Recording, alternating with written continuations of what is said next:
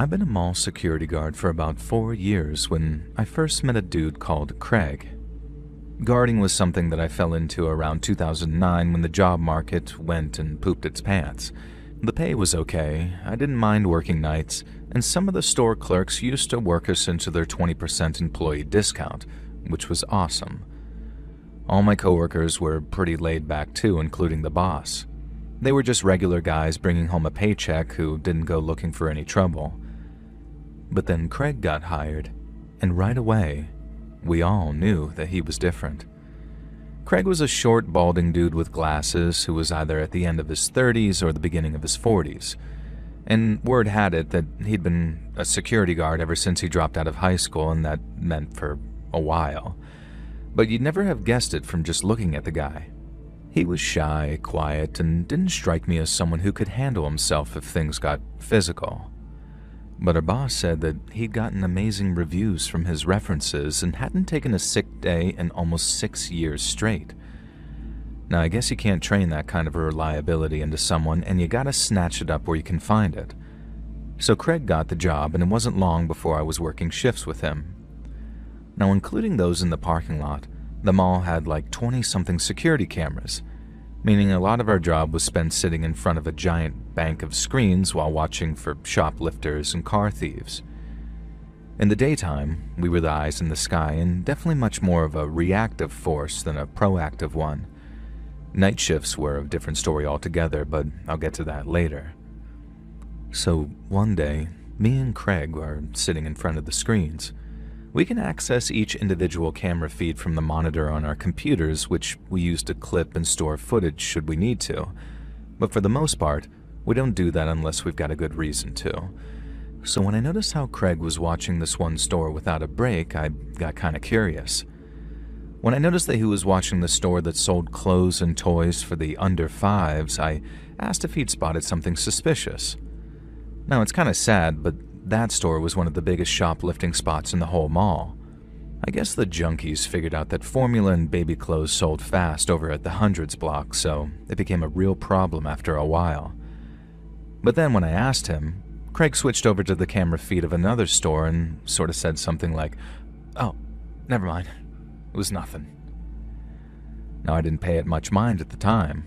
I did the same thing myself from time to time, but then that same shift, about an hour before clock-out time, I caught him doing it again, and that time he just straight up denied it.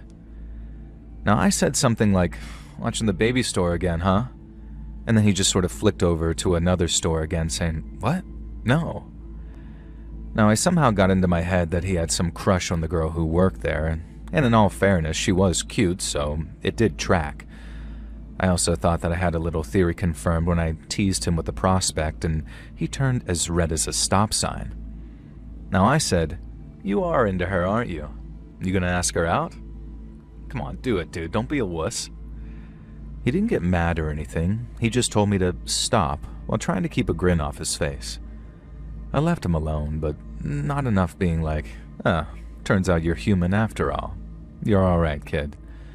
I clocked out maybe an hour or two later, and Craig grinned as I said, "Hey, don't let anyone else catch you crushing on the baby store girl again. They'll think you're stalking her." Over the next month or so, I was on a sort of string of night shifts watching the mall overnight, and 2 of those shifts were spent with Craig. I didn't see him as creepy robot anymore, just a quiet guy who focused on what was in front of him. But I did give him hell about not asking the baby store girl out yet. I told him to live a little, because the worst she could say is no. That's not even like he had to go anywhere near the store during daylight hours either, not unless it was an emergency. But still, all he did was grin and tell me to just buzz off. Now, night shifts were different to days in that we actively patrolled the mall complex once every half hour. Now, one guy would leave the office and take a walk around, while the other stayed behind to watch his back from the screen bank. We wouldn't always keep our eyes glued to the screens, not unless the walker called on the radio. So as Craig was walking around the mall from the 2:30 a.m. patrol, I wasn't paying attention to what he was doing. And not until I happened to look up and see that one of the store's shutters had been partially opened. Now right away, I radioed over to Craig saying, "Dude, one of the stores is unlocked. And then I had this weird sort of like twin moment of realization as two thoughts hit me at once. Craig wasn't answering his radio, and the store that was open was the baby clothes store.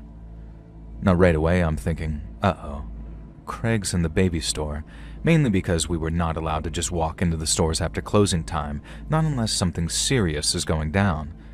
And since Craig was so reliable, I figured that there's no way that he'd be risking his job like that unless there was something wrong. So I grabbed my keys, and off I went to the baby clothes store.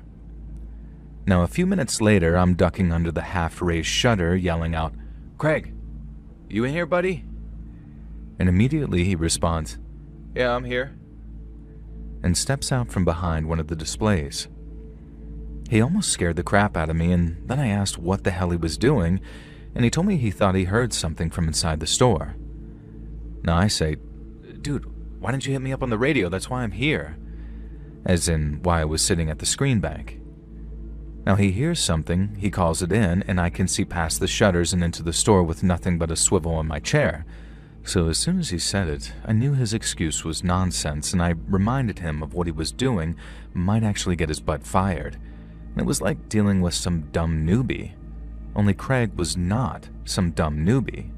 He knew the job, and he was pretty good at it, so it made exactly zero sense to me why he was acting the way he was. And so the next night, Craig kind of thanks me for, I don't know, caring about him, I guess. And he thanked me for not telling on him, and he also thanked me for getting him out of that store, which was weird because it was almost like the way an alcoholic might thank you for stopping him from drinking. And I guess that didn't ring the alarm bells that it should have, because at the time I just wanted to know what he was doing in the baby store so late. And that's when he broke eye contact and said something sort of like, I'm gonna be a father. And then right as I'm about to congratulate him, he added, "And I'm scared." I told him something along the lines of, "It's okay to be scared, but I'm sure you'll be fine." But I didn't mean it. Not because I'm the kind to offer empty platitudes, but because I didn't believe him. I'm not saying that I have a particularly advanced bullcrap detector or anything like that.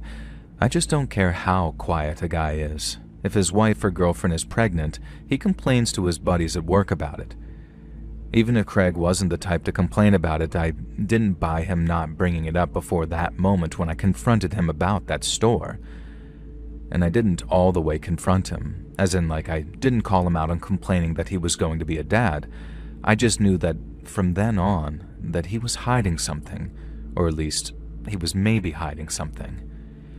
It was just enough to affect my opinion of him until I knew what that thing was, and when I found out, it was almost like a bomb going off. Craig acted nice and normal for the rest of the time we worked together. I didn't catch him staring at stores, and I didn't catch him in any stores after hours either. He was just Craig. Quiet, weird Craig who lied about having a pregnant baby mama because the next time I asked about it, he totally responded to me saying, "Huh? Oh, yeah, she's fine," when I asked about her. Now, I thought it was weird as hell to lie about something like that, and I hoped that the real reason wasn't like sinister or anything. But that, as it turned out, was nothing but wishful thinking. And on a day when I had to do night shift with Craig, a friend of mine sent a message to the Facebook group chat we shared. Now, the first notification read something like, "Chris sent a video," and then the rest were him sending things like, "Oh my god, LMAO, check out this loser freak." And he used to send tons of stuff like that to the group chat. Weird videos or memes and all that kind of stuff. And so sometimes they were really funny, and other times they made your skin crawl. In this case, the video was most definitely of the skin-crawling variety. When I opened it, all the camera showed was what looked like a kid's room. And then out of nowhere, a grown man dressed as a baby walked into the shot and then turned towards the camera.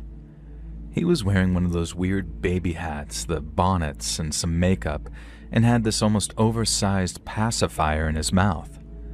So at first I didn't recognize him, but he had to take the pacifier out to speak, and when he did, I suddenly realized what I was looking at. It was Craig, the adult baby now babbling about mommy and having a full die-die, and then pretending to cry, saying, "Wah, wah, wah." I remember closing the video, and then just standing there in my kitchen for a second or two, just not really knowing what to do with myself. Obviously, one of the thoughts going through my head was, that's why Craig was in the goddamn baby store. He obviously couldn't wear any of the clothes there, but knowing why he was interested in them made my skin feel like it wanted to crawl off my bones. But then my other thoughts involved stuff like, was Craig dangerous? Was he some kind of PDF file whose thing was dressing up like a baby?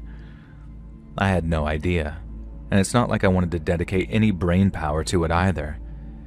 It made me feel uneasy and very queasy thinking about Craig all dressed up like that, but it made me even queasier thinking that I had to spend 10 hours in a shopping mall with him, completely alone.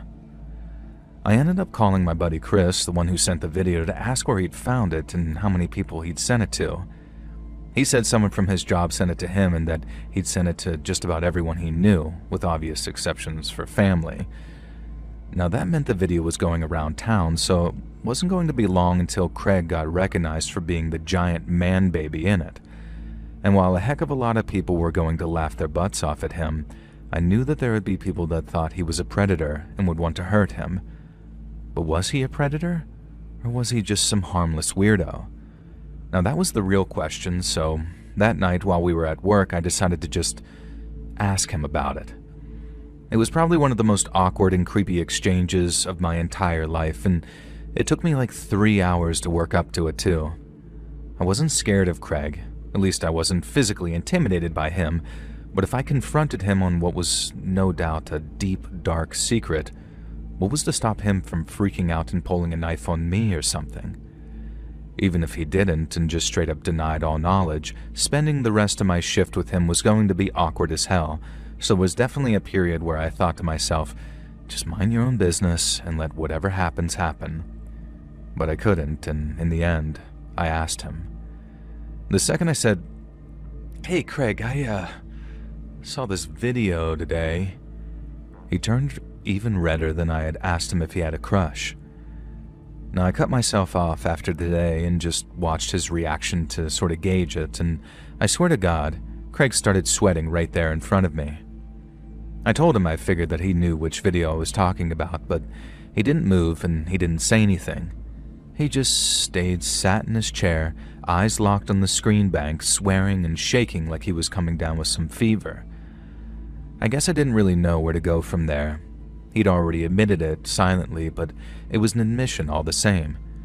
And I don't think I expected him to do anything but deny it till he was blue in the face. And so once I had the admission, I went to what I considered the most important question of all, which was, "Craig, are you a weirdo for kids?"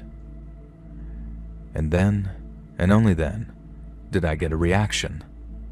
His head spun around and he says, "No, it's not like that, dude. I swear to God, I'm not." It was a very strong reaction and one that had a pinch of outrage to it, and not the kind of "please believe me" that you get when someone is lying to save their skin. Now, I guess I never truly know for sure, but in the moment, his answer, it rang true and I believed him, but that still left the question of what the hell was he doing making those videos? And I guess it might sound a bit weird, but I kind of backed off on wanting to know why. I mean, I could probably take a shot in the dark and it wouldn't be too far off, but even if I knew, it wouldn't change anything. Craig was weird. Really weird, actually, but as far as I knew, he was harmless, and I actually kind of liked the guy too, so there was that. And then, because I liked him, I knew he didn't deserve what was definitely coming his way, and I told him to quite literally get the hell out of town. And Craig knew it too. He knew that once people saw that video, and knew the guy who made it was a security guard down at the mall, it wasn't just his job he'd be in danger of losing. And so even though his record was clean and I didn't personally believe that he was some kind of diddler, the best thing for him to do was leave town and start over someplace else. And once I was done giving my speech, Craig looked like he was searching for the right words, and then he burst into tears out of nowhere, and he didn't stop crying for a good couple of minutes. Now don't get me wrong, I didn't feel too bad for him. Uploading videos like that was dumb as hell, and it was only a matter of time before someone recognized him. But his dumb mistake had ruined his life, or at least it was going to ruin his life if he didn't find someplace far away to live and fast. Well, that was the last I saw of Craig. When we clocked out, he thanked me for letting him know that his video was going viral, and then told me that I might not see him around much anymore. I told him I was sorry to hear that, but it was for the best. He needed a fresh start someplace else, and he needed to fix whatever needed fixing so he didn't feel the need to put that kind of crap online. Because it was either going to get him hurt, or, this was half the reason I felt very little sympathy for him, I felt like whatever his thing was specifically, it had the potential to turn into something dangerous. Like maybe he was telling the truth when I asked him if he wasn't some kid like her or not, but people change, right? For better and for worse. And a dude who dresses up like a baby and chooses to do so in some skimpy little diaper thing and not like a onesie, that stuff's gotta have the potential to get worse. I don't care what anyone says, and I say that as a father of 2 daughters. Craig was gone by the time everyone realized what he was posting. All our coworkers either got sent the video directly or they got told about it at work. And so Craig's reputation was just about obliterated come the end of the week. Our boss said it was good that he got the hell out of town because he'd have fired his butt if he tried to stick around. And there was a lot of hate towards Craig like that, and I get it. But all I really feel anymore when I think about him is fear. I hope he's doing okay and that he found a good woman or man or whatever and settled down, because one of the alternatives is that he didn't get himself together and he got worse. And then if he gets worse, maybe he'll do something terrible with a kid or a baby. And then it'll kind of be my fault for not taking him around the back of the mall and shooting him when I had the goddamn chance.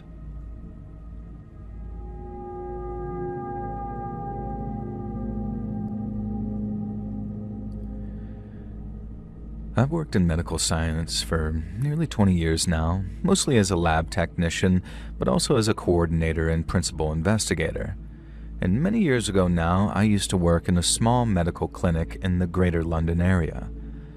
We mostly ran blood and urine tests, and while we had an x-ray room and a few other things too, it was 95% blood and urine week in and week out. And as you can imagine, we're exceptionally careful when handling samples. I can't imagine many of you have received calls saying, we misplaced that blood you gave us, can you come back and give us some more? And that's because we're really careful with them. And so one day, when one of our nurses came to us saying that he dropped our sample, our first thought was concern, and not for the bloody sample, but for him. Now, I don't want to use his real name because that'll give away which clinic this took place in, so I'll just call him Dave. And when Dave dropped a sample, I was worried that he might not be feeling well. When I asked him what happened, Dave said that the beaker dropped from his grip after he suddenly became lightheaded. So we sent him home for 2 days, then he came back feeling much better. Now, Dave was a great nurse, an asset to the clinic, and God knows we wanted to look after him.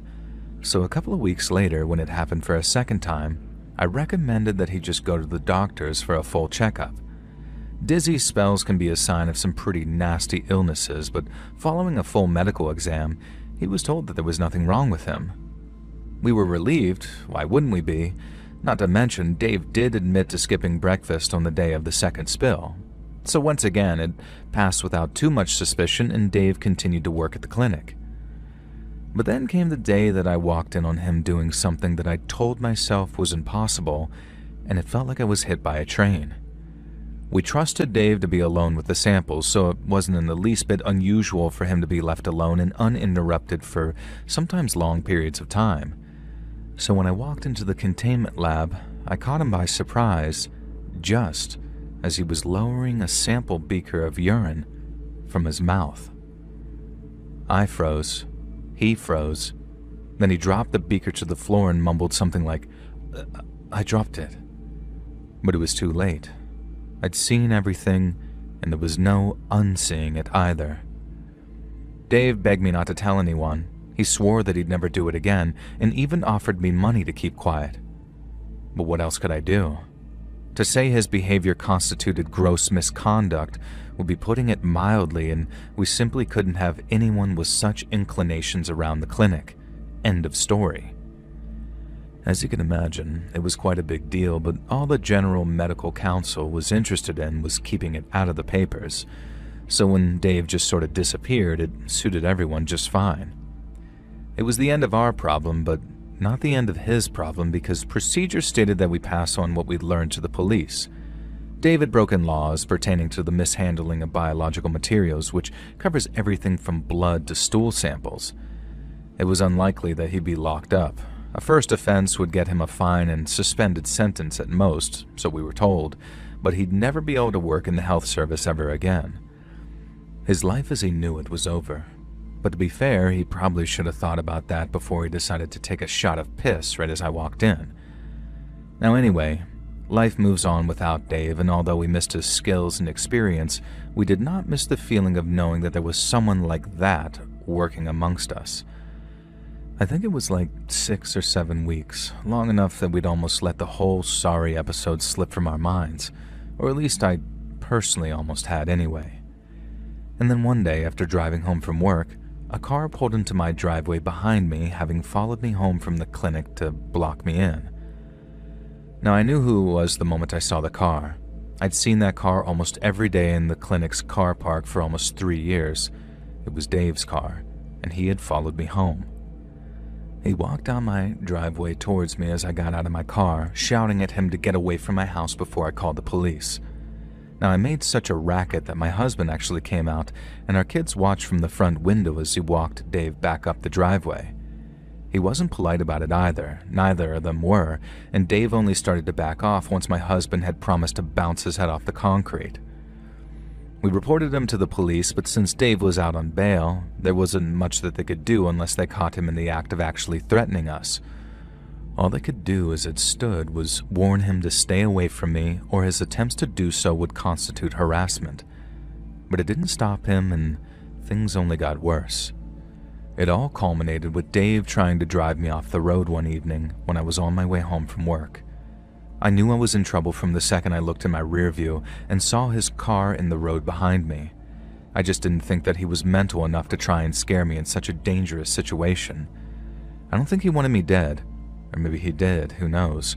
But if I think he really wanted to murder me, he could have done it with a knife come closing time at the clinic.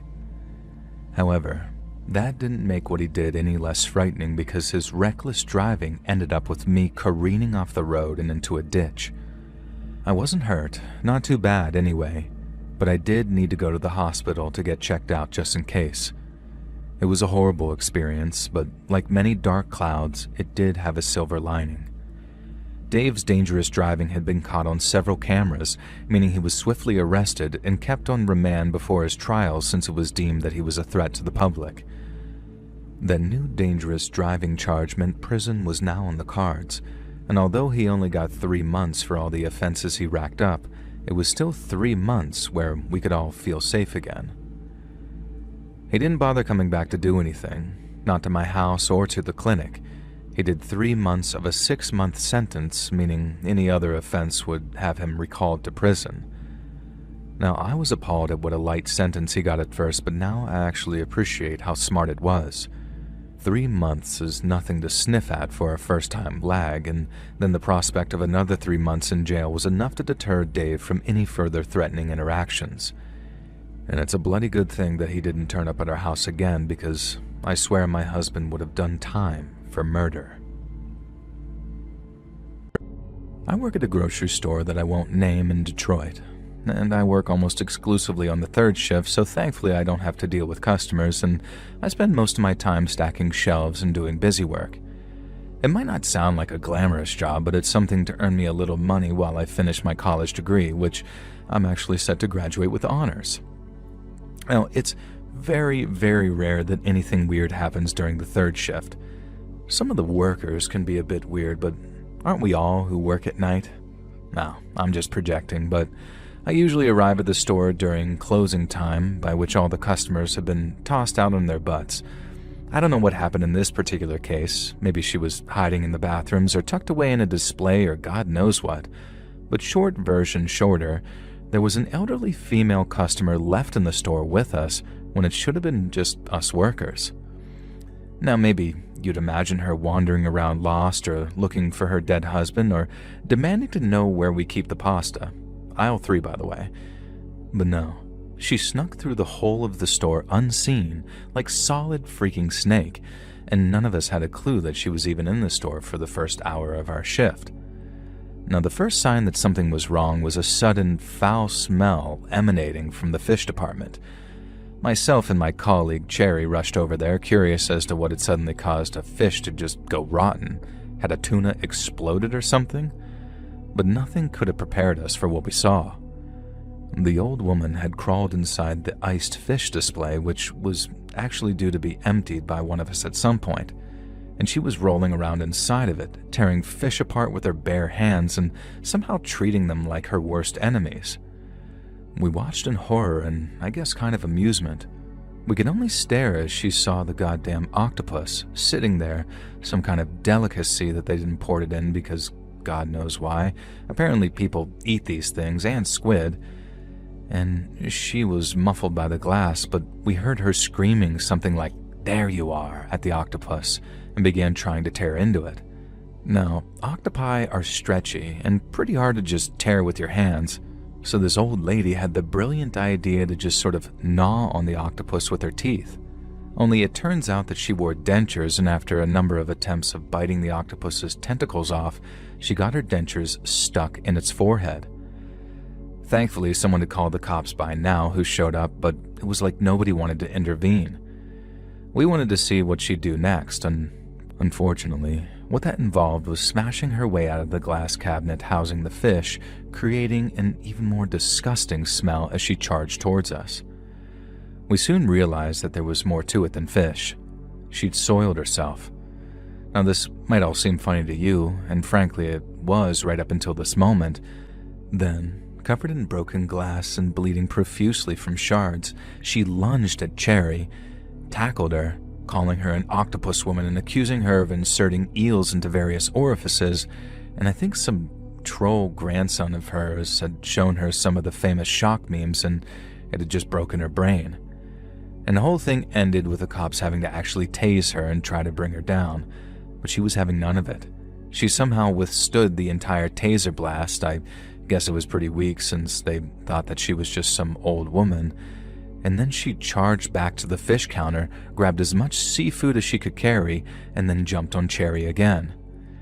Now, the next thing we know, she's trying to force an entire octopus down Cherry's throat while whipping me with some eel, and I know it sounds funny as hell, but it was honestly terrifying at the time. The fish were pierced with broken glass, and she was forcing broken glass down Cherry's throat, and she was pierced with broken glass herself, meaning that she was cutting Cherry up. And so here's the final kicker. The old woman wasn't an old woman at all. She was an old man who had made a living as a fisherman and lost his livelihood thanks to commercial fishing and grocery stores like ours switching from locally sourced produce. He had dressed as his wife because after he went bankrupt during the Great Fish Recession, she died of a heart attack, and he blamed just about everyone he could, but mostly us. Apparently our store chain had been his biggest local client, and so it ended up being a tragic and horrifying and scary incident. Cherry suffered severe damage and bleeding to her trachea, as well as some scars all over her body from the broken glass, and the store managed to keep almost all mention of it out of the papers, and the poor psychotic fisherman was taken away to spend his remaining years in psychiatric care. I still work at the grocery store on third shift, but hopefully not for much longer after I graduate. Cherry's doing just fine now, but we all insisted that we were not willing to stock imported octopi in the fish counter from there on in.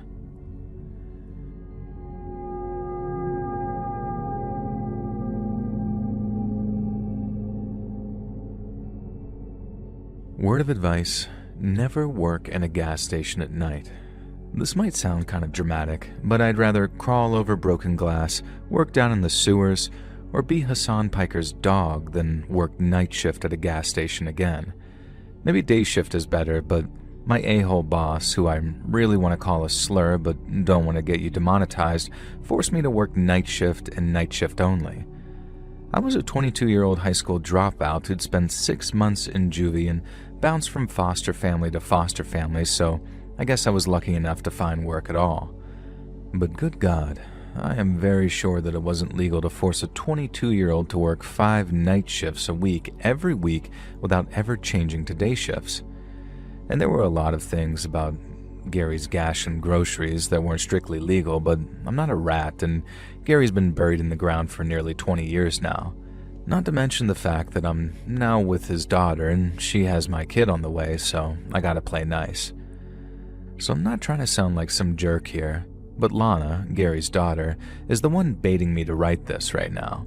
I'm actually a very nice guy in my personal life, and I'm gonna pop the question to Lana before our baby boy is born.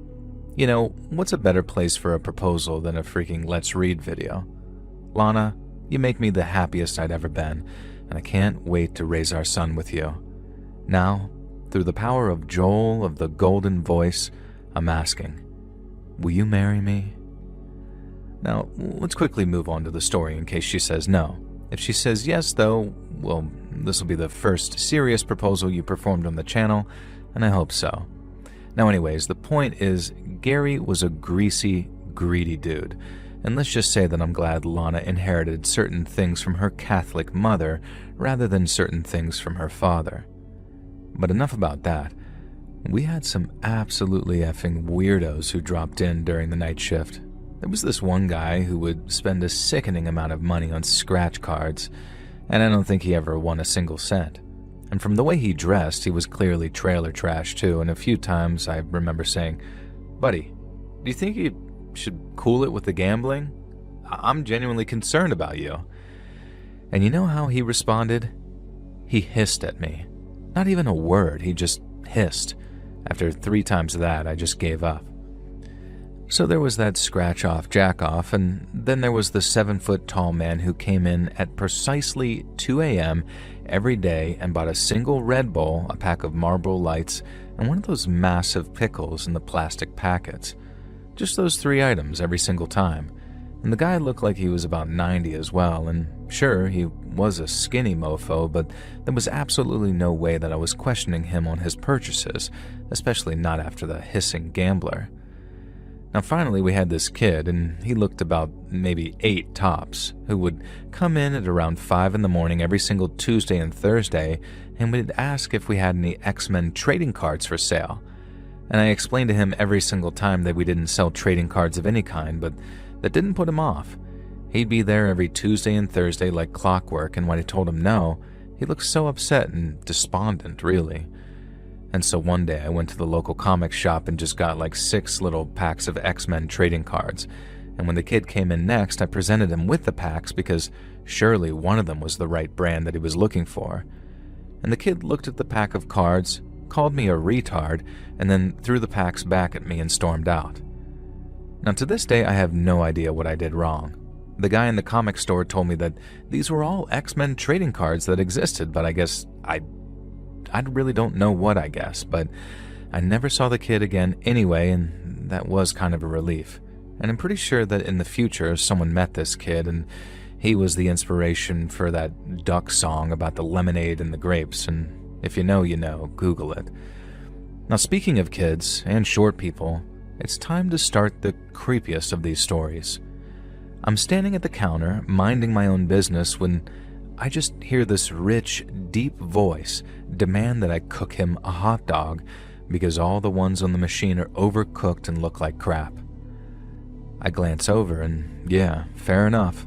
The hot dogs had been on rotation for about 3 days if I knew Gary, so a fresh batch wasn't out of the question. The problem was, I had no idea where the request had come from. The voice demanded that I get a move on and said that he didn't have all day. And so I leaned over the counter, trying to get a better view of the store, and that's when I saw a little person, standing as close to the counter as he could get without face planting. Now I'll admit I was a little thrown that he decided to position himself somewhere that would clearly not be visible to me, but whatever. Now I apologized profusely and said that I had no idea that he was a little person.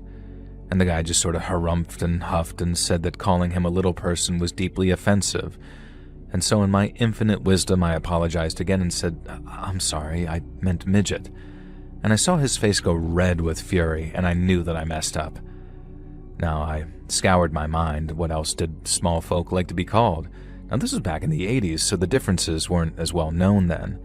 And the man explained that he had dwarfism, and so obviously I should refer to him as a dwarf. Now, fair enough. I have no problem with that, and I will refer to people however they want. I guess the thing that riled me up is that during my first time in juvie, I took an extremely nasty acid attack to the face, and it left me permanently disfigured and blind in one eye, so I clearly wasn't so intentionally ableist against people with different body types, but that's neither here nor there. I told the dwarf that I would happily make him a new hot dog if he'd head over to the machine with me so I could cook the wiener to his perfect perfection. And somehow, of course, this managed to offend the fella tremendously again, and he began screaming at me in what sounded like a Shakespearean monologue about how he shouldn't have to move and it was my job to go and cook him a hot dog with all the trimmings and blah blah blah. No, actually, it wasn't. It was a self-service hot dog machine, but I wasn't going to argue. I told him that I'd head over and cook him up the best hot dog he'd ever had. Now, the dwarf replied by saying that it was too late now. I'd screwed everything up, and it was time to face the consequences. In complete shock, I watched as the little man rose to his full height of around 6 foot.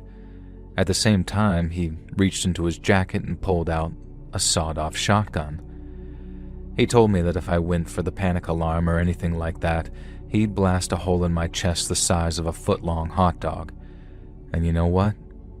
Screw it. Screw Gary. I wasn't getting killed over a job that barely paid enough for me to live and forced me to work 5 nights a week at Gary's. And I told the now 6-foot dwarf to chill and emptied the register for him. He filled a bag that he'd produced from nowhere and gave me a very cruel smile and just strutted out of the gas station. Or he almost did. For some reason, he paused to unload a shotgun round into the hot dog station and blasting that thing into pieces, leaving my ears ringing, and then he left. Now, my heart was pounding harder than it had when I'd done 4 lines of, well, never mind. Immediately, I pressed the panic button and I called 911 for good measure. Screw Gary. Those cops could actually wake him up. And so when the cops got here, we discovered a bunch of things. 1, Gary was too cheap to actually buy an outdoor security camera, so that one was actually fake. And so we had absolutely no footage of this fake dwarf leaving the premises. However, the interior cameras did work and I was able to see how he'd tricked me. He'd been kneeling on shoes, positioned in a perfect practice pose, so I had no chance of seeing his real legs. This explains why he didn't want to accompany me to the hot dog machine, though. And hilariously, this fake dwarf had been the suspect in a bunch of local robberies. He'd never fired his weapon before, and you know what got him caught? The fact that he took the time to shoot the crap out of that hot dog oven. Now, they were able to trace that buckshot of the gun to the owner and get his ass busted. He'd robbed enough places that I'm pretty sure that he'd actually die behind bars. What a shame. And as for me, I got my ass absolutely chewed out by Gary for handing over the cash and not risking my life by grabbing the baseball bat under the counter. I quit on the spot. I got my life together and I went back to school. I graduated, then got a degree, and some years later I met a woman that I fell head over heels for. Now imagine how shocked I was when I discovered that she was Gary's daughter, and hated him even more than I did. We originally bonded over drinks, where she shared our glee that he was dead, and now I know I sound like an ass, but you didn't know the man. He wanted me to die rather than hand over $200 or so to a fake dwarf. Screw Gary, screw the fake dwarf. I work in a very lucrative field now, and my life's freaking awesome. And that's why I'm writing to another awesome person, you, Let's Read, and I hope you enjoyed my story of a bunch of weirdos, at least one of whom nearly murdered me, and if you didn't, well, I know people who will shove a hot dog where the sun don't shine. Have a beautiful day.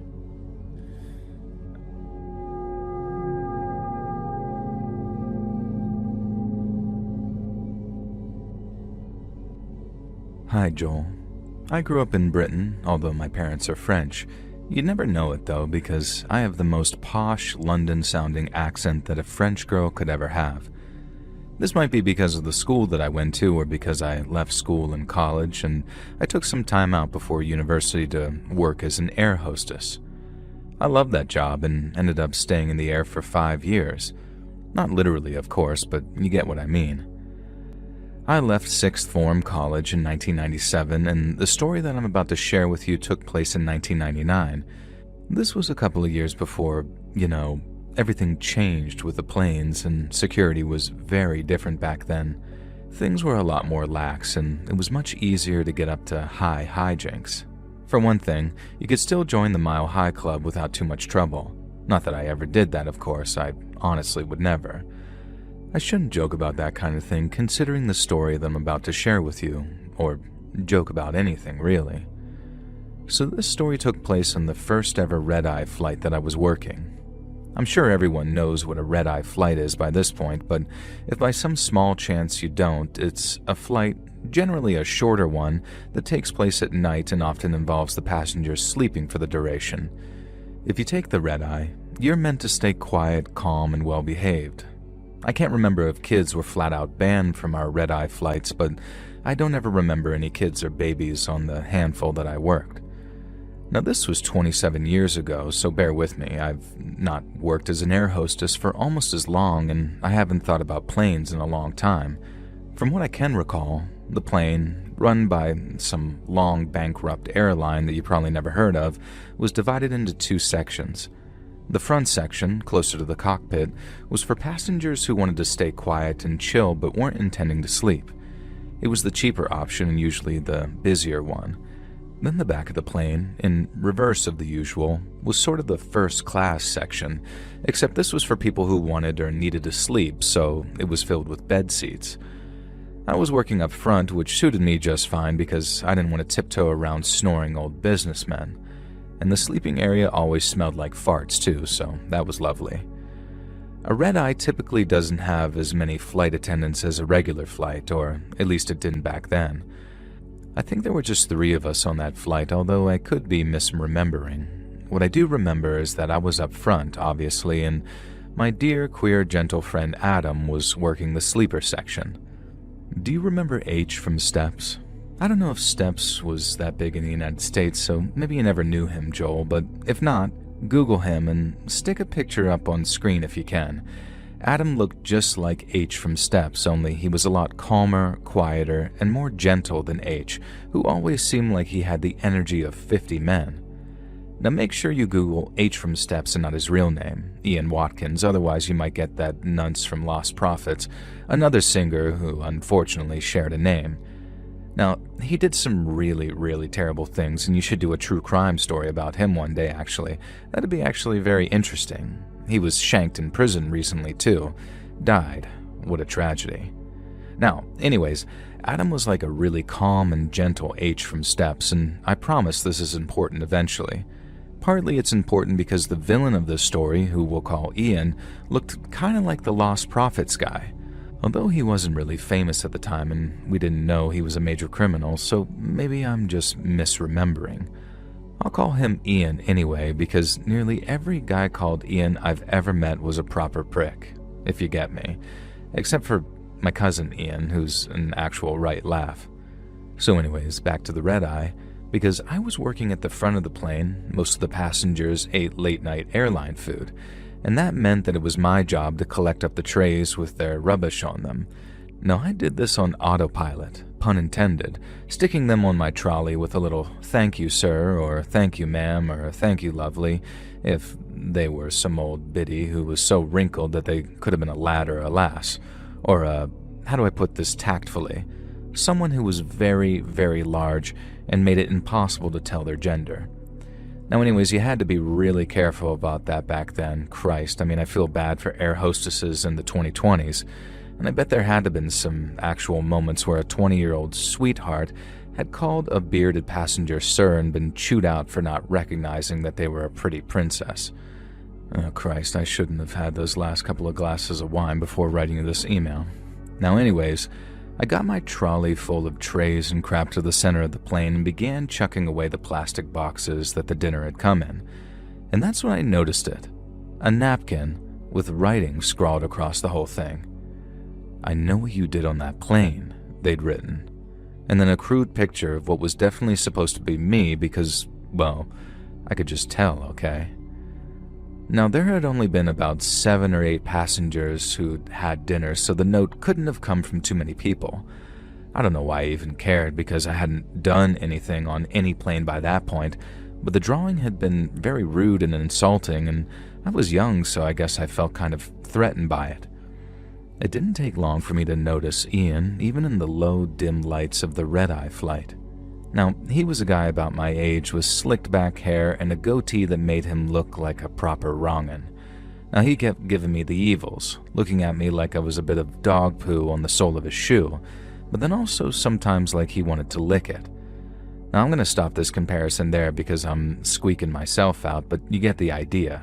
I was disgusted by him, but he still wanted a piece of that, you know?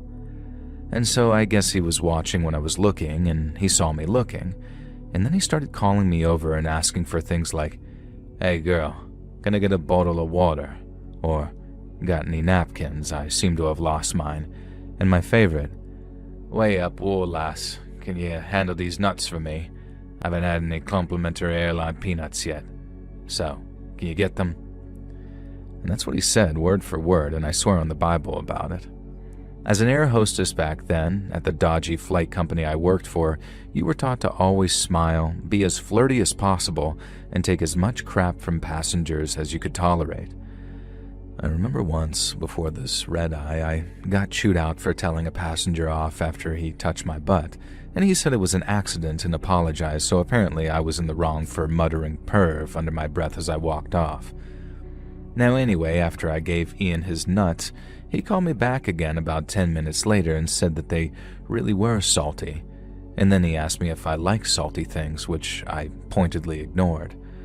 And so he just laughed and said he needed another bottle of water and asked if I could be a good girl and go fetch him one. Of course, I did just that. What I didn't realize was that Ian got right out of his seat and followed me into the middle of the plane, where we kept things like bottled water and complimentary peanuts. The bathrooms were nearby, so at first I wasn't alarmed by the sensation that someone had followed me. Unfortunately, it was Ian, and he wasn't headed to the bathroom. Instead, he grabbed me, pinned me against the wall, and shoved some kind of hand towel against my mouth to gag me. And then he leaned in close and started whispering in my ear about what a terrible person I was. He didn't say it exactly like that, obviously. He said some proper vile stuff. Stuff that now, as a grandmother in my early 50s, I'd give a lad a good lick in the dick for. But back then, though, I was just a little wee thing and I was terrified. I started crying almost immediately, and Ian was all cruel and callous, saying that I brought this on myself. And he said I'd betrayed him after what I did on the last flight, and asked how I was okay with throwing away 7 years of our relationship. And that's when I realized that this guy somehow believed that I was someone totally different, specifically his girlfriend or ex-girlfriend, who was also apparently an air hostess and had cheated on him on a flight. I didn't know it at the time, but his brain was absolutely fried from a cocktail of alcohol, MDMA, and coke, which I guess explains his temporary insanity. And things escalated when he tried to force me into the bathroom, pushing the hand towel so deep into my throat that I couldn't even try to scream. None of the passengers were turning around, and it was just me and Ian and a curtain separating us from the sleeper section. Now, the best I managed was slapping the wall, trying to do some type of SOS. I got maybe 2 short slaps in before Ian grabbed me between the legs over my skirt and squeezed in a way that made it very clear that he'd do worse if I kept going. I guess my beloved friend H heard the slapping because suddenly I saw all 5'5" of him peeking through the curtain. And then, holy God, he stormed toward Ian. And then, holy God, he yanked him off of me. My gentle, sweet buddy H didn't hesitate. He smashed his forehead into Ian's face, and the crunch of a bone sounded like a gunshot in that silent plane. and then H was yelling that a man was trying to assault his colleague, and H absolutely bodied him. It turned out he was a brown belt in Krav Maga. He floored Ian in seconds, tied him up with plastic ties, and even broke bones in his foot when Ian tried to kick out. Ian spent the next 3 hours hog-tied in an out-of-order bathroom next to a toilet full of poop. We radioed ahead, and police were waiting at Heathrow. This Ian guy was arrested immediately, and after that, things changed. I became more cautious, I went to therapy eventually, and I gained a whole new respect for H. I stayed in the job for another 3 years and then left, and life moved on. But I'll never forget the terror of that night, or the man who saved me.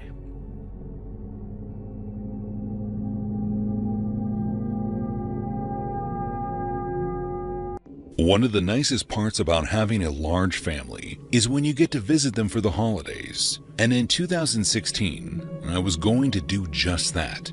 At the time, I had been living in Northern California and decided to go stay with my parents for the holidays at their cabin in Colorado. I was planning it as a huge surprise too, and originally I had intended on just showing up unannounced. But instead, I came up with an idea that I thought would be infinitely better. I was going to show up at the cabin a few days before them, so that when they showed up, I could have it decorated for them. It was going to be amazing.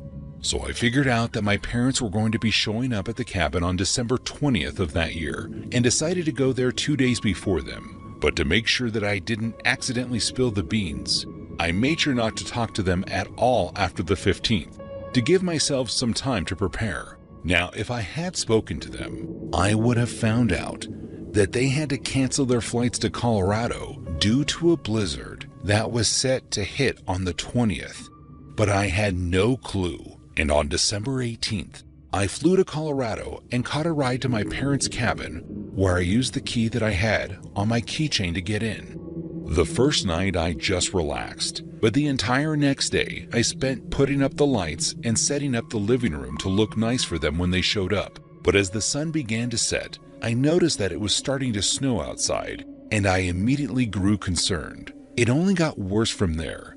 It was about 1 in the morning when I noticed the power went out around me, and I decided to give up on my surprise plan and called my parents to see if there was a generator. And as soon as they realized I was at the cabin, they freaked out, but not in the way that seemed like they were excited. They were immediately concerned and let me know that there was a really intense snowstorm heading my way. And when I told them that the power had gone out, they only worried more.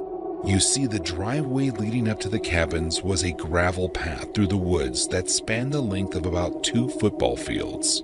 In other words, with the snow piling up the way that it was, there was no way for me to get out. And to make matters worse, I didn't bring much food because I assumed my family would be bringing some. All I could do at that point was hope that the storm passed sooner than expected and I could get out of there. That wasn't the case though. It snowed for 5 days straight, and the service roads leading up to the mountain that I was on had apparently been shut down. My phone's battery was low, so I decided to turn it off for use in an emergency. And from that moment on, I spent most of my time reading anything that I could. I managed to keep the cabin warm using the wood that I had piled up the night that I got in, and I melted snow in the wood stove to make drinking water. But by the time the 4th day rolled around, I was starving. I hadn't had anything to eat in over 48 hours and was getting really desperate. I looked in the cabinets and ended up finding 3 cans of ravioli that had been in there for years, if not longer. At that point, I would have eaten anything though, so I didn't waste any time putting the can directly on the wood stove to begin heating up its contents. It only took me 10 minutes before realizing how bad of a decision I had made. In no time at all, I was keeled over, clenching my stomach in pain.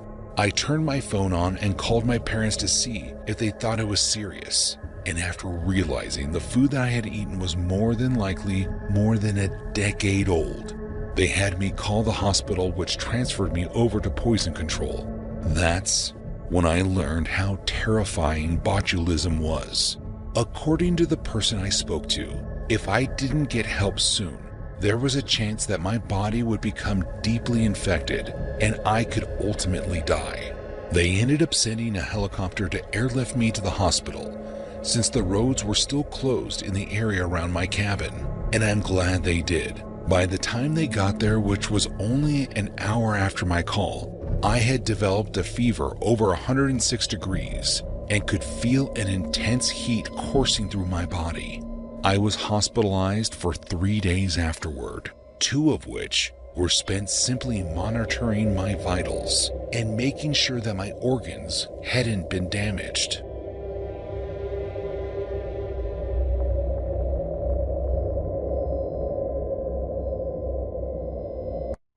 Back in 2017, I worked as a delivery driver for Uber Eats to make some extra money on the side. It wasn't the best paying job, but it was something to help me get by my struggles as a growing adult. I was 25 years old, and I'm sure most of you know how life really sets in at that age. Anyway, I live in the suburbs of New York. Not the city, just the state, as I was never a city person, but lived near it. Throughout my life, I've always been more of a quiet person, which is why I really like the suburban areas. One night, I was doing some late night delivery orders to keep the income flowing when there had been an incoming weather report. The snow had been falling pretty hard and the winds were measuring well over 50 kilometers and that a blizzard was on its way. That being said, I still wanted to do a few more orders for the night. Luckily, I had received one order from someone on the other side of town. It wasn't too far, but this person barely met the delivery radius. I was annoyed because of the distance, but I realized it was another tip. I bit my lip and drove to the restaurant and to the given address. All the while, the falling snow began to come down fast and the winds were starting to pick up. On top of that, the snow on the sidewalks were already starting to pile up, so I knew I had to get there in time. I arrive at the destination, and there's this man standing outside of his terrace house wearing several layers of clothing. Just by looking at him, he did not seem like a pleasant type of man. It was one of those men that screamed stranger danger. He comes up to my car and I proceed to hand him his food when he begins to ask for some money. I ask him what it was for, to which he then says that his car had been out of gas. Okay, so I wasn't sure why that was my problem, but being nice and not wanting to piss him off, I hand him a $10 bill and wished him luck. He looked down at the money and then looked back at me with a blank expression as if he wanted more. He then said that it wasn't enough and that I could at least do 50. I told him that was all I had, but that maybe someone else could help him.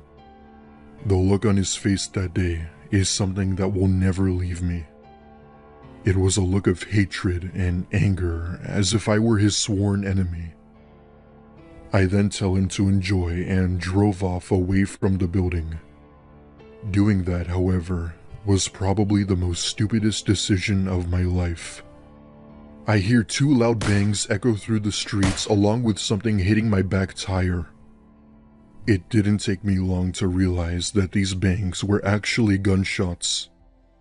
Suddenly my car swerves from left to right and the ice didn't make it any better. Eventually, I managed to get a hold of the wheel and drive back with my back tire making this awful noise. However, I was afraid of what might happen if I stopped my car in case he was following me somehow. Thankfully, I had gotten home safely just in time and didn't once look back. Police were called and I reported the incident to Uber, but nothing ever became of it.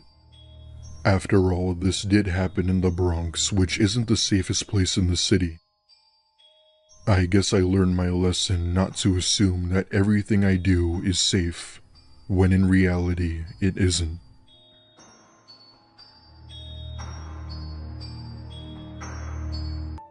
It was the fall of 2015, and I just finished my first semester in college, meaning winter break would finally be upon me.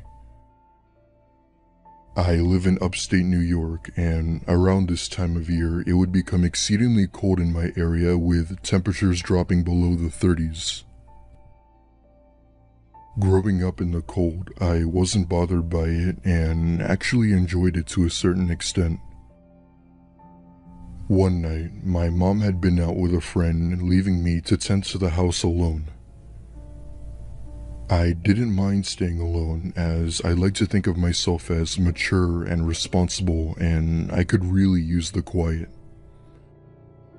Now, the house we lived in was located in the more rural side of my city. It wasn't like the country, but houses here were far apart, and the nearest grocery store was about 9 miles. With nothing to do, I throw myself onto my couch and put on some Netflix to fall asleep to. So there I am, bored out of my mind, watching Orange is the New Black when the power goes out. Living in a cold area where the winds are strong, it wasn't uncommon for it to go out once in a while. With nothing to do at this point, I closed my eyes and tried to fall asleep until my parents came home. I probably slept on the couch for about a good 2 hours when I for some reason wake up. The power is still out, so I couldn't see anything in the room other than the faint glow from the moon. However, I started having this weird feeling in the room. You know that sensation you get when you can just feel someone's watching you? Yeah, I had that in spades. I sat bolt upright while letting my eyes adjust to the dark, and right then I could see the outline of something tall beside the couch. By some miracle, the power comes back on, and about 2 feet away is a man standing over me. He looked to be in his mid-30s, was very tall and lanky, wearing a torn white shirt and some cargo pants. The thing that made the situation 10 times creepier was the fact that parts of his clothes were covered in blood. My blood ran cold as he stared down at me with this menacing glare of utter shock. I say I stared at him for a good 10 seconds before he says something along the lines of, who are you? I say in an angry tone, who are you and what the hell are you doing inside of my house? He then went on to explain that he was driving when his car skidded across the road from the ice, crashing into a large tree, and he came to the nearest house looking for help. It didn't take me long to realize that the blood on his clothes was his. In the heat of the moment, I thought his story was bullshit, but I didn't want to be rude. I tell him that there was nothing I could do and that if he didn't leave, I would call the cops. He didn't respond to this and started walking around the living room looking for stuff. Needless to say, I called the police and explained the situation to the operator. They said that it could take a while for an officer to get here due to the extreme weather conditions. I'm 5'8", that weighed around 150 pounds, and this guy was massive, so I couldn't take him on even if I tried. All the while, he's going through cabinets, opening doors, and wouldn't listen to me when I told him to stop. I could only assume that he was on something and prayed the police would be here soon. Turns out, his so-called bullshit story turned out to be 100% true. 2 police officers came to my door 15 minutes later and told me that he was indeed in a car crash. I felt so bad for him, assuming he was an intruder when the guy was just wanting some help. Apparently, the impact of the crash shocked him to the point where he didn't know what he was doing, which explained him searching through my living room. Long story short, he was sent to a hospital and me nor my mom pressed any charges. My parents didn't let me stay home alone after that until a few years later. This is by far the most strangest incident I've ever come across in my 9 years of living in that house. Even though I felt sympathy for the man, this story still scares me till this day. I'm 22 now and I have moved past it. But there's still one question I have. How did he get inside of my house? The thing is, my parents always keep our doors locked.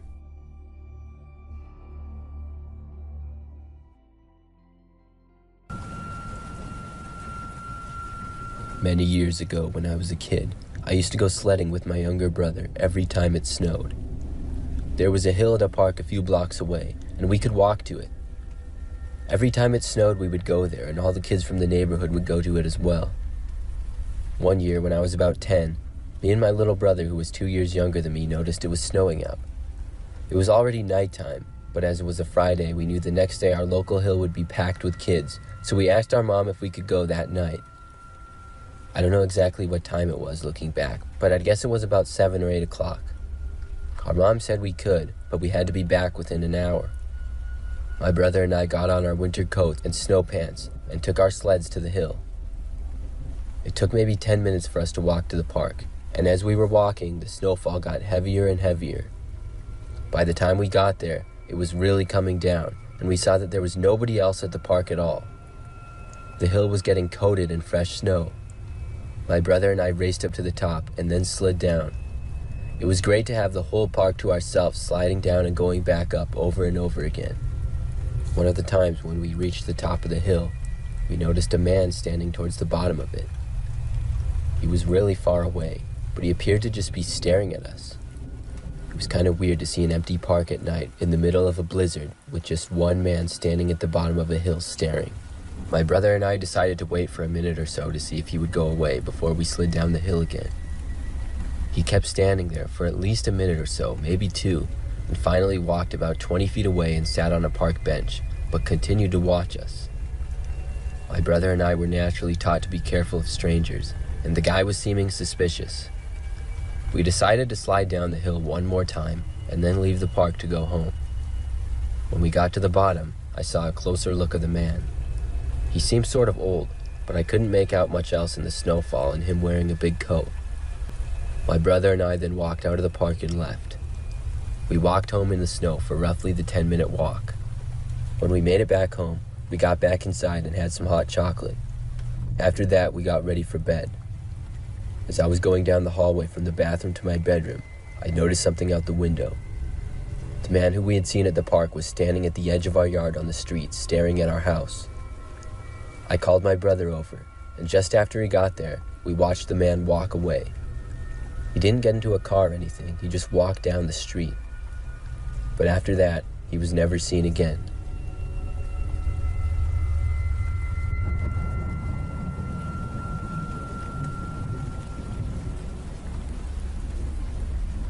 A couple of years ago, I was going on a long road trip for work, which I did quite often with my old job. It was winter time, and as I drove down the road late at night, I noticed it start to snow. Pretty soon, it was a heavy snowfall that was sticking on the ground and causing the road to become very slippery and dangerous to drive on. I hadn't really been paying attention to the weather, but I knew at this point it would be dangerous to continue. I decided to pull off the freeway at the next stop, hoping there would be some hotels or something. Unfortunately, there were none, and the next stop was just a truck stop. I pulled into it off the freeway anyways, and saw a decent amount of trucks and other cars there. The place was starting to get busy from all the snow and the people getting off the roads. I went around and parked in an open parking spot, and decided to just sleep there and wait out the snow. It was a busy road I had been on, so I figured it would get plowed overnight. I went inside the truck stop to use the bathroom, and then walked back out to my car. As I did, I could already see almost an inch of snow had fallen onto my car. I got into my car and began covering up my windows. I did the same thing for whenever I slept in my car. I covered all the windows with certain blankets that I had, so nobody could see in the car at all. Then I laid in the back seats of my car, which was just long enough for me to lay down in. I had several other blankets that I had in back with me, so I wasn't too worried about getting cold. I closed my eyes, and it didn't take long for me to fall asleep, but I woke up sometime in the middle of the night. I had no idea what time it was. I'd been sleeping well, so I knew something had woken me up. I couldn't see out of any of my windows because of the blankets. Then I heard the sound of a scratching coming from the outside of my car. It got louder and louder. It sounded like it was on my driver's side. It stopped for a minute, but eventually I heard someone try to open the driver's door to my car. I wasn't quite sure what to do because nothing like this had ever happened before. I laid there for about a minute as whoever was there tried to enter my car, testing out each door one at a time. I was really happy that my car was locked. I looked at my phone and thought about calling the police. It was 4:30 in the morning. Then the noises stopped, until suddenly I heard a loud bang come from the back window next to me. Thankfully, the window didn't break, but I thought it might, so I jumped and got into the driver's seat and started the car. I pulled the blanket off the window and drove away. I could feel myself sliding in the snow as I did. I looked in my mirror and saw someone, but couldn't make out anything about them. It was snowy and dark, and they were a good 30 feet behind me. I kept driving back onto the road, which was not as slippery as it had been before, but it was still lightly snowing. I slowly and carefully drove up about 20 miles to a town with a hotel and slept there the rest of the night.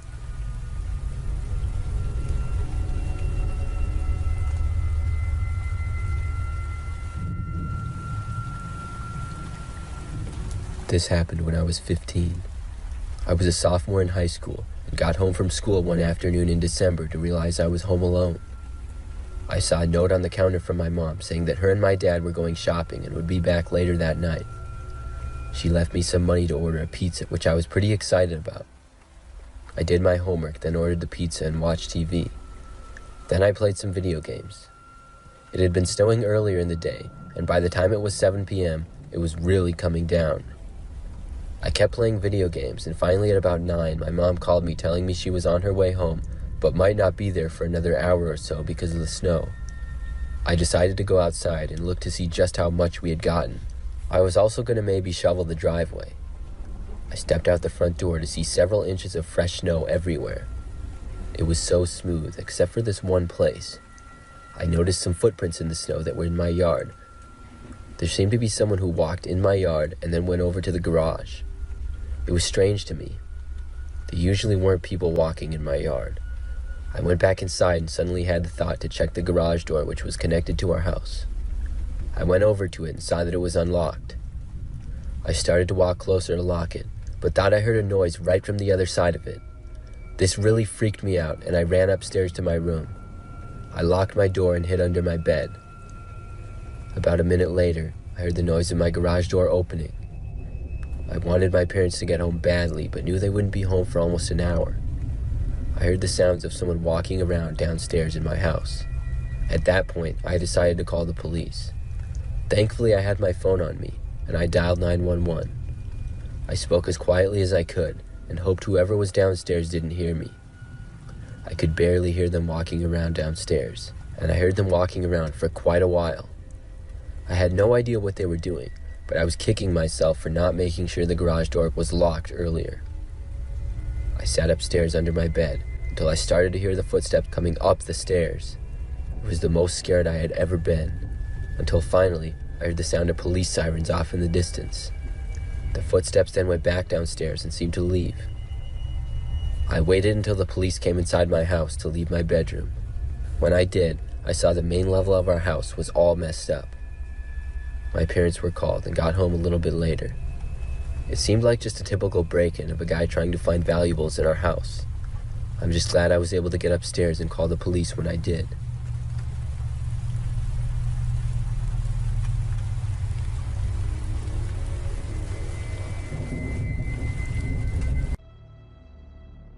My name is Corey, and I lived in the States ever since I could remember. It was around 6 p.m. one night in the winter, and I was staying at my girlfriend's family vacation house due to a snow blizzard. It was our second week there, and the surroundings were astonishing. The house belonged to my girlfriend's grandparents before they passed, and ever since then, we'd always go up there for the winter. Now, the blizzard wasn't too strong, but the snowfall was coming down hard with about 2 feet of snow. We had just eaten lunch, and after that, I decided I'd go on a walk like I always do. I know, stupid to go out in a blizzard, but it was mild and didn't really pose a threat to us. The house was very close to a forest in the mountains, as this was a more rural part of the state. Going outside and enjoying the cold winter forest looked and felt amazing. My girlfriend had even said she would make us some hot cocoa while I was gone. Now, the forest I normally hike in has 2 separate paths, one that has a more rocky terrain and one that doesn't. Playing it safe, I decided I'd take the trail with the least amount of treachery, as I knew there was a risk of slipping due to the slushy ice. Without hesitation, I go through the more smoother trail and didn't think anything of it. I've been through both of these trails in the past, but I didn't feel like doing anything extreme. So there I was, walking through the woods listening to one of my playlists when my iPod died. Annoyed, I take out my phone and record a few videos of my hike to post on my Instagram story. Not that anyone cared, but I liked recording my experiences wherever I went. It was up until this point that I had been hiking for about a half hour now and was debating on whether to call it a day. However, there had been a small forest clearing just up ahead and decided I'd take a look around. Upon entering the clearing, I immediately noticed strange objects laid out in the snow. The strange part was that they were neatly arranged in a sort of pyramid-like structure. I move a few feet closer, and it was then when I realized that these so-called objects were bones of what seemed like a giant animal. Maybe cow, maybe a horse, or even buffalo. They were completely clean and sun-bleached. This meant that someone out there had placed these on purpose. What that purpose was, I have no idea. I was just on this trail a few days before and had seen no bones. There were also a few bones that were alike and had been neatly arranged in a circle that laid in the snow. Suddenly, the snow began to pick up as I stared down at the bones when I got the feeling that I wasn't supposed to be here. It was then when I heard quite a ways into the woods a loud snap that echoed across the trees. I take a quick photo of my discovery and try my best to run back to the house. All the while, I'm taking big steps into the deep blankets of snow, going as fast as I can. I make it back to the house and show my girlfriend the picture I took. She began to freak out as well, and we both thought why someone would go through the struggle to do this. I'm still not sure if it was just some punk trying to scare people or something much worse.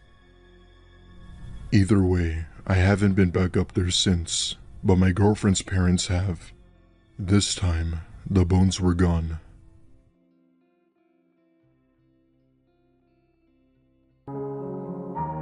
At the time, I had just turned 12. I had never been left home alone before, and I was really excited to finally be home alone without adult supervision. I began the night by binging movies and playing games on the PlayStation, which my parents had bought me for Christmas. It was still very early in January when this happened. My town had been experiencing a harsh winter that year. It was snowing heavily outside to the point that if you looked outside, you wouldn't even be able to see. I had just put in a frozen pizza in the oven when the doorbell rang. My parents had always told me to not answer the door for anyone because they have a key and they wouldn't need to be let in. I was a curious kid, so despite my best judgment, I went to look out the peephole. However, when I did so, there was no one there. In all honesty, I just brushed it off as someone had the wrong house and left. The more I thought about it, though, the more suspicious I became. As like I said, it was below freezing and it was snowing outside. I went back to the living room to watch my movies. It's important to note that we had just moved in, and we didn't have any curtains in some of the windows, including the window that looked into our living room. At this point, I heard a loud bang come from the kitchen. I assumed something had fell, and as tired as I was, I didn't go see what it was. When I finally had, I had noticed my pizza had been overcooked. I threw it in the trash, and when I had gone back into the living room, I had then noticed someone looking into the living room. I pretended that I didn't see them, and tried to discreetly call my parents. To the horror of my 12-year-old heart, they didn't answer. I tried not to panic, and I just went into my parents' bedroom and locked all the doors. I crawled under the bed and once again tried reaching out to my parents. When they did finally answer, I told them what happened, and they rushed home. But by the time they got home, whoever was outside was long gone. I have no idea who it was that was outside, or what their intentions were, but I really hope they don't ever return.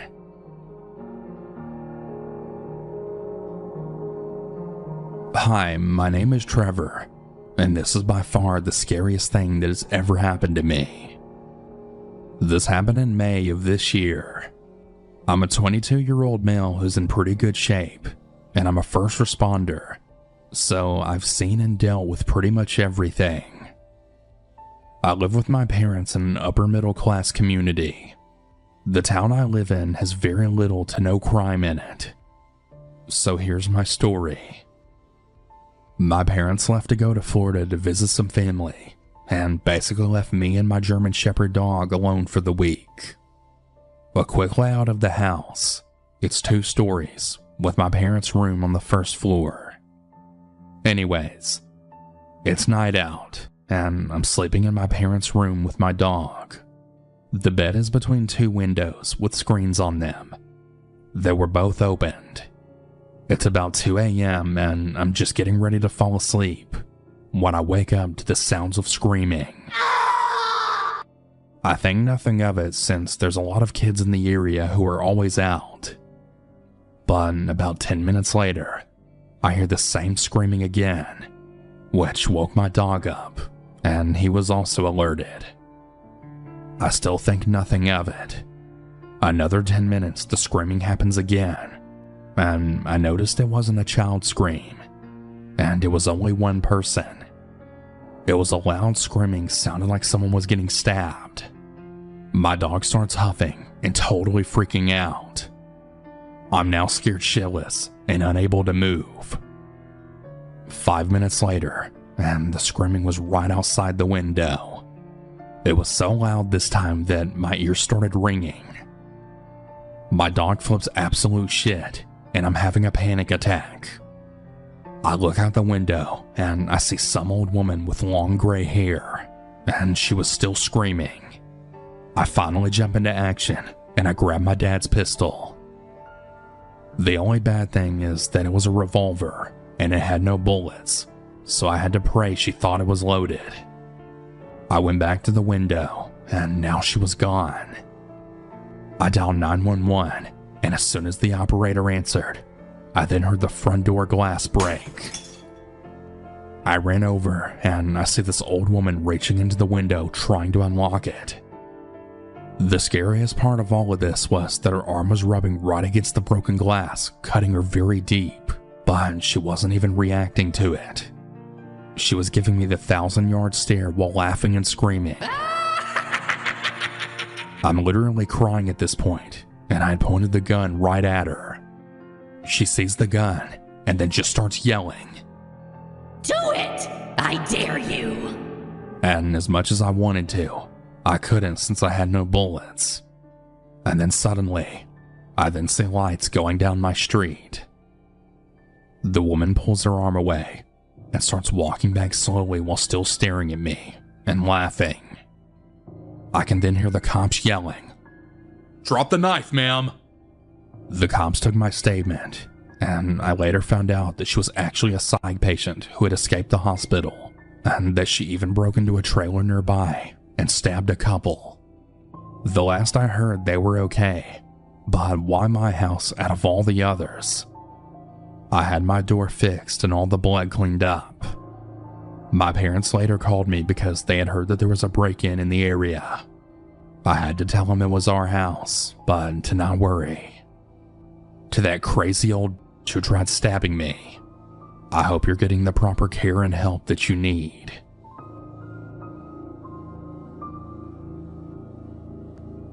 This happened when I was 15. I was visiting my dad for the weekend, as I tend to do often. My half-brother lives with them, and we're very close, and I consider him a full brother. We usually don't do much when I'm over at my father's house. We just hang out and have a good time. Me and my brother play video games in his room mostly, and this time was no different, until later in the story. Earlier in the day, my dad had some friends over, and we were all outside. We were playing some basketball in the back with all the adults. I had overheard my dad telling them how a few weeks earlier, one of his acquaintances came up to my brother's window and had tried to take out the new AC that my dad had just installed. My dad punched him a few times and injured his hand doing so. We all thought the situation was pretty funny, and we had a little laugh about it, and that was pretty much the end of it. A couple of hours later, everyone left, and we went inside while my brother put his dog in the outdoor cage. He usually stays out there for a couple of hours. Keep that in mind, because it'll be important later. That night, our dad had let us know that he was going to be going out for a few hours, and he gave us the usual spiel. Don't open the door for anyone you don't know. Remember to bring the dog back inside, and don't f*** anything up. And yes, those were his exact words. We gave him the okay, and he was off.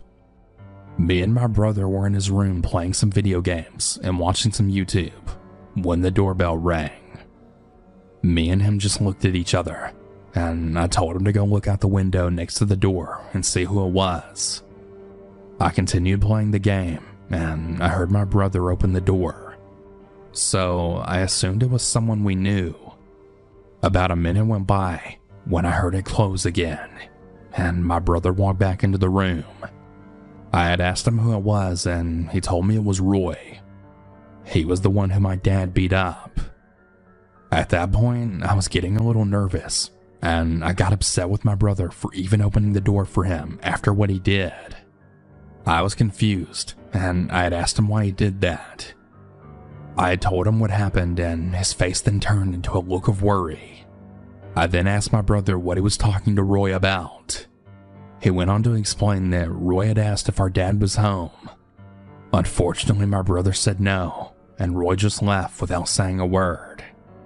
I can't blame my brother for telling him, because he didn't know at the time. My brother then ran to the kitchen and grabbed 2 knives just to be safe. We closed the bedroom door, and we continued playing games. About 15 minutes later, we thought we heard some noises coming from outside.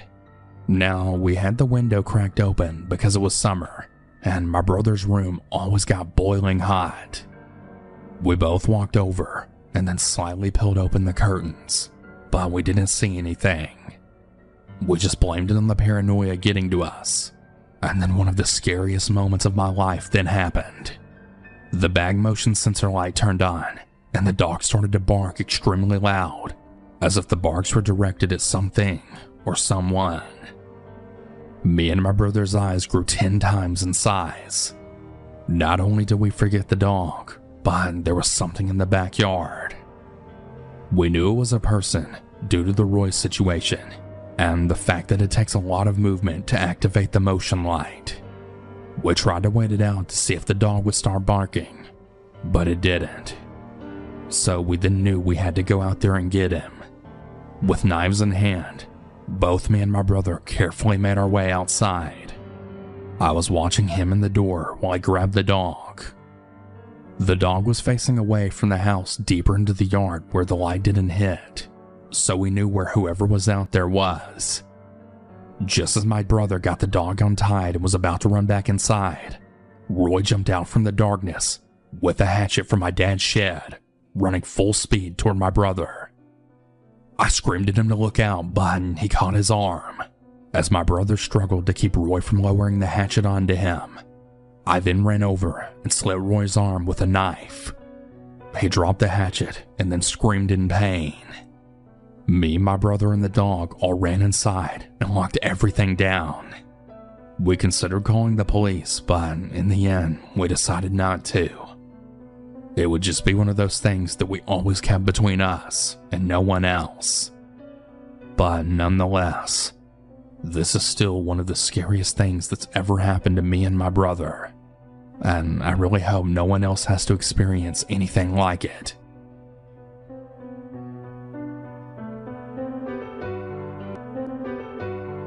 This is going to be a short but terrifying story, and it happened to me when I was 15. It still horrifies me to the very second I'm writing this. I was home alone one night during the summer of 2019, and I was doing my normal relaxation activities. You know, TV and video games. My parents were out on a date, and my older brother was at his friend's house, and I had no pets. I was playing Battlefront 2 when I heard two guys talking outside my window. My window was facing the backyard, so it kind of scared me. I turned off my Xbox and then looked out my window. What I saw made my heart beat itself right out of my body. I saw 6 guys in my backyard armed with machetes and wearing these weird cat masks, and they were about to break my window with this giant rock. I grabbed my phone, ran into my room, locked the door, and then called my dad. I told him what was happening, but for some reason, he didn't even believe me. I was furious, so I then hung up on him and called 911. By then, I could hear the men in my house, and they were talking in a language that sounded like Russian. The operator then told me that the officers would be there soon and to stay where I was. She then told me to hang up, which I did. It wasn't even a minute later that I heard 2 pairs of footsteps coming up the stairs, and then to my room. They tried the doorknob, and when they realized it was locked, they then yelled something to the other men. They then started bashing at the door and kicking it, and then I think they actually tried cutting it open with their machetes. They eventually gave up, and I then heard a window outside my room opening, so I guess they escaped. I just stayed in my room when I then heard a man shout, "Police!" I opened my door and rushed downstairs when I saw 3 cops in my living room. They told me the place was clear and that it was safe. They called my parents, and this time they actually believed it and came home. The cops had actually told us that this wasn't the first time this happened, and that within the last week only, there had been 3 other incidents exactly like this. This only made me angrier with my dad, as since this had happened before, he should have believed me even more, but still didn't for some reason. I didn't talk to my dad for days before he finally made it up to me. Parents, please believe your children when they come to you with things like this. It isn't something to be taken lightly.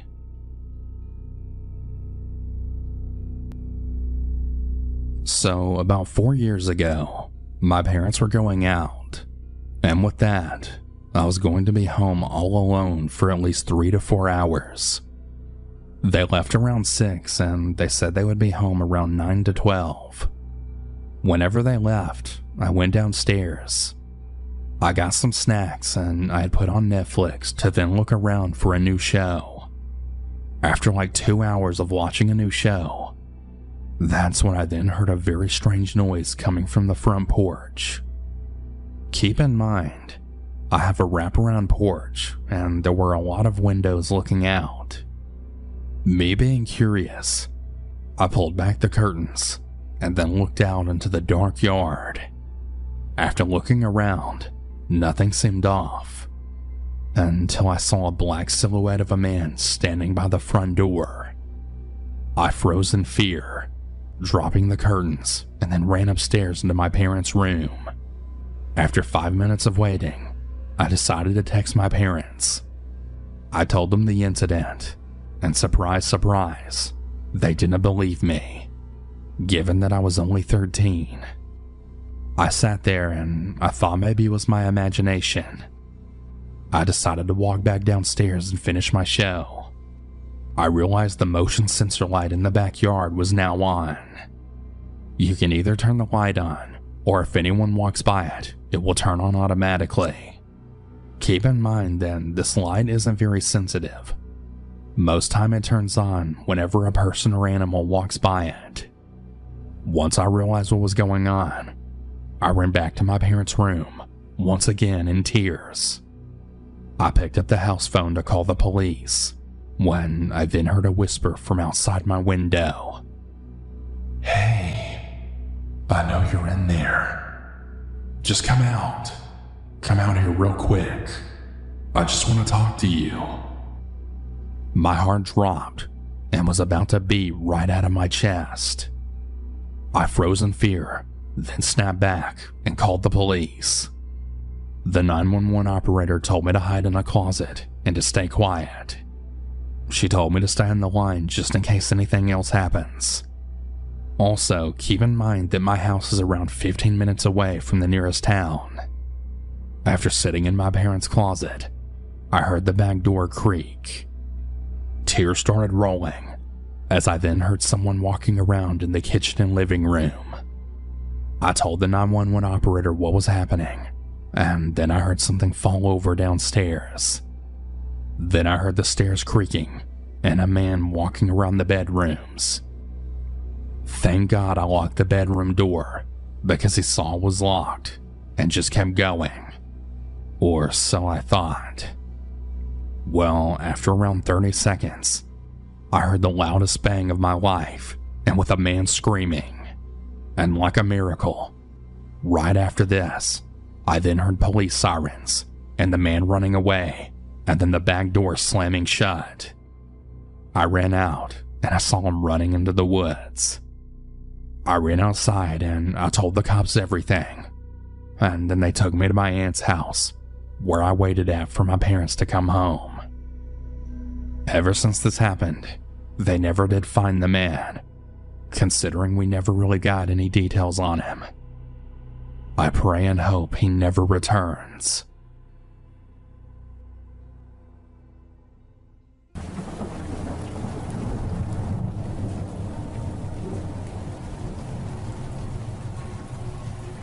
I moved into a new apartment last fall. The apartment was, for the most part, pretty average. I had a one-bedroom on the first floor. It was a corner unit, which was nice.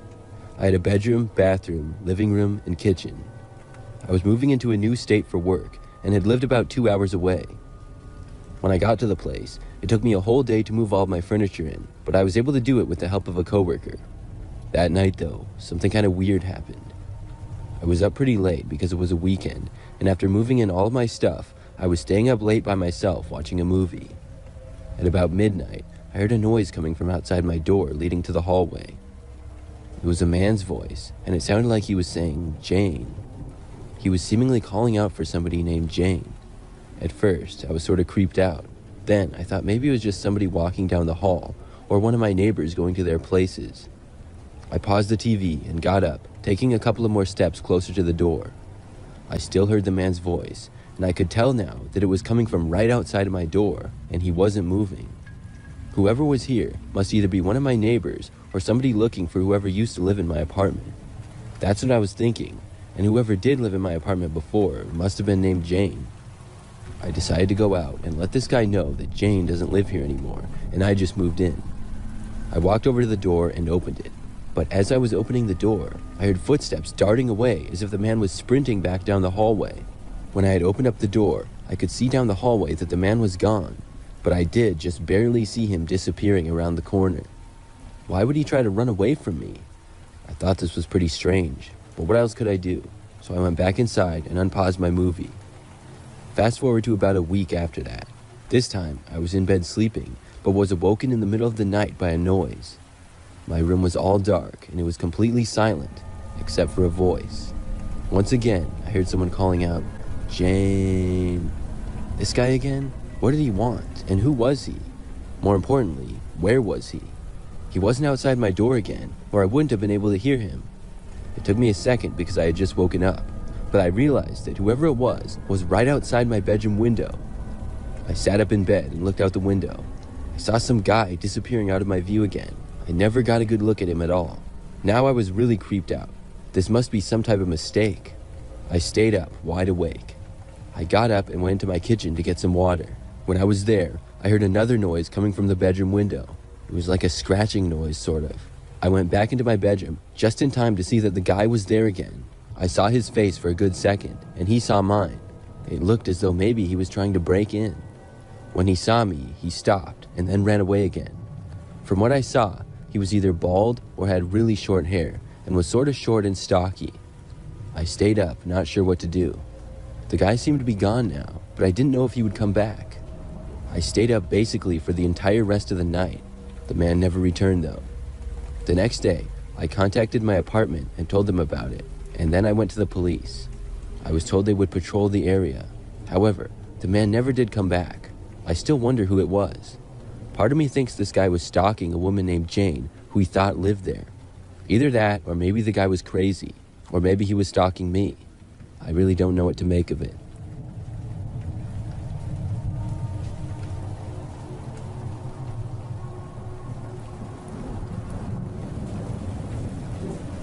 I'm a 23-year-old male, and currently a graduate student at a large university that I want to keep anonymous.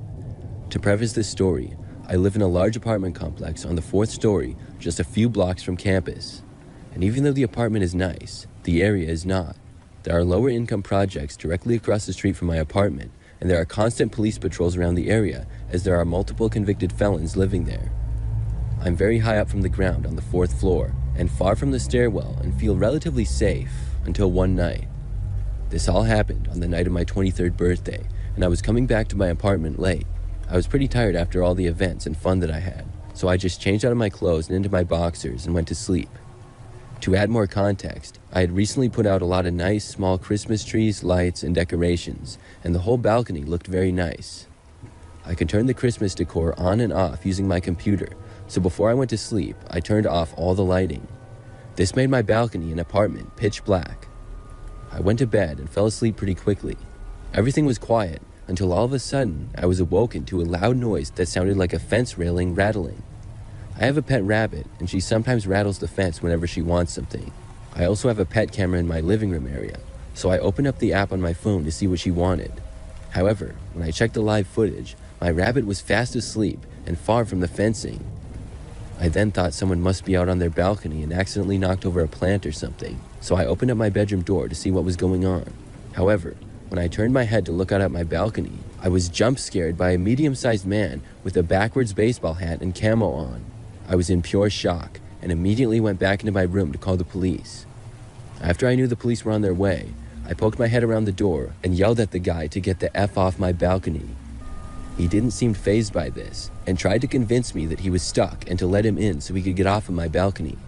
However, I wasn't born yesterday, and there was no way I was letting this guy on my balcony into my apartment at 4 in the morning. The guy kept talking and said his name is Charlie, and I just finally had enough and said that he's lucky he's still standing there. This was enough for him to climb down the side rail of my balcony and onto the 3rd floor. Later, I got a call from the police and asked about his description, but as of now, I haven't heard if he got caught. I filed a police report, and they're currently looking for him. The crazy part about this story is that I live on the 4th floor, so I'm over 40 feet up in the air, and there's about a 12-foot gap of open air between the apartment balconies vertically. There's also a 40-foot gap between my balcony and the stairs on each side. Aside from damaging a cheap flag, He did not steal any of my expensive Christmas decorations. I found this very odd that he wasn't on my balcony just to steal my decorations. Since the incident, I happened to run into some people that live in the building. I told them about how the guy tried to break in and enter my apartment, and I probably scared them badly when I told them this. I recommended that they reinforce their doors with something to keep them shut.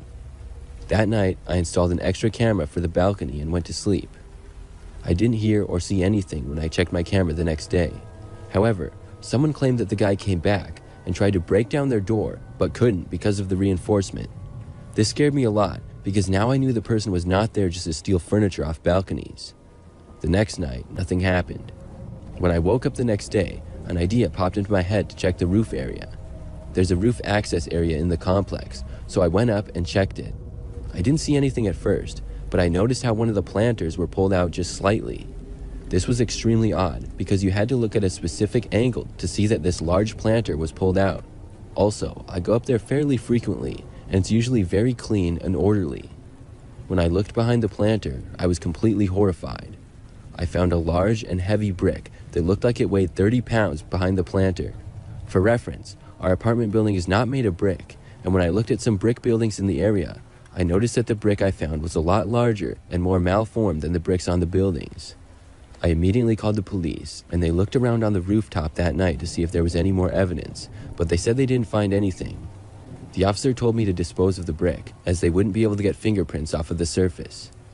It's the next day now, and I know that nothing else happened since last night.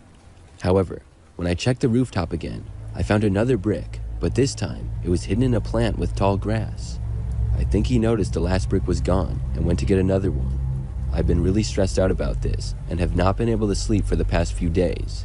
I hope after this time he's given up, but something tells me that he hasn't.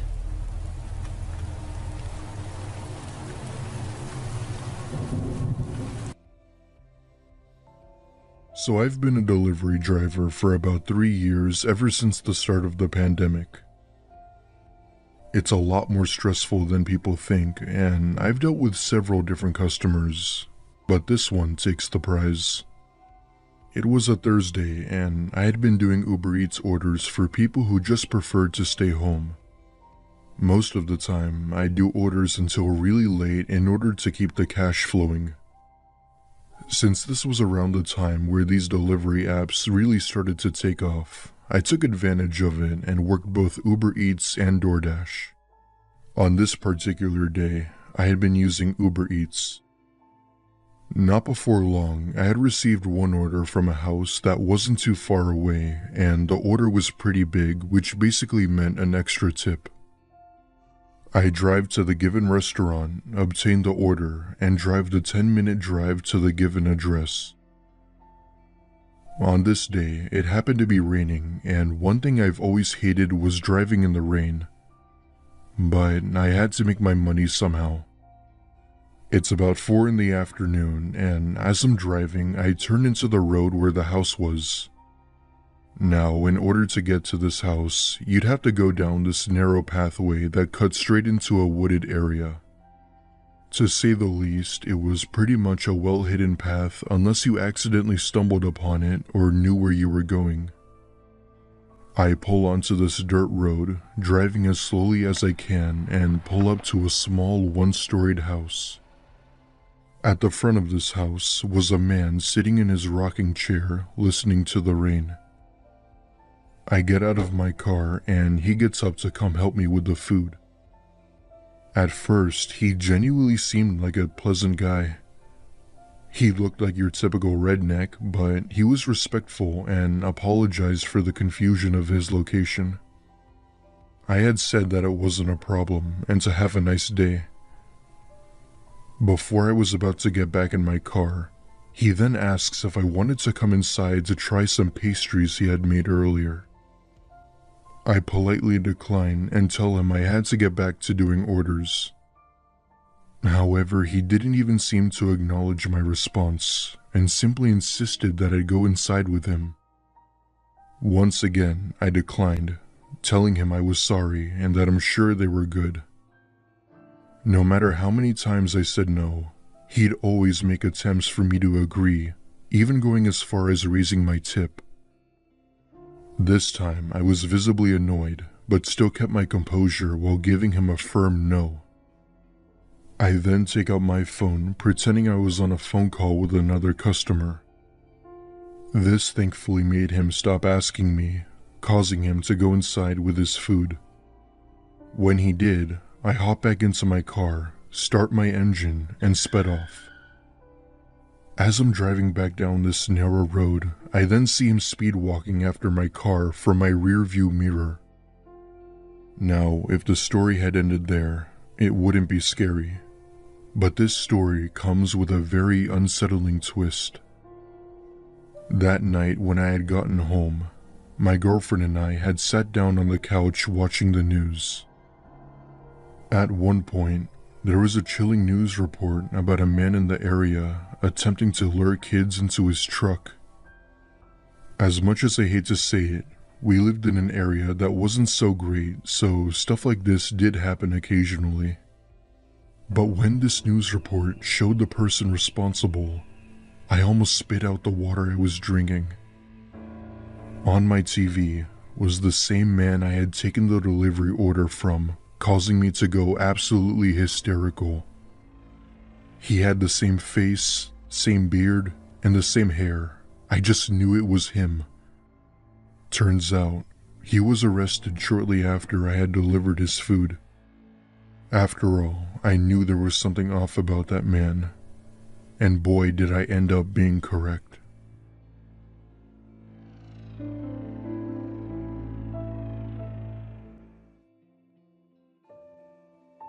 This happened when I was 19 years old when I was a sophomore in college. My parents had just started making me pay for my things as they felt I was getting too old for them to be paying. This included things such as food, bills, items, and other things like that. While they still took care of the house bills, it was really expensive to pay for all of my stuff. I had a small part-time job at my college, but them paying $10 an hour wasn't enough to keep me satisfied. In other words, I needed to find another job. I lived in a small town in Ohio, so there weren't many openings available. Thankfully, my friend who was an athlete at the time had told me about this new app called DoorDash. He explained that he did well from it and that it was very easy money. With no job and nothing to do, I decided to do delivery until I could find a stable job. For the first few weeks, I got absolutely nothing. I assumed it had been because I was new to DoorDash, and that was why. As time progressed, however, I got assigned to take more orders, which really increased pay. One night, I was home alone, bored out of my mind with nothing to do. Being productive, I decided to do a few orders and possibly make a few bucks for the night. It was around 9 p.m. and I had only gotten done about 5 orders before I was ready to call it a night. However, that was when another delivery option became available and decided to take it. The drive wasn't too far and the person had ordered a lot of food, which meant the possibility of a bigger tip. Long story short, I get the food and drive to the house when I get a phone call from the person who placed the order. He had told me in what seemed like an anxious tone that he had made the mistake by marking the option to leave the order at the door and that he'd preferred it to be handed. He also mentioned that he was alone and just wanted to talk as he needed, quote, human communication. Okay, so this kind of set up a little bit of a red flag as I wasn't sure why it even mattered. Being dumb and not thinking too much into it, I tell him that it was no problem and within minutes I pull up to the driveway. Now his driveway is a very long stretch of gravel road through a few trees, which made it even more sketchy. The very second I pull in, I see him in front of his garage waving a fire axe around. I felt a chill run down my spine as I saw this and rolled down my window, telling him that if he wanted his food that he'd have to come get it himself. He replies with something along the lines of, No, that's okay. You don't have to be more scared than you already are. I tell him that I'm not getting out of the car and that if he wanted it to come get it. He does not like it when I say that and starts charging at my car with the axe in hand. I immediately hit the gas and drive out of there as fast as I could. Thankfully, he didn't manage to catch up to me or hurt me in any way. I canceled the DoorDash order and called the police explaining everything. I wasn't sure if they took action or not, but either way, I reported the incident to DoorDash and quit right then. Anyway, that's my story, and I hope you can learn from it and to always trust your gut.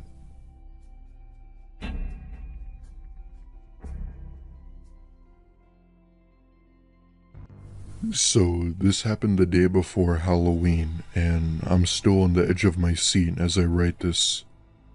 For reference, I'm a female, currently 24, and live in a small town outside of Omaha, Nebraska. The town I lived in is known to be very safe with a population of about 5,000 people, meaning bad things don't happen here. It's a nice little community, and it even had its own park and signature restaurants and shops. I've lived in this town my whole life and never once had a reason to feel afraid. However, that would all change in just one night. It was the middle of the night, and I had just come home from a friend's party really tired. Wanting to go to bed, but also really hungry, I decided I'd figure out what I could eat. Now, one thing you have to know about me is that I could never sleep on an empty stomach. With little to no motivation to cook anything, I decided to order a few things from McDonald's via DoorDash. I hardly used it, but it was convenient for times like these when I didn't want to cook anything. Living in the middle of nowhere, I knew it would take a while for a Dasher to deliver my food. To kill some time, I started on some homework and watched a few YouTube videos while waiting for my food. About 30 minutes go by and I get a notification from DoorDash letting me know that the Dasher was approaching. Relieved, I go outside where I was greeted to a man in his car that had my food. He politely gives it to me and even makes sure it was the correct order and tells me to have a nice night. I thank him for the order and leave him an extra tip as a token of my respect. He then drives off and I go inside to finish my homework while I ate my dinner until it was time for bed. After about an hour or so of rolling around in my bed trying to get comfortable, I finally managed to fall asleep. Suddenly, the sound of heavy knocking at the front door abruptly woke me up. Thinking it was maybe my parents or possibly my older brother coming home, I put on my slippers and go out to the front to look. Standing on the other side of the door was the DoorDash delivery man staring at my Ring doorbell camera with this creepy smile. He was saying all these sorts of weird phrases while pacing back and forth around my patio. I ask him if he needed help, and he responds in this raspy voice saying that he wanted to thank me for the tip and wanted to come in to chat. I tell him that it was my pleasure, but that I couldn't let him in as I was sleeping. However, he disregarded my answer and started persuading me as to why I should let him in. At this point, he's clearly not taking no for an answer, and I told him to please leave my property before I called 911. His joyful, cheerful face then suddenly changed drastically into anger. Then, as if things couldn't get any worse, he starts to form this really creepy grin and begins to laugh out loud hysterically. On top of that, he also made various death threats towards me while basically pounding on my door. Now, I can't show you the whole video, but here's a picture of what he looked like taken from my Ring doorbell camera. That's what I saw, clear as day, standing right outside of my driveway. I tell him that I'm calling the police, and this is what made him finally back off and drive away. Needless to say, I reported the incident to DoorDash and called the sheriff just to be safe. From what I heard, DoorDash had removed him from doing deliveries and police were able to make an arrest. I'm still not sure if I'd be writing this had I opened the door. So, I've been a dasher for DoorDash ever since I came out in 2013. I've basically made a living off it, doing deliveries almost every day and making bank by doing it. While there have been some pretty shady encounters throughout my years of DoorDash, this story takes the cake. My girlfriend and I had just attended a concert and we were on our way back to her house to go drop her off. I drop her off and kiss her goodnight, and with enough time to spare, I decide I'd go do some orders to make some extra cash. Doing deliveries for a while might seem like a hassle, but it's really easy once it starts to grow on you. Within a few minutes, I received an order to go pick up from KFC. However, the problem was that whoever placed the order barely met the delivery radius. I sighed, but said screw it and did the order. Long story short, I pick up the food, put it in the car, and drove the 30-minute drive to the address. My GPS led to the more rural side of town. I hated this part of my city as it's a very sketchy area with the type of people you didn't want to meet. You get the type of place I mean. Long story short, I pull up to the house my GPS took me to, and it's this old rundown looking house that basically looked abandoned. The lights were off, and there wasn't even a car in the driveway. While all of this seemed like one big red flag, I couldn't bail on the order, so I very hesitantly approached the door with the food. I'm about halfway to the door when it surprisingly opens and a woman steps out. She wore what seemed like a nightgown and looked as if she had just gotten out of a shower. I continue walking and attempt to hand her the food when one of her iced teas falls out and spills all over the driveway. The look of sheer anger on her face said it all, and I apologized, telling her I'd pay for it and that I could go back to get her another one. However, this didn't seem to faze her as she began to yell in my face, telling me how I couldn't do my job right, that DoorDash hired lazy people, etc. I simply told her that it was an accident and that I'd be more than happy to replace it. All of a sudden, she went back inside and came out 10 seconds later carrying a pistol. She aims it at me, and I drop the order, get in my car, and just go. Thankfully, I didn't hear any gunfire, which either indicated that she only did it to scare me or that it was a fake gun. I still sometimes DoorDash every now and then, but still got a part-time job to support myself. This just goes to show you that everything you basically do in life is dangerous.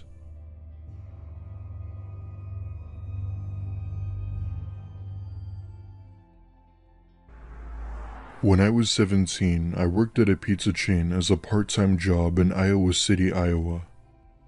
Being a teen with not much in my life, I had mostly worked the night shifts alongside my other coworker. It would stay busy well into the day and would start to die down come evenings. This was around the time where people were simply too tired to come and get food and preferred to just order it. I won't disclose any of my colleagues' information, so I'll just call my coworker Jared. Jared was a bit older than me, who was mainly placed in charge of making the pizzas while I was the one delivering them. On this night, it had just been me and him. It was already past 10 and we were getting ready to close when the phone rang.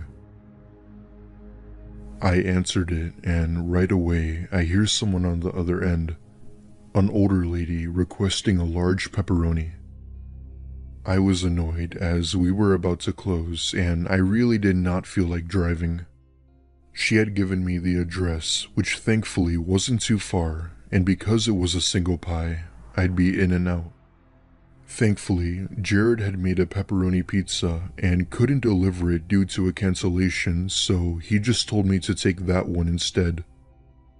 I hop into my car and drive a few miles down near the interstate. Now, this interstate wasn't very popular and it was also somewhat unsettling. This was mainly due to the fact that it had been surrounded by forest on the opposite sides of it. Driving through these roads at night with nobody around is enough to creep anyone out. After all, I did live in the rural part of my city, which only added to the creepiness. Anyway, I'm driving down the road when I see something up ahead on the side of the grass. As I drive closer, I realize it's a man waving his arms up in the air, attempting to flag me down. Now, I would have just drove by him, but earlier that week, I had heard the phrase, "Character is what you do when no one is looking." And for whatever reason, that was the night I decided that I was a man of character. Huge mistake. I pull over slowly and roll down my window just a tad before asking him if he needed help. Right away, he starts rambling on about how he was taking his dog for a walk when it ran off into the woods. He then offers me $300 if I could help him find his dog, as it was near and dear to him. Almost immediately, alarms start going off in my head as he's telling me his story. 1. Who walks their dog in the middle of an interstate? 2. If he did have a dog, why is he walking it at this time of night? And 3. The forest area is barricaded by wired fences, so there's no way the dog would have just jumped over it. I might have been naive, but I wasn't born yesterday. I apologized, telling him I'd be unable to, as I had to deliver this pizza and that it couldn't be late. However, he disregarded what I had said and basically tried pressuring me into helping him. I tell him no once again. Just as he was about to say something, I hear clear as day a blood-curdling scream from the woods calling for help. From my point of view, it sounded like a woman's cry for help. It was then when I had looked at this person who now had this menacing glare. He looks around for a brief second, leans in toward my car, and tells me to leave in a more upset tone. Not giving it a second thought, I speed down the road, not looking back. The rest of my delivery went smoothly, but I still couldn't shake the feeling off of what had happened. I reported my encounter to the police, and I was later told that they had searched the area, but had found no sign of anyone. The next day, I had gone back to my job and quit right then and there. No more late-night deliveries for me. Till this day, I'm still not sure what I encountered that night. I'm not sure if it was someone that really did lose their dog, or something much worse.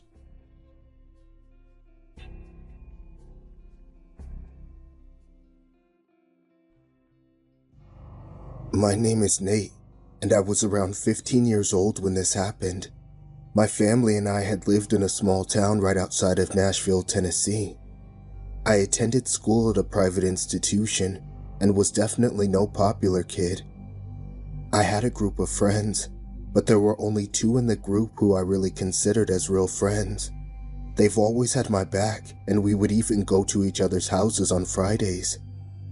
One night, my parents were out of state for a work event, and being the rebellious kid I was, I had both my friends over for a movie night.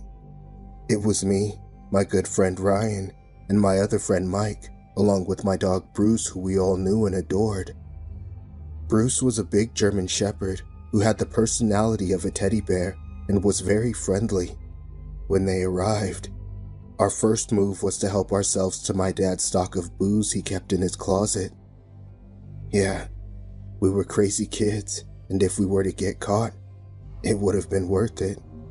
We spent the next few hours playing video games and watching the hit new season of Stranger Things.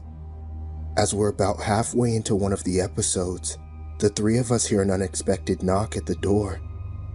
The three of us looked confused, as we weren't expecting any more visitors. I got up from the couch to go to the door, expecting it to be my parents, possibly returning home early. Standing there on the porch was a Domino's delivery pizza man carrying a single large pie. He gives us a smile and says, "Hey, large pepperoni, paid for online." We all look at each other as we hadn't ordered any pizza. However, the three of us are suckers for pizza and we gladly take it off his hands. Being a bunch of teens, we weren't going to give up on a free pizza. However, Ryan, being the good Samaritan he was, had gotten us to agree that we shouldn't just eat someone else's food. In the end, we decided it was the right thing to do, and so we left the pizza on the kitchen table and called the nearest Domino's. We told them that there had been a mistake and that we received an unordered pizza. They ask for my address, and when I tell them, they say that they hadn't gotten any orders from that part of town all day. On top of that, they had also pointed out that my location barely met their delivery radius. We confirmed to them several times that it was indeed a Domino's pizza. They told us they would check around and call us back if they had found anything. And if they found nothing, we could just go ahead and eat it. We give them about 10 minutes to call us back and fix ourselves a few snacks in the meantime.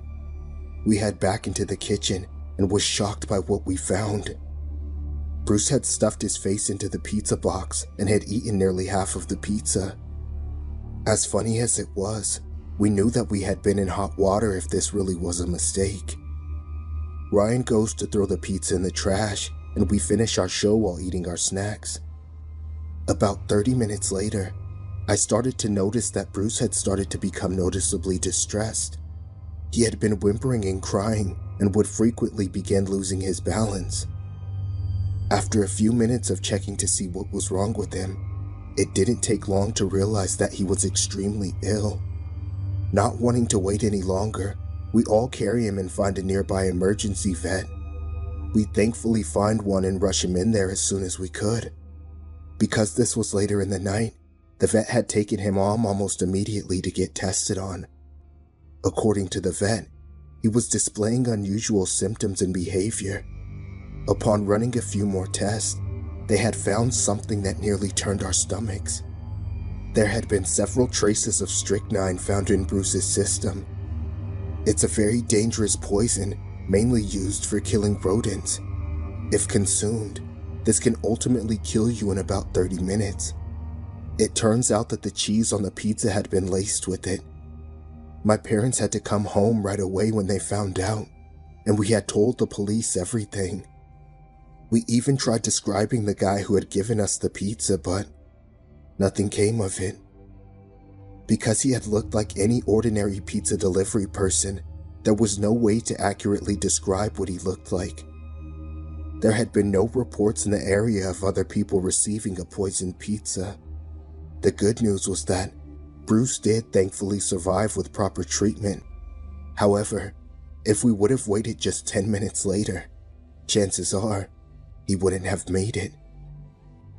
If you ever get food deliveries to your house that you never ordered, call the company it was from to confirm. It might just save your life. When I was 18, I started doing DoorDash as a side hustle to support my family and I. Other than putting a crap ton of miles on your car, it was a pretty chill job to say the least. One night, I was doing deliveries as usual when I got an order from a local food chain not too far. To cut to the chase, I get the food and drop it off at the given address, and this was when shit went down. After dropping the food off, I got a phone call from the person who ordered, only to hear heavy breathing. After saying hello several times, I was about to hang up when someone on the other end says, "You'll find a surprise when you get home." They then hung up, and I drive over to my apartment to find the door cracked open. In fact, the whole apartment room had been ransacked. Tables turned over, furniture broken, and glass shattered everywhere. This incident still leaves me in shock, as it still doesn't make sense. Even today, police were never able to figure out if it actually was the person who ordered. It wasn't long until after where I quit DoorDashing.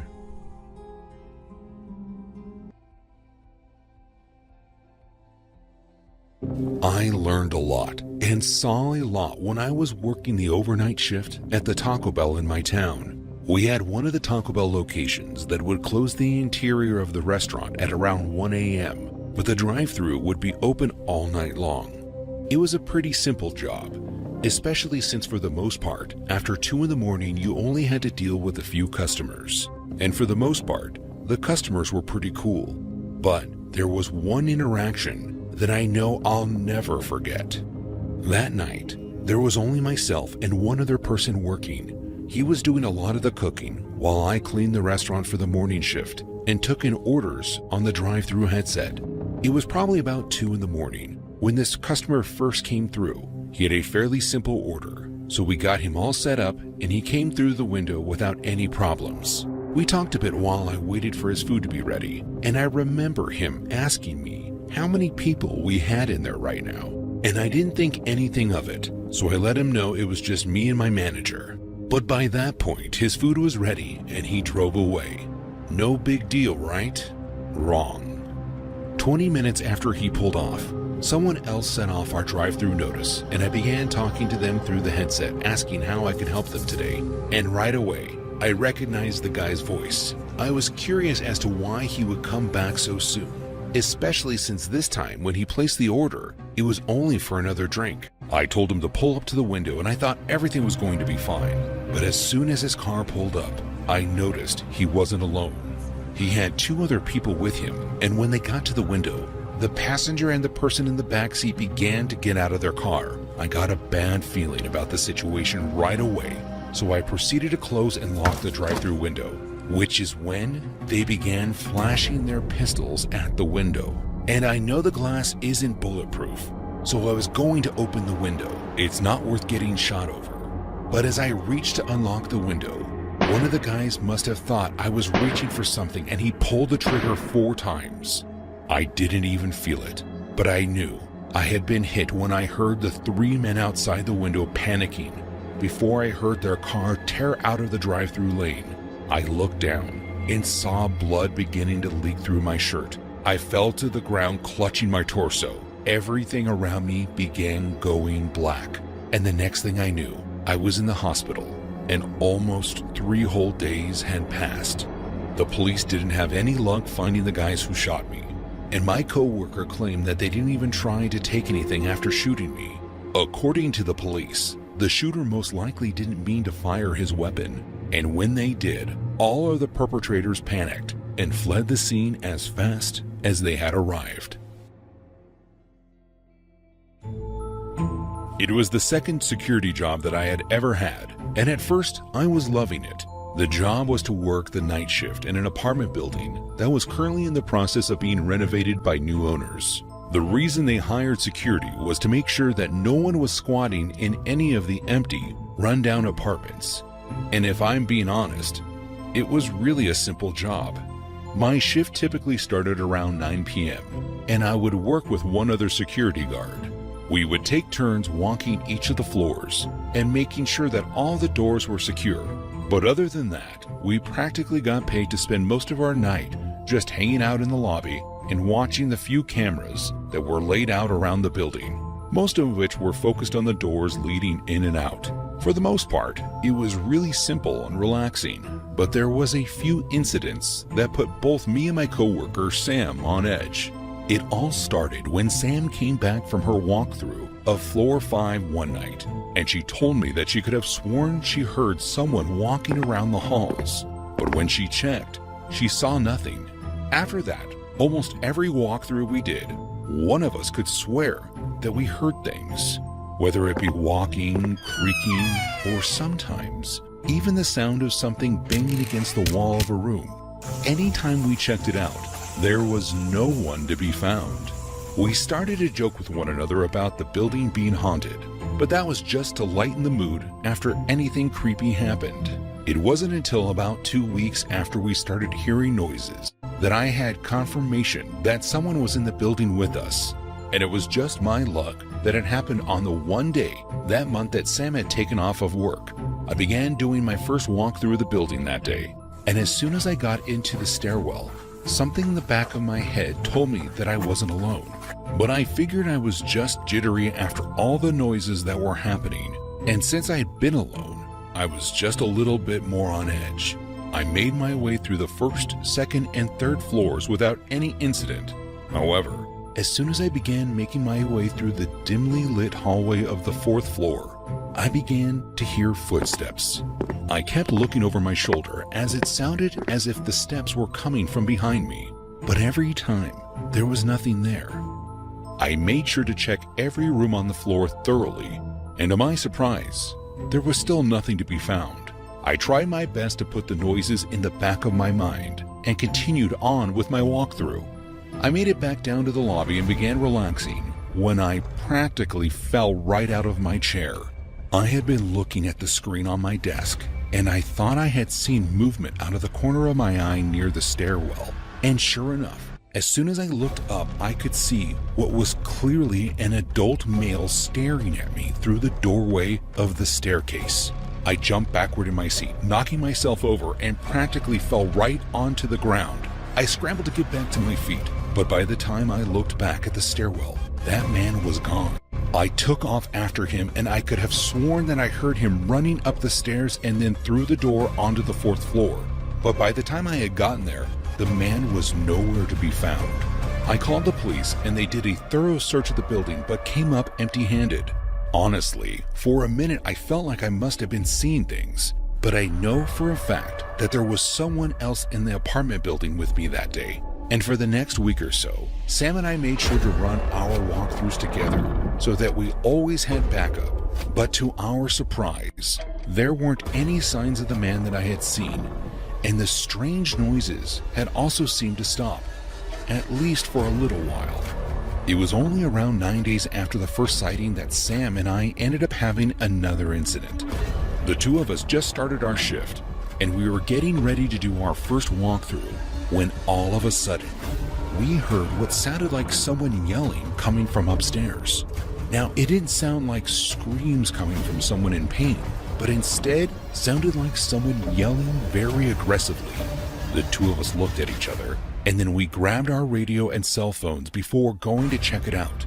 Sure enough, the yelling that we heard was coming from the 4th floor, the same floor that I had followed the man onto the first time that I had seen him. Sam and I made sure to be careful as we stepped into the hallway since it was very poorly lit, and we didn't know what to expect. And sure enough, as soon as we walked out of the staircase, the yelling ceased. Sam and I both listened closely in hopes to finding out where the yelling had been coming from. And both of us nearly turned around and ran back down the stairs when the man began yelling at us directly. "You won't take me home," he began to yell. "Neither of you." Sam and I looked at each other before I responded. "Sir, we aren't here to hurt you. Please come out so we can talk." We waited for a moment, but there was no response. There was no verbal response. But Sam tapped me on the shoulder before pointing to one of the rooms on the left of the hallway. We could clearly see the door beginning to crack open before something flew out of it toward us. I heard the sound of something small hitting the wall next to me, and when I looked on the floor, I saw what looked like a small dart of sorts. Sam and I didn't say anything to each other before we both took off running down the staircase. It wasn't long before Sam was on the phone with the police station again, and they had units heading our way. This time, when they got there, I decided to wait in the stairway for them to make sure that the man hadn't had a chance to escape. And Sam was watching the cameras and all of the exits. As far as we knew, the man was still on the 4th floor. The police arrived and they made their way up to the floor and headed straight for the room that we had seen the dart fly out of. This time, the man made no attempt to hide or escape. As soon as the police knocked on the door of the room, he opened it and turned himself in. The police officer that Sam and I spoke to seemed very concerned for our safety and asked us if either of us had ever met this man before. We both said no, and when we asked why, the officer informed us that the man was likely going to lure us both into the room he had been hiding in to kill us. They found multiple knives in the room with him alongside multiple large garbage bags and 3 plastic tarps. That wasn't all though. On this person, the officer said they found a tranquilizer gun along with 3 darts that had been laced with a strong sedative. To this day, we still don't know why we would have been targeted. In the summer of 2002, I found myself working at one of the gas stations in our town, and more often than not, the owner would put me on the night shift, which I was not fond of, but I needed the job, so there wasn't much to argue about at the time. I did put my foot down after an incident occurred that caused us to call the cops and got us slightly involved in a murder investigation, and after that, I was never put on the night shift again.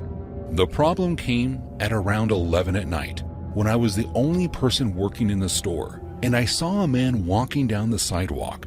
It looked like he was going to come in and buy something, but to my surprise, he seemed to stop in the parking lot. I watched the man from the window of the gas station as he appeared to be looking around for something. It's hard to describe it, but his movements looked like he was some sort of walking zombie. He was half hunched over, and with every step he took, it almost looked like his arms were twitching. I thought about checking on him and asking if he needed help, but right before I could bring myself to do something, I noticed something that shook me up a bit. What I originally thought was simply a red pattern on his shirt was now glistening under the streetlights as if it was something that was wet. And the more I looked at it, the more I noticed that his hands and fingers were also covered in this red substance. Right away, I knew something was wrong. And considering that I was alone in the gas station, I decided my best option would be to lock the door. I walked around to the corner and went over to the door to lock it. And just at that moment, the man in the parking lot happened to look over at me. I continued locking the door and bolting the floor lock as the man began to approach the glass. As he got closer, it was clear that he had been covered in blood, some of which was even on his face, but none of it appeared to be coming from him. I reached for my cell phone and began calling the police as the man began to press his face against the glass door. He began slapping his hands against the glass as he yelled in some sort of incoherent language. The police assured me that they were on their way to my location, and I made sure to stand far away from the glass. About 30 seconds before the police arrived, the blood-covered man reached into his pant pocket and pulled out a small pocket knife. My eyes widened as he began to fold open the blade and then press the tip of it against the glass. The man began to let out a sinister laugh, and it looked like he was getting ready to wind up his arm and smash the glass door once and for all. Lucky for me, the police ended up pulling into the parking lot before he could do so. The man turned and faced the 2 cars that pulled up, and they were immediately at a standoff. Thankfully, the police managed to tase the man before he could hurt anyone and arrest him. But get this, things got even more serious the next day when the police came in to question me about what happened. It turns out before coming to the gas station, the man had taken some sort of drug that made him very belligerent. He then proceeded to murder his girlfriend and her older brother in the apartment before walking down the road. He told the police that he had been possessed by demons and that his God told him that he would find more at the gas station. I don't know what was going through his head. All I know is I've never been so terrified in my entire life. Almost 20 years ago now, I used to work the overnight shift at an animal shelter. I know that's a long time ago, but something happened one night that is burned into my memory. I can recall the whole thing like it was yesterday. The textures, the smells. It's something I've carried with me for nearly 2 decades. My shifts were from 11 at night until 7 in the morning, a solid 8 hours of sleeplessness that grounded me down over the course of my time there. Night shifts can be good if you need the money, even better if you're antisocial, but the lifestyle grinds you down. Put it this way, I had a full vitamin D deficiency after just 6 months of working there. It's not a healthy way to live. The animal shelter itself was actually a pretty big place. A horseshoe-shaped building complete with a waiting area, a series of offices, medical examination room, and, of course, hundreds and hundreds of kennels and cages. Aside from once a week when the overnight cleaning staff were there, I spent all of my shifts alone behind the shelter's reception desk that gave me a direct line of sight to the security glass of the shelter's front doors. My only duties were to monitor the emergency phone line, check on the animals now and then, and do some basic filing. I'd pack a few snacks and sandwiches for when I got hungry mid-shift, and every so often I'd call up the 24-hour pizza joint just a few miles away and get them to deliver a box of hot, cheesy joy to push me through the night. Sure, the hours sucked, but working at the animal shelter gave me a great deal of freedom, and it paid really well. I mean, way better than any other night porter jobs I'd seen advertised. It was quite a happy time in my life, which I suppose is why I remember this story so well. It was such an odd event in an otherwise joyful time in my life. Anyway, on the rare occasion that someone came in, it was to drop off a stray animal that they had found or one they no longer could care for. The shelter was always happy to take them in and make them as comfortable as possible. It was kind of nice being the first point of contact to a lot of these animals. A lot of them were nervous or scared, and calming them down with treats and petting was more fulfilling than words can describe. I made a lot of furry friends during my employment at the shelter. I should add that the only exception to the shelter's rescue policy applied to fighting dogs or feral cats. As heartbreaking as it is, dogs that have been trained and conditioned to fight other animals are more often than not hopeless cases. Even if they're sweet and well-behaved around humans, if other animals or even small children aren't safe around them, they've no hope of adoption. Most tend to be euthanized, which is something so sad I can't even bring myself to write about it. But even as hard as these cases are, what happened this one particular night was so much worse. It was just past 3 in the morning when I finished a cigarette outside and was returning to my desk. It was one of those quiet fall nights where the silence seems to hang heavy in the air, so I heard the sound of footsteps coming from quite a ways away. There was a woman sprinting full pelt down the sidewalk towards the front entrance of the shelter, banging on the glass and buzzing the intercom over and over as she reached the doors. As I moved to greet her, I noticed that her cheeks glistened with fresh tears. Something terrible was obviously happening. I hurried to unlock the glass door, trying to remain calm as I asked her how I could help. She didn't answer the question at first, which is really unusual. Normally, that's the first thing out of a person's mouth. They've got 1,000 questions about adoption, what shots an animal might need, etc. All she asked was if she could come inside. She didn't have an animal with her, so I was beginning to get a little suspicious as to why she was there. But nevertheless, I'm not one to turn away an upset person, so I invited her inside, gave her some tissues to dry her cheeks, and proceeded to try to get more info out of her. When she calms down, she begins to tell me that she needs to get her cat back. This was a problem since I wasn't authorized to return any interred animals without the proper signatures and paperwork, all of which was in the locked office of one of the resident veterinarians. There was absolutely no way I'd be able to return her animal, especially not in the middle of the night. She'd have to return during regular hours to talk to one of the vets. It's when I tried to explain this to her that things started to go downhill.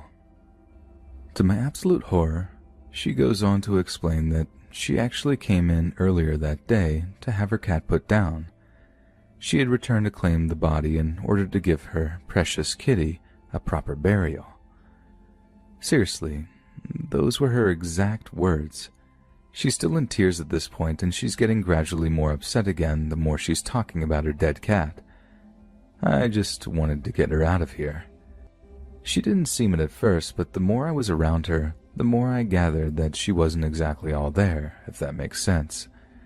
So, like a fool, I took a brief description and went looking for her dead cat.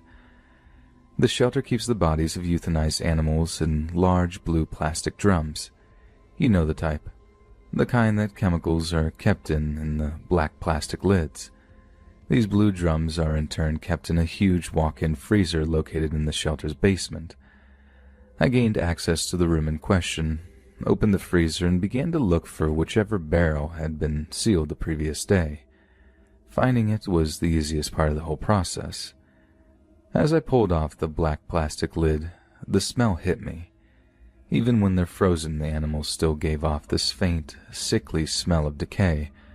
Throw a load of them into the same plastic drum and, well, the stink gets intense. I had to sift through scores of twisted, frozen corpses, laying them down on the cold metal floor of the walk-in and studying them in order to find the one that matched the woman's scant description. Eventually, I did find the cat that seemed to match the description I was given. But there was one thing. The cat was frozen solid and was actually stuck to another dead cat. I tried pulling them apart with my bare hands, but it was no good. I'd need something else for leverage, so I put the frozen mess of bodies on the freezer floor, put one foot on one of the cats, then proceeded to peel them from one another with a horrific snapping sound. I nearly puked when I'd seen what I'd done. A huge portion of the cat's frozen flesh had been torn away and was still stuck to its frozen partner. Keeping hold of one that was the crying woman's, I threw the other back into the plastic drum, found an opaque plastic bag, then returned it to its former owner. She seemed happy enough and actually tried to hug me as she was leaving, but I really didn't feel like it was worth it. The whole thing left a very bad taste in my mouth. I had no idea what she was going to do with that dead cat, even if she did reassure me that she was just going to bury it. Sometimes, even to this day, I wonder, whatever happened to that woman?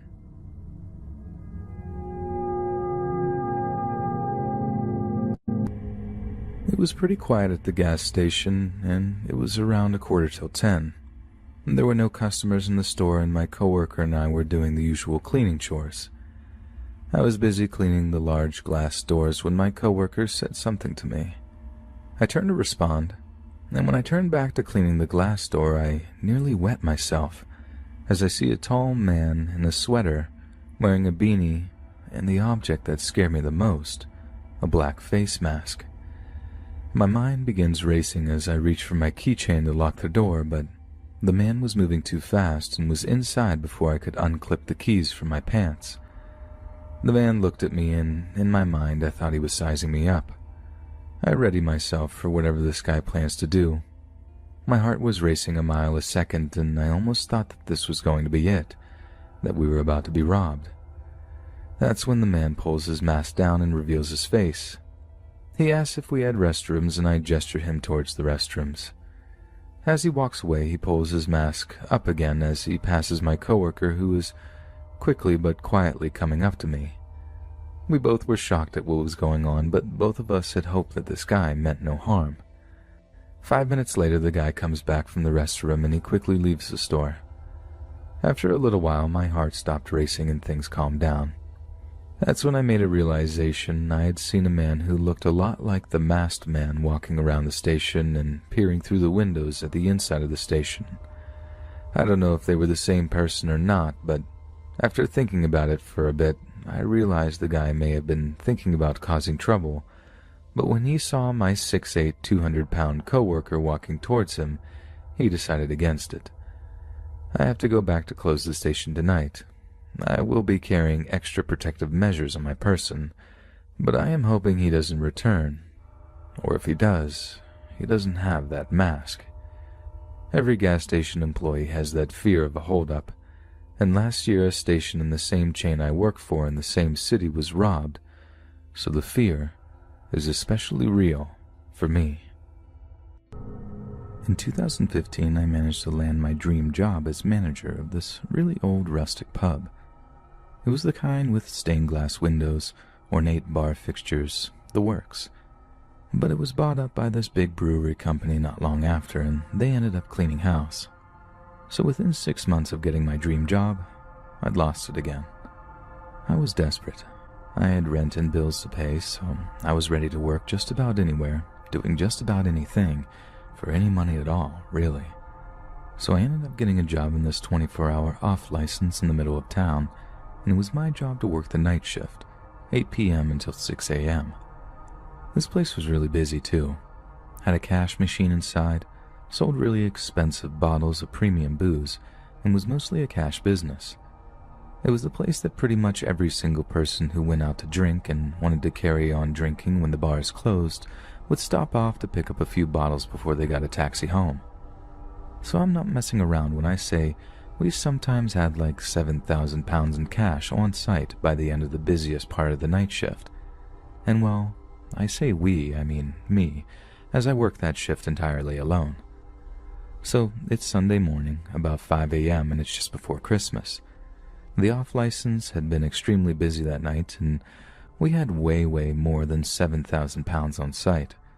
Like it had been Black Friday, which in the UK means that it was the last Friday before Christmas, so all the office parties had been in town, spending it up, and they pretty much all wanted booze to go home with, too. There were queues going out the door at one point. Seriously, it was one of the busiest shifts I've ever worked, including in pubs. So by the time it started to quiet down, I was ready to collapse. I remember just sort of resting my head on the counter at one point, thinking I could have actually fallen asleep right then and there. Then I hear the little beep at the door opening.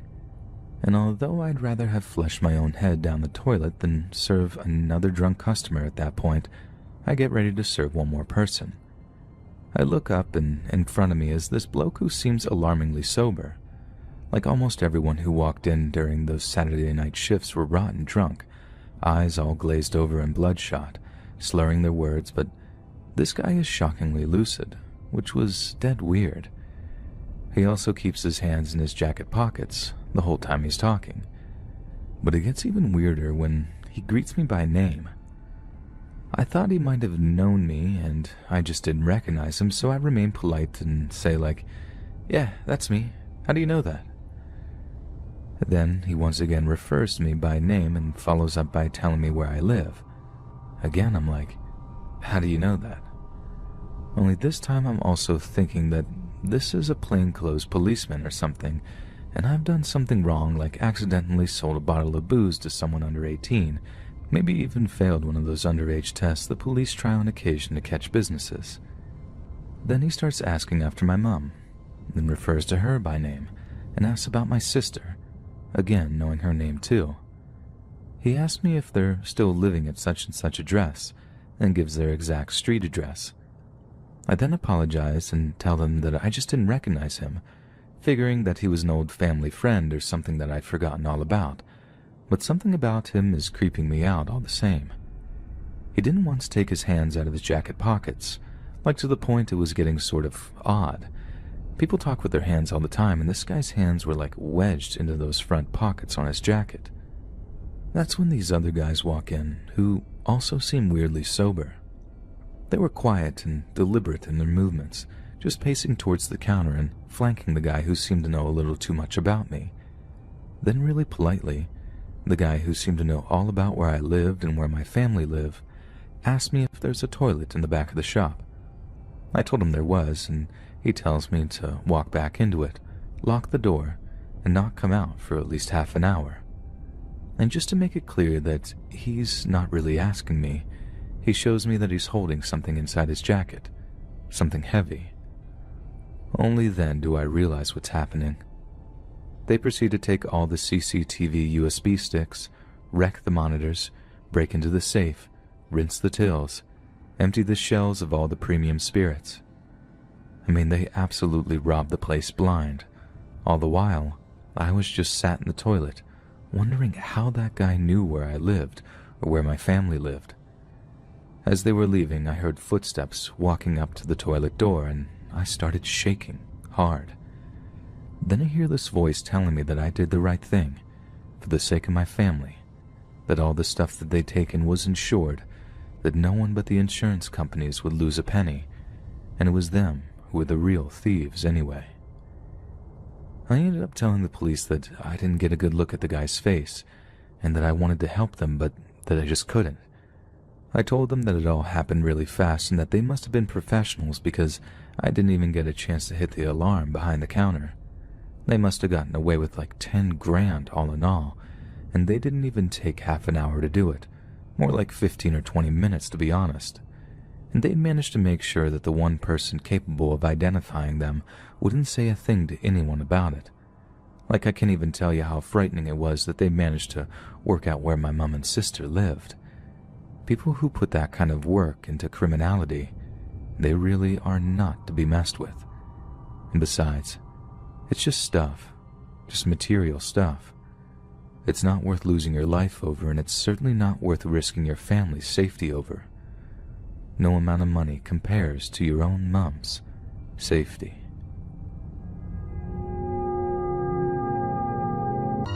I live on a remote, quiet street in a relatively small town. For the sake of my safety and privacy, I will not disclose the town, as I still live there to this day. It was the last day of school before Christmas break, and like any other ninth grader, I was excited to be home and play the new Call of Duty that was coming out that year. A little background here: since I was in the 6th grade, I always walked home. Today was no different. I left school around 2:37 p.m., but this time I had to take a different route home, as my street had construction. I remembered a shortcut from when I was a little kid that I used to take to school when my road or usual route was blocked or closed due to some reason. I started making my way down the side road, as I did years before, when I noticed a black Ford following me awful close, but doing the speed limit probably to avoid suspicion. I took a few turns to see if this vehicle was following me, and sure enough it was. I eventually made it home, and when I did, I told my parents, who then passed it off as being over-paranoid, and that was that. Fast forward a few days, and it was Christmas Eve. No sign of that car, and no further incidents, until 11 p.m. rolled around, and we were settling in for bed. I remember doing my routine when my dog started barking. I yelled and said, "Shut up." I eventually got up and let them out. I want to say 8 minutes passed when I was startled out of bed, a man screaming in pain outside my window. I looked up to see my dad with a shotgun running outside to the dogs. I rushed out of my bed to the window, and just as I got there, I heard my dad yelling at this guy. And then he shot the back of the guy's black Ford speeding down our road. A police report has been filed, and it's been 4 years since the incident, and I'm now finishing school and looking at colleges. The police never found him, and I still sleep with my dogs by my bed, so the man who tried to ruin my Christmas doesn't come back.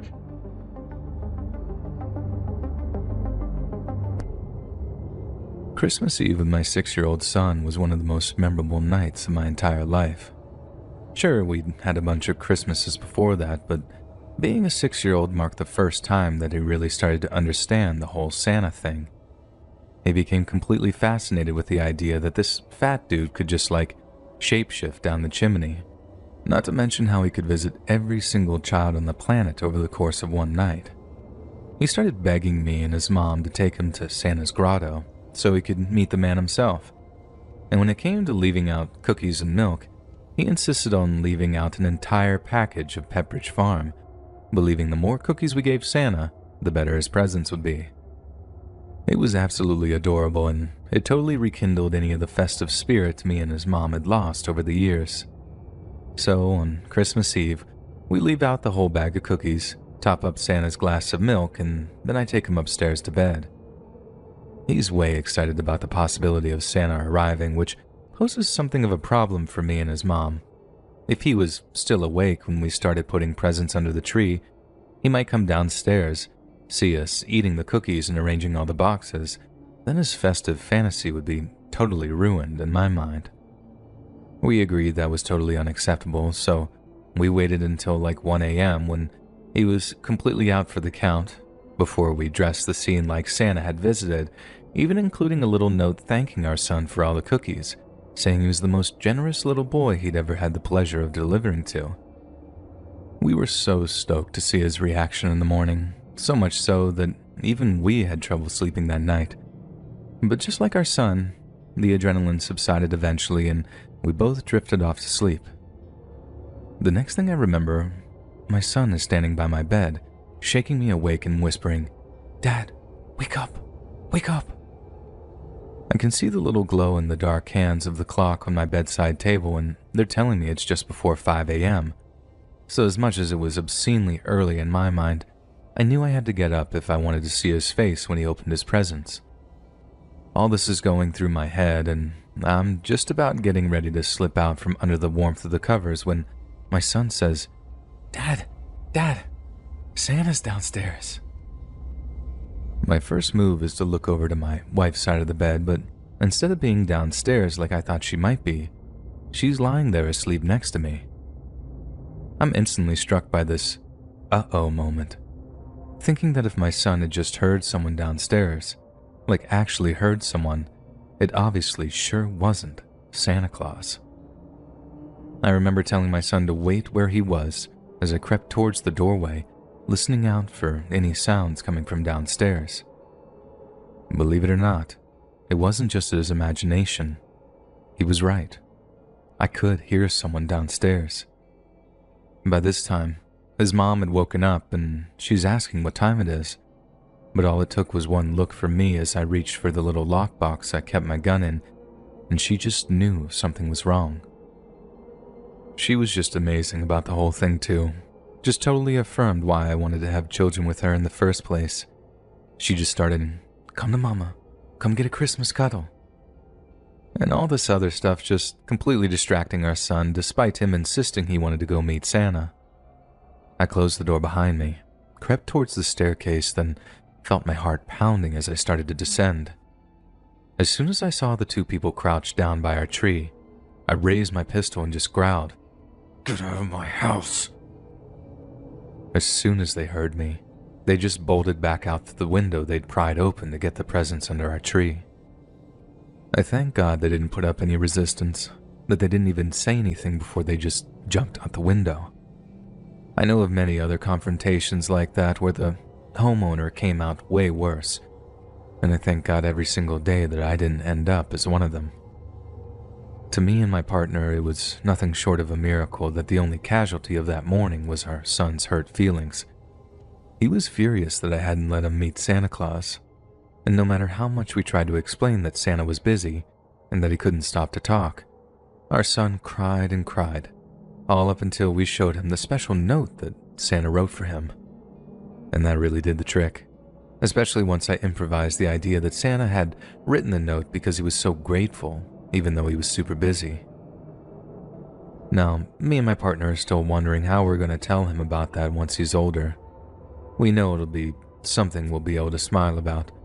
I mean, no one got hurt, thank God, and I know it'll be funny to see his reaction to the truth, but in that moment, it was just about one of the most terrifying occurrences of my entire life.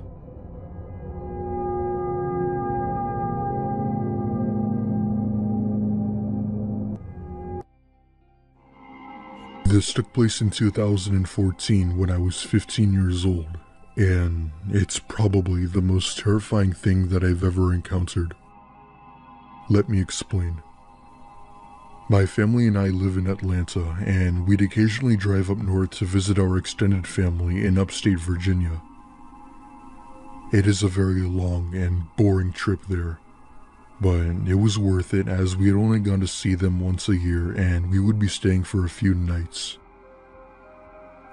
This year, they had invited us to stay for Christmas as we had never celebrated it with them before and figured it would be a nice stay. To cut to the chase, we get there around dinner time on Christmas Eve and everyone was just about done setting the table for us to eat. After we all ate, My uncle proposed to us kids that we go play manhunt out in the backwoods as long as it wasn't snowing too hard. For those of you who don't know what manhunt is, it's basically like hide and seek flashlight tag. Everybody is divided into two teams. One team is the hunters, while the other team were the runners, and whoever the last person standing was got a small prize. Each of us were equipped with a flashlight while my uncle kept a close eye on us. In this case, I was on the runners team, and my uncle had given my team a good minute to pick a hiding spot. I chose to hide behind an old barrel that was thrown into the woods years ago. Even though it was a little ways into the woods, it was still a great hiding spot. Eventually, my uncle had blown the whistle announcing that the opposing team was coming to find us. I ever so quickly ducked behind this large barrel about a good 25 feet away from the house. After about 5 minutes of hiding, I then began to see that the other team kept on getting closer and closer to my hiding spot, which meant that I had to move quick. I quietly walked into the woods where I was sure they couldn't see me, when I saw the dim glow of an orangish light about 20 or so feet into the woods. At first, I thought that it could have been one of the hunters, but this light wasn't as bright as a normal flashlight, and the other team wasn't in the direction of this light. Being the curious kid I was, I started making my way over to it, wondering as to what it could be. My initial thought was that it was a lantern of some type, but I didn't understand as to why there would be a lantern this far out into the woods. Once I got about 10 feet away from it, right then and there, it randomly shut off, allowing me to see nothing but darkness and the light snowfall. I then thought to myself that maybe I didn't need to see what that light was. Suddenly, I began to hear heavy footsteps in the snow approach me fast from behind. With it being dark outside and still snowing, I couldn't see anyone, so I assumed it was one of the hunters. I ran as fast as I could, a bit more closer to the house where I saw everyone crowded around, including my teammates. I had asked them what was wrong, and all I remember was my dad and uncle telling me to go back inside. When we did, my mom came to tell me and my cousins that there had been a police officer that came up to the door and informed them about a few locals who reported a serial rapist in the area. My blood ran cold as she told us this, and I immediately explained what had happened to me in the woods. Needless to say, we called the police back and they have a team out searching in the backwoods. However, they never did end up finding whoever chased me in those woods, and we never found out what that light was. I haven't been back up there since, and neither have my parents, and we don't plan on ever going back up there anytime soon.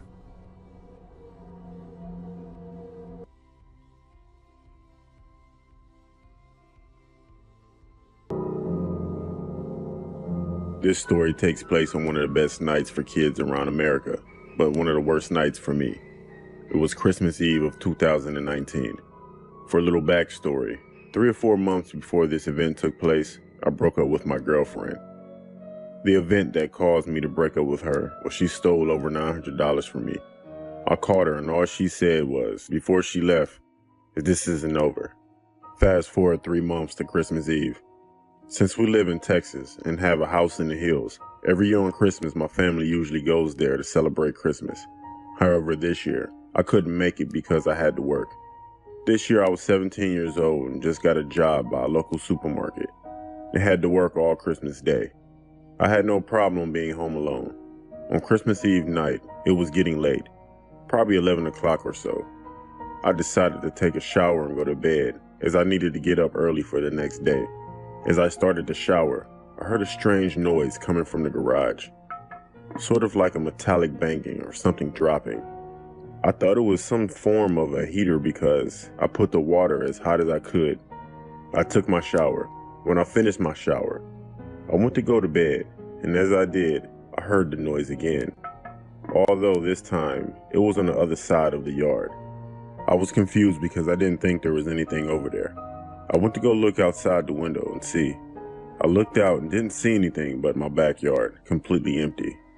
I completely disregarded it because my backyard is pretty flat and empty, and it has nowhere for someone to hide. Now it's hard to explain, but my window was fairly large, and it has a blind spot to the left where there's a corner where someone could easily hide, but I was tired and didn't think about it. As I walked off, I heard a bang, but this time it was on my window of my house. And as I looked out the window, I saw the figure of a person dressed in all black standing at my window.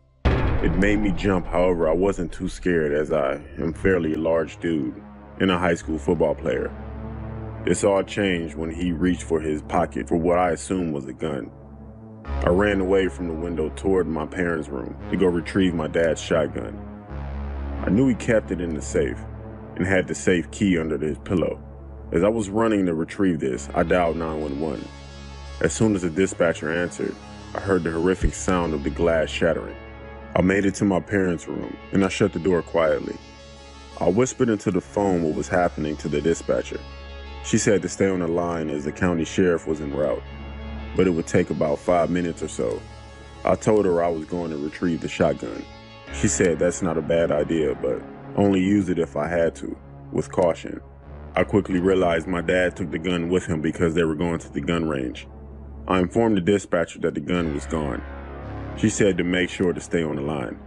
For a moment, everything was silent, and I thought that it may have been a burglar, and they got spooked when they realized someone was home. My heart sank into my chest when I heard not one, but 2 sets of boots walking up the stairs. I heard a heavy metal pole scraping the floor. I locked and barricaded the door to my parents' room. Then I almost passed out when I heard one of them talk. Not in any voice, but my ex-girlfriend's voice. She said, "Merry Christmas, Tommy." And I heard a male voice mockingly say, "We know you're in there." And he knocked on the door of my parents' room. I almost screamed and got underneath the bed. My ex then said, "Don't worry if you can't open the door. We'll open it for you." I heard the pole hit the door and the lock falling out of the door to the floor. I had to put my hand over my mouth to keep from being too loud. All of a sudden, I heard police sirens and my ex muttering, "Oh shit." They ran down the stairs to run out the front door when the officer said, "Freeze." I heard a bunch of yelling and then an officer came in and said, "If you're in there, make yourself known." I called out to him saying I was Tommy and I called 911. He told me to come out slowly with my hands visible. As I left my parents' room, I saw the two being escorted out in handcuffs. The rest of my night consisted of paperwork and me talking to my parents who were making a 3-hour drive to come home. This incident was very disturbing to me, and I'm grateful that I reacted the way that I did. Had I not, I might be dead right now. When I was 7 years old, my parents offered me a very unusual Christmas present. We were moving into a new house across the country, right around the holidays, and I remember my parents sitting me down and basically asking, if you could choose any other name in the world to call yourself, what would it be? I thought about it for a second, then decided that the coolest first name I'd ever heard was Dexter. No, not because of the fictional serial killer, more because of the old Cartoon Network show called Dexter's Lab, which centered around the coolest kid scientist in the history of TV. Mom and Dad asked me to really think about it, because I was going to have to use my new name forever and ever. But my heart was set on Dexter's, so that was that. From then on, my parents referred to me only as Dexter, and not by my old name, which was Anthony. It made for an easy transition, and since we were in a new place, people didn't know us by anything else, and it just so happened that our family had a second name too. That would have all been much harder back in Providence, but I was still kind of curious as to why we'd moved and changed our names. It's like a Christmas present to ourselves, my mom said. New beginnings can be a gift. And I suppose she was right. I was much happier in our new home, and soon the weirdest Christmas ever was just a speck in the rearview mirror, so to speak. It all started in such a weird way, too. Something I didn't understand at all until many years later. I remember getting off the school bus and walking the short distance back to my house when, all of a sudden, I heard a voice calling out to me from a parked car. They were like, Hey kid, you're Tommy's kid, right?" I just nodded. My dad had a lot of friends who all drove fancy cars, so I figured this was another one of his buddies. "What? You don't recognize me now?" the guy asked me. "It's me, your Uncle Johnny. I was at your communion." I just stared at him nervously, wanting to get inside to get warm, but knowing it would be rude to just walk away. Okay, you're still young, but look, I need you to do me a little favor," the guy continued. "I got a Christmas present for your pops here. Make sure he gets it." The guy then produced what looked like a shoebox. Pretty expensive looking thing too. I remember wanting to open it to see what was inside, but the guy was quick to cut me off, telling me not to look inside, that it was a surprise from my father. "You don't want to ruin the surprise, do you?" the guy asked, and I responded by shaking my head. "There's a good kid. Now run along and make sure you give it to your father. And remember, no peeking, okay?" I was considerably less nervous by that point. I mean, if he had a present for my dad, he had to be a good guy.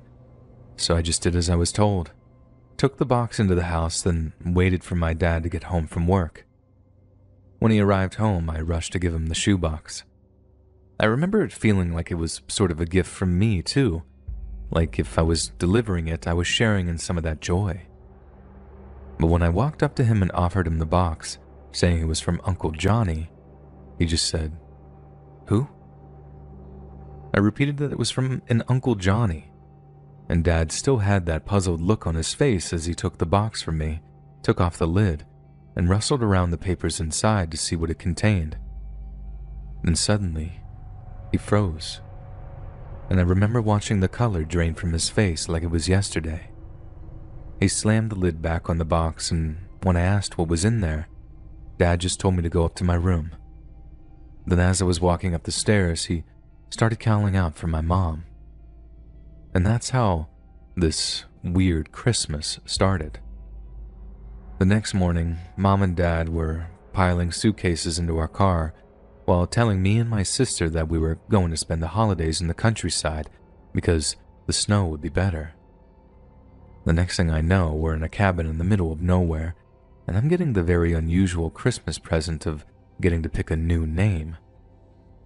The thing is, at that age, it all just seemed totally normal. Or rather, I know something was happening. I just thought it was something that every family did.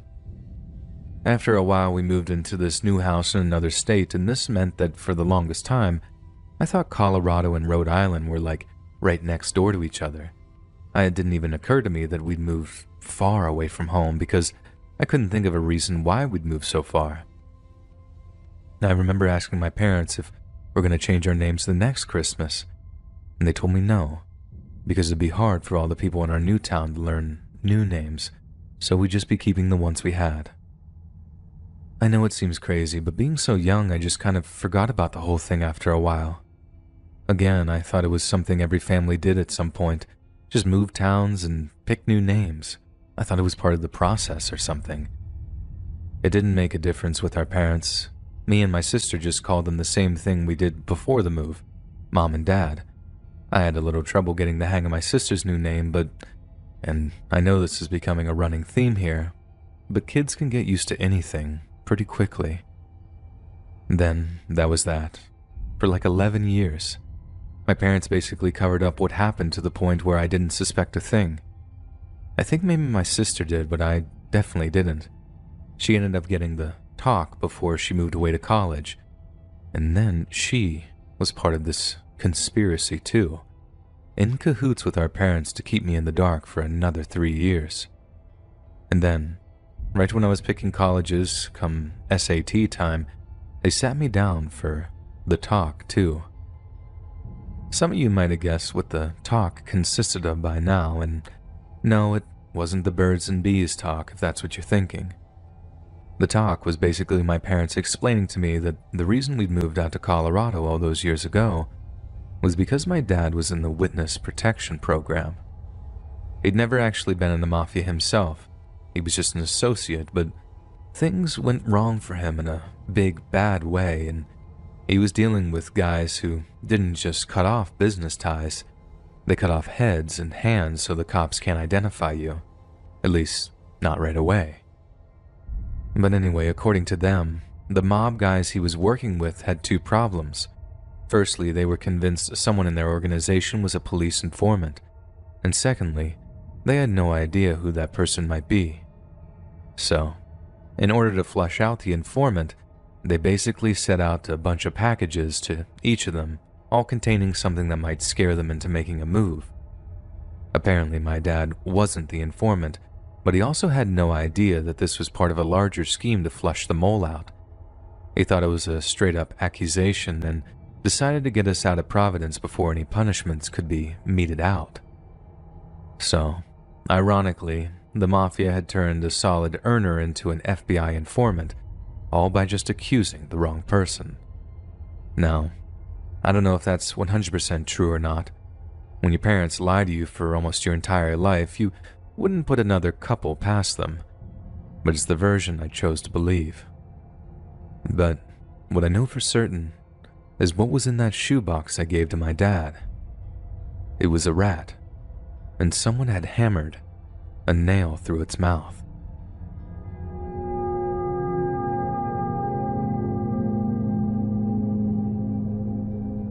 I've worked as a mall Santa for the past few Christmases now. I'm only 33, but thanks to my complete lack of exercise routine, I definitely have the figure for it. And once I have the beard and the wig and hat combo going, there's basically no telling the difference between me and a 60-year-old dude. Mall Santa work can be tough for a few different reasons. Number one, the hours are really long and the pay can be really terrible depending on which mall you manage to get employed by. Number two, the kids can be little monsters, and their parents can be just as terrible on occasion too. But the reason I'm actually considering skipping the entire thing this year and having something of a budget Christmas is that you get some seriously disturbing things happening from time to time. I mean, the kind of things that keep you up at night, even after a long, exhausting shift. However, the worst thing that's ever happened to me as a mall Santa was actually nothing to do with kids, parents, or terrible pay and hours, and I'm sure you'll see why after I tell the story. So every year, usually when the malls are quietest during weekday mornings, we get specially organized visits from special needs kids or adults with learning disabilities who are bussed in from the surrounding areas. Pretty much every other mall Santa I've spoken to about this agrees that it can be one of the most rewarding parts of the job, and that the adults with learning difficulties are often even more excited about the prospect of meeting Santa than some of the kids are. Literally, the only downside is that some of them are so heavy that my thighs hurt after having like 50 in a row sit on my lap, but other than that, it's honestly one of the best parts of the job. Last year, I'm in the middle of one of the special sessions when I get this girl coming up and sitting on my lap. I say girl, but she was legitimately a grown woman, looking like she was in her mid-30s or something, but she had the mental age of about 9 or 10, all smiles and giggles, way shy about meeting Santa again. It was cute as all get out, but the interaction was not so cute, and turned that way pretty fast. So like I said, she's all giggles and smiles as she comes up to sit on my lap, and I give her the usual spiel, asking her name, how old she is, if she's excited for Christmas and all that stuff. Then, when it comes to asking her what she wants me to bring her on Christmas Eve, she starts thinking about it, smiling at first before she suddenly gets super serious with a touch of sadness. I'm asking her if she's okay, what the problem is, and she's like shaking her head, acting like she doesn't want to tell me anything. I take the time and explaining that no matter what she asks for, I'll try my very, very best to bring it to her, no matter how big or small it is, that Santa always tries his best to bring good little girls and boys what they ask for on Christmas. She takes a moment. Then the exchange goes a little something like this. You mean it, Santa? You can get me anything I want for Christmas? Anything. Anything you want. Just tell me and I'll do my best. Okay, well. And at this point she lowers her voice to a whisper and leans into my ear. I want my boyfriend to stop hitting me. Can you make that happen? I was sort of dumbstruck for a second. Like all of the things I thought she was going to ask, that would most definitely not have topped the list. I remember just nodding at first, trying to find the words, then being like, I'll make that happen for you, sure, no problem. She was so happy to hear that I'd fix it for her, and gave me the biggest hug I think I'd ever received while working as a mall Santa. I had to put on a huge smile, and of all the times I've had to fake being jolly and merry, that time with her was the hardest. But I just felt numb, like completely broken by what I'd heard, and I just tried my best to get through the rest of the session without bursting into tears. I remember all these thoughts rushing through my head, terrifying ideas of institutional abuse. She said boyfriend, and that made it extra creepy. Like, sure, it could have been just another guy in her care group or something, another adult with learning difficulties who she'd hooked up with somehow, but there was nothing to say that it wasn't a member of her care team that was, like, abusing her, in a completely different sense, too. Not just physically, but, well, you catch my drift. So when the session was over, I approached the member of the care team that had organized the trip and had accompanied them to the mall. I didn't let anything slip. I just told them how great I thought the session had gone and asked a few details about the group that had organized them. As it turned out, they were all from the same care home type thing, so I made a note of the name of the place as well as the name of the girl that was apparently being abused. That night, I couldn't sleep. I just kept picturing some evil monster abusing that poor girl, taking advantage of their position to put some poor special needs woman through torture, then telling her that she'd be killed if she ever breathed a word of it to anyone. And here's where stuff starts getting even more intense. Now, I could have just called 911 with the info I had at hand, registered a general complaint, and then heard nothing back about it. But a buddy of mine had a cousin with the local police department, and not just some gumshoe beat cop either. They were a detective. It took some convincing, but I convinced my buddy to pass along their cell phone numbers so I could get in touch with the dude personally. It took a little while, but I managed to get through to the guy. He sounded pretty skeptical at first and seemed kind of irritated that his cousin had even given me his number, but once I explained what the issue was, his tone changed completely. Now, I didn't find this out until way later from my friend, but his cousin had a special needs daughter who was probably going to have to either live with them for the rest of their life or was going to head into a group home at some point so she could have some measure of independence. So when I explained the situation with the special needs girl I met as a mall Santa, it obviously hit the guy right in the feels as the topic was so close to home. The detective tells me that he'll look into it, thanks me for letting him know. I get him to promise to tell me if anything comes of it, and he says yes, and we hang up. And that was the last I heard of it for like a month. Then after maybe 5 or 6 weeks, I'd almost forgotten about the whole thing. Christmas was over, the mall Santa job was way behind me, and I was back to working my regular hours as a self-employed mechanic. Then I get a call from a number that seems vaguely familiar, although I wasn't quite sure why. Turns out it was my buddy's detective cousin, who reminded me of the tip that I'd given him about the care company. Of course I remembered, but by that time I really didn't think anything would come of it, but oh, how wrong I was. The detective thanks me for the information, and although he told me he couldn't say too much, he told me to keep an eye out on local media outlets. The next thing I know, it's all over the local papers that there's been a misconduct scandal involving a local care company. I picked up a copy and read the story, only to find out that it's the very same one I had reported. The long and short of it is that the cops had uncovered endemic levels of abuse in the company, stuff that varied from financial discrepancies to straight-up physical abuse, and sickeningly enough, There was even cases of care workers taking advantage of mentally disabled females in ways that were seriously inappropriate. There were numerous arrests, with some of the sleazier and violent criminals looking like they were going to get years in prison for how long they so cruelly taken advantage of some of the most vulnerable people in society.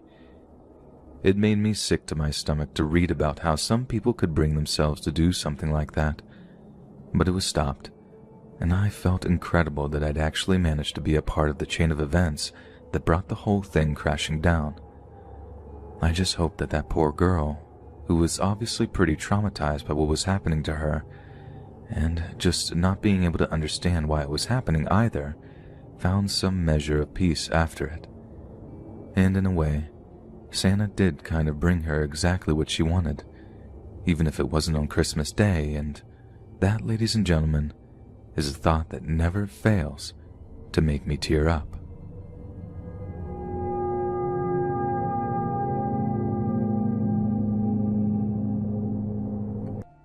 I used to work at my dad's restaurant when I was in my later teen years. It was just a regular local place, but was open until 2 a.m. every night. During high school, I would only work after school until 8, but once I graduated, I started working the closing shifts to save up money for college. The restaurant would be surprisingly busy at night, all the way up until closing. Mostly it was just people picking up online orders, but sometimes groups of friends would come in and hang out at one of the tables while they ate. I definitely preferred working at night though, as I would be the only one there and didn't have to listen to my dad bossing me around. Anyways, after 6 months of working nights, things started to get pretty weird. It was almost closing, around 1:45 a.m., and I was in the back cleaning when I heard the door ring. I finished up what I was doing and made my way to the front counter. There were 2 young men who looked really tired. One of them came up to the counter while the other one stood at one of the tables. "Our dining room is closed for the night, but I can still take a small order if you want it for takeout." The man at the counter just stared at the menu and didn't say anything. I stood there uncomfortably as the man shifted his gaze to behind me, as if he was inspecting the place. A few seconds later, the man by the table quickly walked out and the other guy followed. It was definitely the weirdest encounter I'd probably had, and I couldn't really think of any reasonable explanation. I kind of just assumed that they were planning on robbing me, but then decided otherwise for some reason. The next morning I told my dad about it, and he said I could start locking the doors at around 1:45 for the next few days. Another week went by with nothing unusual before it happened again. I had a customer picking up an order around 1:30, and almost as soon as he left, one of the men from last week walked in. It was the one that was standing at the table, and I noticed right away that he was wearing the same exact clothing as last time. However, this time he came up to the counter.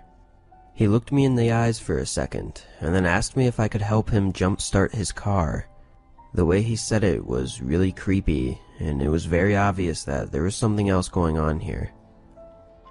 Sorry, I have to stay in the restaurant during my shift." His face immediately shifted into a frown. He said it would only take a minute and no one would know that I left.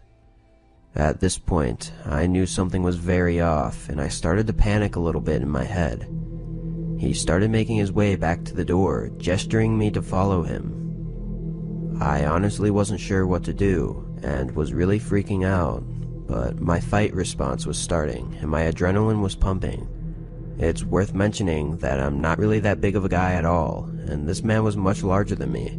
Plus, I was pretty confident that the other guy was nearby too, probably ready to jump me if I didn't comply. But I figured I was screwed either way, so I might as well try to fight. I grabbed a pair of scissors we had behind the counter and stood my ground. The man turned around again once he reached the door, and this time he looked angry and demanded that I followed him. At that same instant, a loud bang came from behind me, followed by the back door slamming open. I ran to the back, and as soon as the guy saw me, he bolted right back outside. I turned around quickly and ran back to the front counter, but the other guy had left as well. I obviously called the police afterwards and gave them the security footage, but it was pretty low quality and hard to make out any identity from them. Anyways, I'm still not really sure why they didn't just attack me and rob the place, but my best guess is that they were just trying to rob the store without harming anyone. So as soon as they saw I was gonna fight, they ran.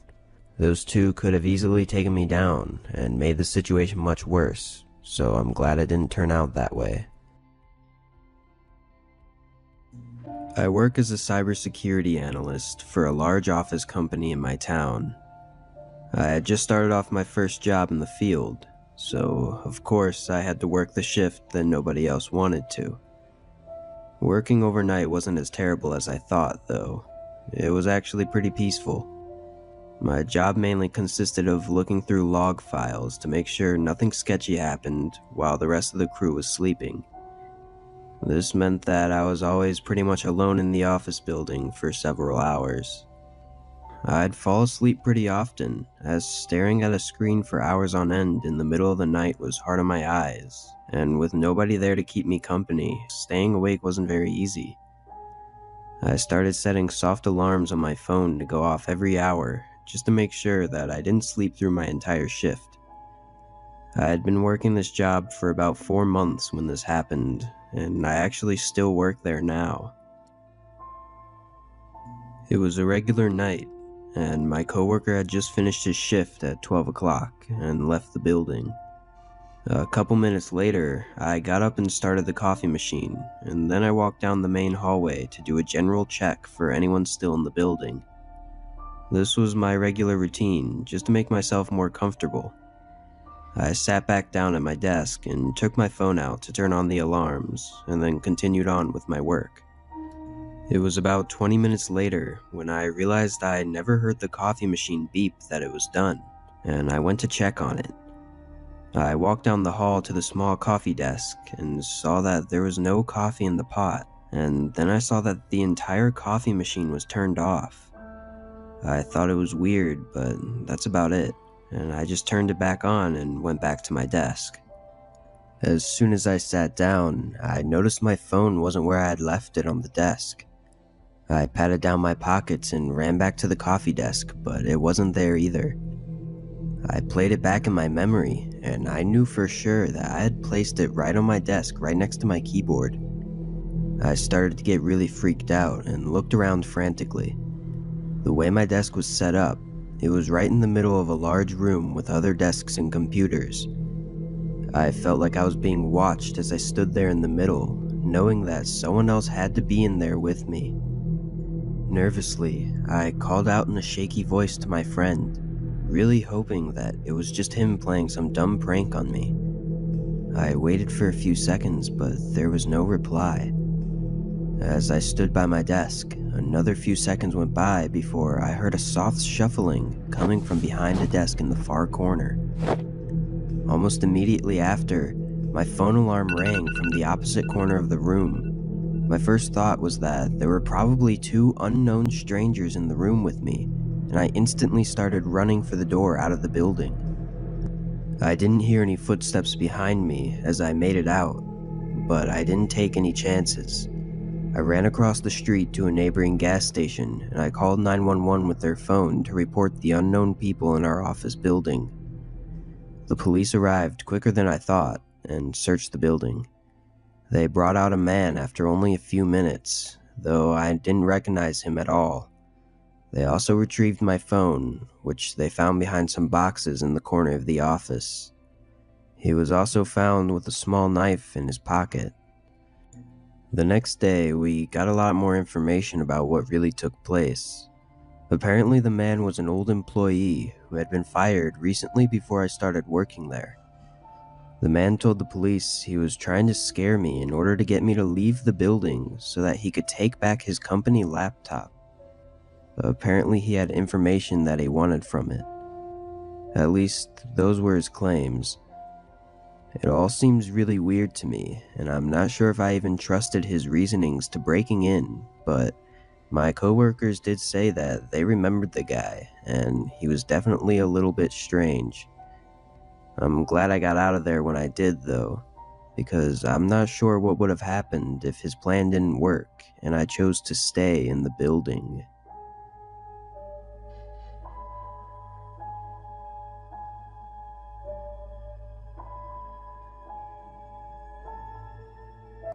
I lived in a small apartment for most of my 20s, as it was all that I could afford since I lived alone. My complex was small and only had 6 total apartments in it. Most of the people living there were older and retired, and kept to themselves. I actually liked the fact that I didn't have to interact with any of them every time that I needed to go in or out of the complex, as I'm usually in a rush or just not in the mood to socialize. Anyways, I lived on the top floor, and the room across from me had an old couple living there for almost 2 years before they moved out. I never talked to them, so I didn't really care, to be honest. But several months go by before someone new moves in, and another 2 weeks went by before I actually met them. I was getting ready for work one morning and preparing my packed lunch when I hear the neighbor's door open. I didn't think much of it until another minute went by and I realized that I never heard the door close. I finished getting ready and put my shoes on, then opened my door to leave.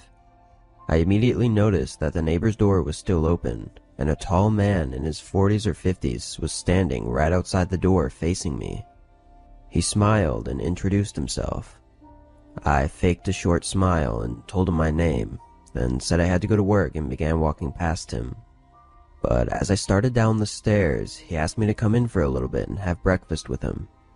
This was really weird, as I had just told him that I needed to go to work. But I just said sorry and continued down the stairs and out of the complex. While I was at work that day, I thought about how strange the interaction was. Thankfully, when I got back home, I was able to get into my apartment without any interactions. But the next morning, I woke up to a knock at the front door. I was really annoyed because I had work today and now I was up early, but I quickly got dressed and opened the front door. My neighbor was there, but strangely he was standing right in front of his open door again. He asked me to join him for breakfast again, to which I obviously declined and told him in a more aggressive manner to not knock on my door so early. The man didn't seem very happy about my answer and just kind of stood there. Then he said that I didn't have to leave for work for a while and I had enough time to eat with him. I knew that there was something wrong with this guy, as there was a lot about that response that was creepy. I firmly said no and then backed away and closed my door, making sure to lock it. Again, the more I thought about this guy, the more creepy and disturbing the interactions seemed. The rest of the day went by as usual though, and I got home around 6. I made some dinner and watched a movie, then got ready for bed around 11. I laid in bed for a while, thinking about my creepy neighbor and wondering what to do about it. I decided that if anything else happens, I'd contact the owner of the complex and have him talk to the guy. Then I leaned over and turned off my lamp and tried to fall asleep. But a few minutes later, I heard the neighbor's door creak open.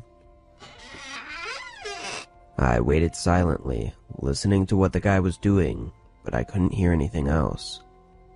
Again though, I never heard the door close. I was pretty nervous, unsure of what the man could possibly be doing this late at night. Eventually though, I drifted asleep due to not hearing any further noises for over an hour. I'm not sure how long I slept before a loud knock at the door woke me up. But these knocks didn't come from my front door. They were at my bedroom door. I shot up, completely terrified, and turned on the lights. The only thing I had to defend myself with was a small screwdriver on my nightstand. I grabbed it and stood next to my bed, shaking in fear, before picking up my phone and calling 911. When they arrived at the front door, I quickly got out of my room and opened it. I was surprised the door was even shut, but I told the officers everything and all about my suspicions of the neighbor. Unfortunately though, there was no real evidence of a break-in, and they couldn't do much at all. I knew what I heard was real though, and I did not feel safe in my apartment anymore. I called my sister later that day, and she agreed to let me stay at her place for a few days. Those days went by quicker than I hoped though, and I started driving back to my apartment on Saturday evening. I tried to stay calm, assuring myself that the guy had given up by now, and everything would be okay. I pulled into the parking lot and made my way into the building. The sun had just set, so the staircase was dim. I slowly made my way up, trying to stay quiet as to not let my neighbor know that I was coming up.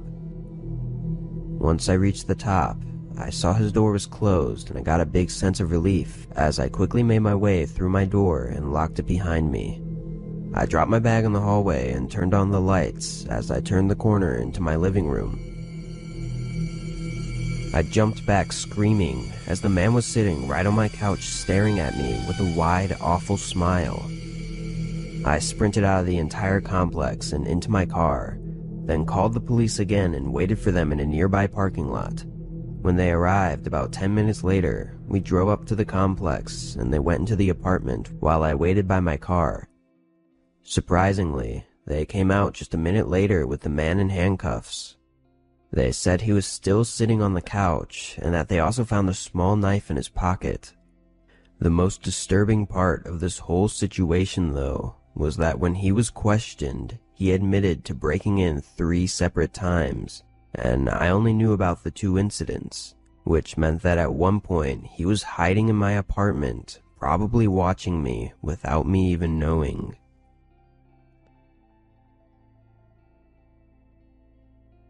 I have a little Jack Russell dog named Maggie, and she has a lot of energy, so when we go for walks, it's not uncommon for them to spread to the 2-hour mark. This particular day, I got home from work around 5:30, and the sun doesn't usually set until 6:30 or 7.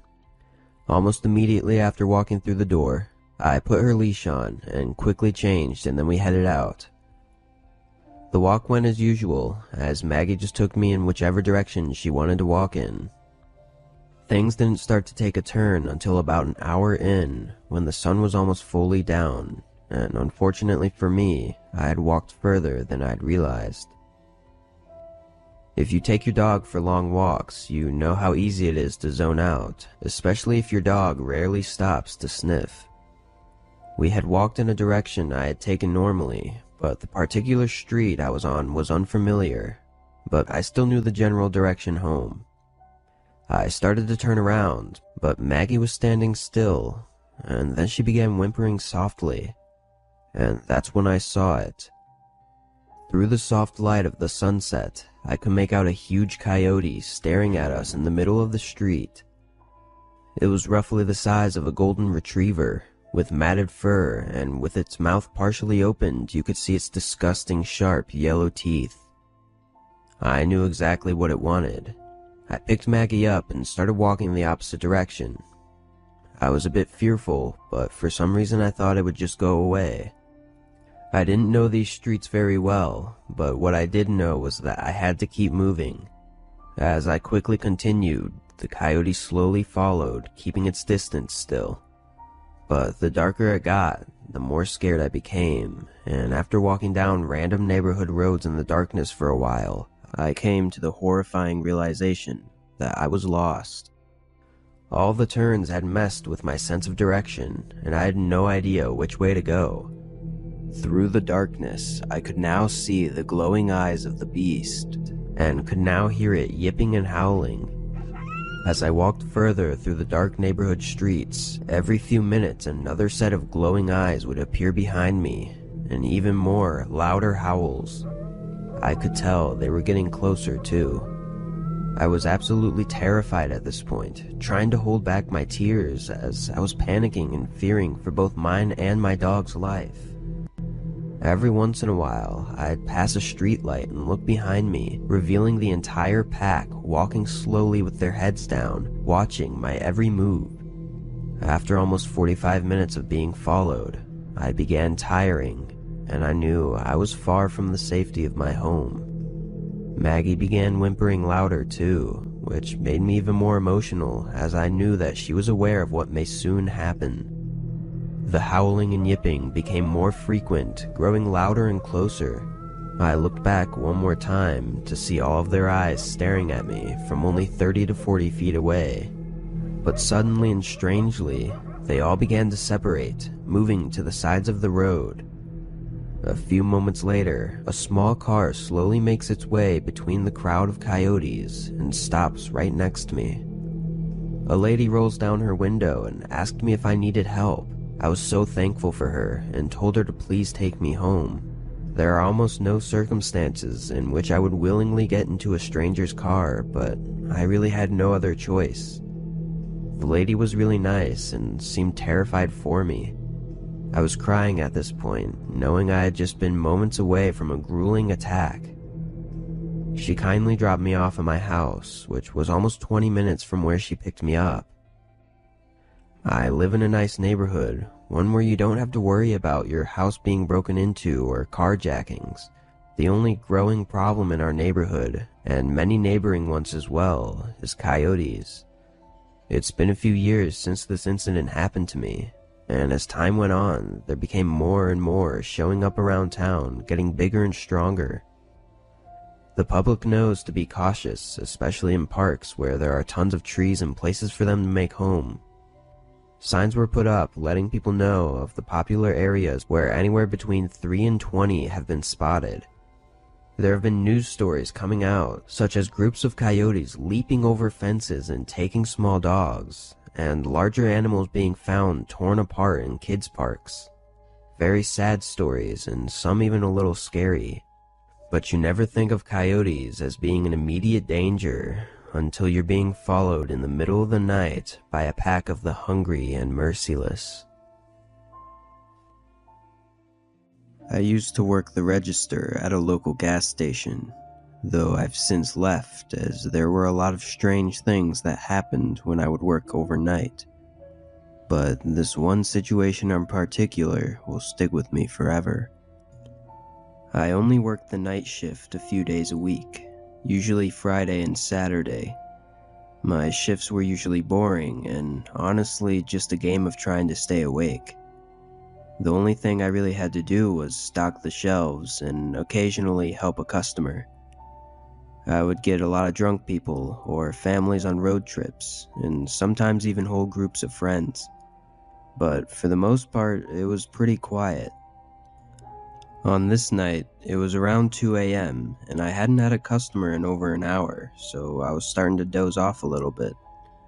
The desk was around the corner from the entrance, and there was a bell on the door that rang when somebody walked in, so usually falling asleep wasn't too big of a deal. I woke up after a few minutes, hearing the bell ring, and a few seconds later, saw a customer walk in. He looked like a typical 30-year-old man that would come in for some beer or a snack. He walked around for a little bit, down every aisle, looking at everything. Now, I've worked in retail for a long time, and I know what it looks like when someone is looking for something specific. But this man had nothing in mind. He was just looking at the shelves, browsing the store. During the day, this is pretty normal, but people don't usually come in at 2 a.m. to browse the gas station shelves. I looked out the window to my left to see if he was filling up his car and was maybe just passing the time, but there were no cars outside. A couple minutes went by before he eventually looked over at me and said thanks and then walked out. I didn't know what to make of that, but I just figured he stole something small and was just being a dick about it. The whole situation left my mind after a few minutes, and I started to get really tired again. This time, I decided to grab my cart of items to stock and start filling up the shelves to pass the time. I'm not really sure how long I was stocking for, maybe 20 minutes, before I saw a man show up at the end of the aisle I was stocking. It made me jump a little, as I never heard the door ring. This guy was wearing a large hoodie and dark clothes. I pretty much knew right away that something was very off. The man continued down to the back of the store, and I immediately went back to behind the counter. I tried not to stare, but I noticed that as he walked down the aisles, he wasn't looking for anything. He was just browsing. It clicked in my head immediately that this was the same guy from just a little bit ago, but he had changed clothes for some reason. I also came to the realization that he probably came initially to scope out the place before doing whatever he planned on doing. I started to panic in my head. The man began to come down the aisle closest to the counter, and I could see something heavy in his front hoodie pocket. I made a split-second decision to try and prevent any further escalation, and I said, "Welcome back, sir. Need help finding anything?" He made eye contact with me, and I could tell he knew exactly what I was trying to do. He approached the counter, not saying a word, and brought his hand out of his pocket, revealing a small handgun. Then he grabbed a small pack of gum from beside the counter and placed it in front of me. He said, "Just this." Confused and in shock as to what was happening, I didn't even react for a few seconds before eventually scanning the gum nervously. Still holding the gun, he took out $1 from his jean pocket and threw it on the counter, then said thanks and walked out. I was in total shock, trying to wrap my head around what just happened. I ended up reporting the situation to the police and calling my manager, who didn't pick up. No updates ever came out of the situation, but it had me on edge for the last few months that I worked there. I'm still unsure of what really happened that night, or what the man's intentions were, but honestly, I'm glad I never found out.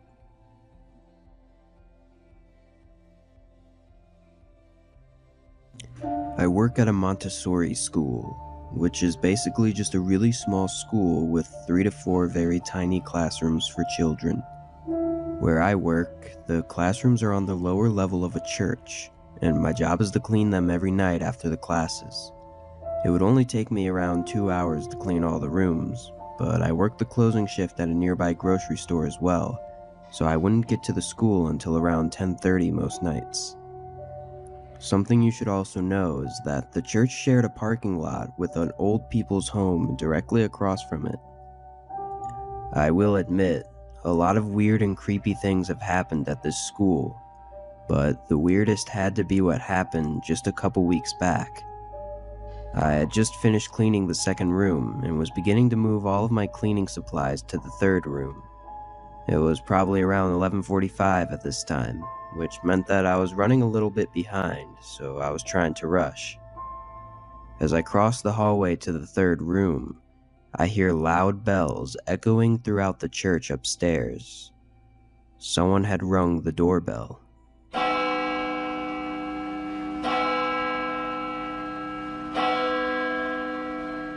Nobody has ever shown up during any of my shifts before, as it was always so late, and both the school and the church were closed hours before. I was a little nervous, so I slowly made my way up the stairs and towards the door. It was one of those wooden doors with big tinted glass windows on it. Trying not to be seen, I looked around the corner to see who was outside. I saw an old woman, probably in her 70s or 80s, just standing right outside the door. I backed away before she could notice me. I decided to ignore it and figured she had just wandered off and one of the attendants at the old people's home would pick her up. I started my cleaning again, mopping the floors of the room. But only a few minutes later, I heard banging echo through the halls. I jumped a little. Then I stopped to listen. The banging stopped for a few seconds and was followed by the old lady yelling from outside. It was hard to make out what she was saying, so I made my way back upstairs, where I could hear clearly what she was calling out for. She was calling for someone named Abby.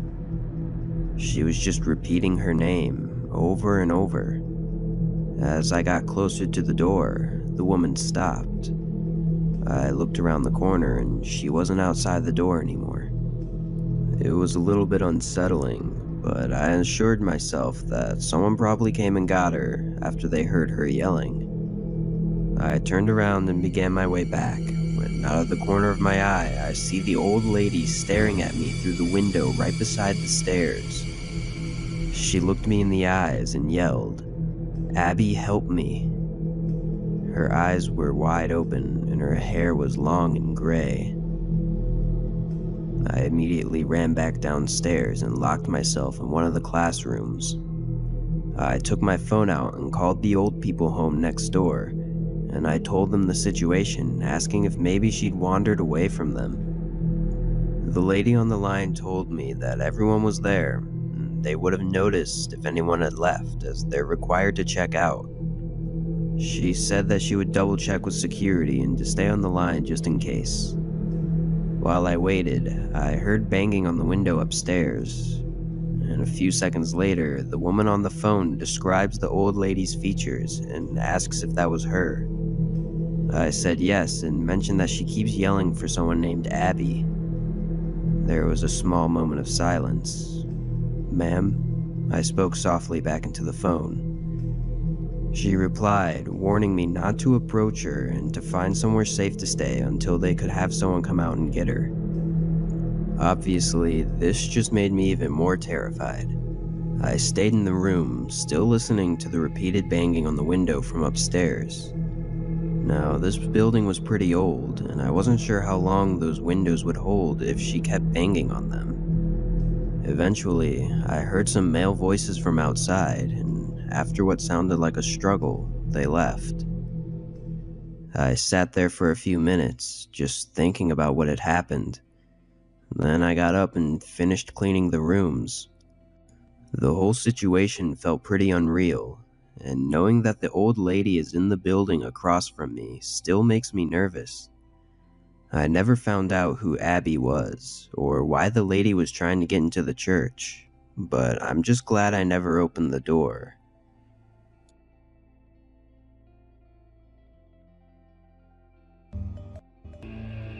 I like to start off this story by saying that you're always better safe than sorry.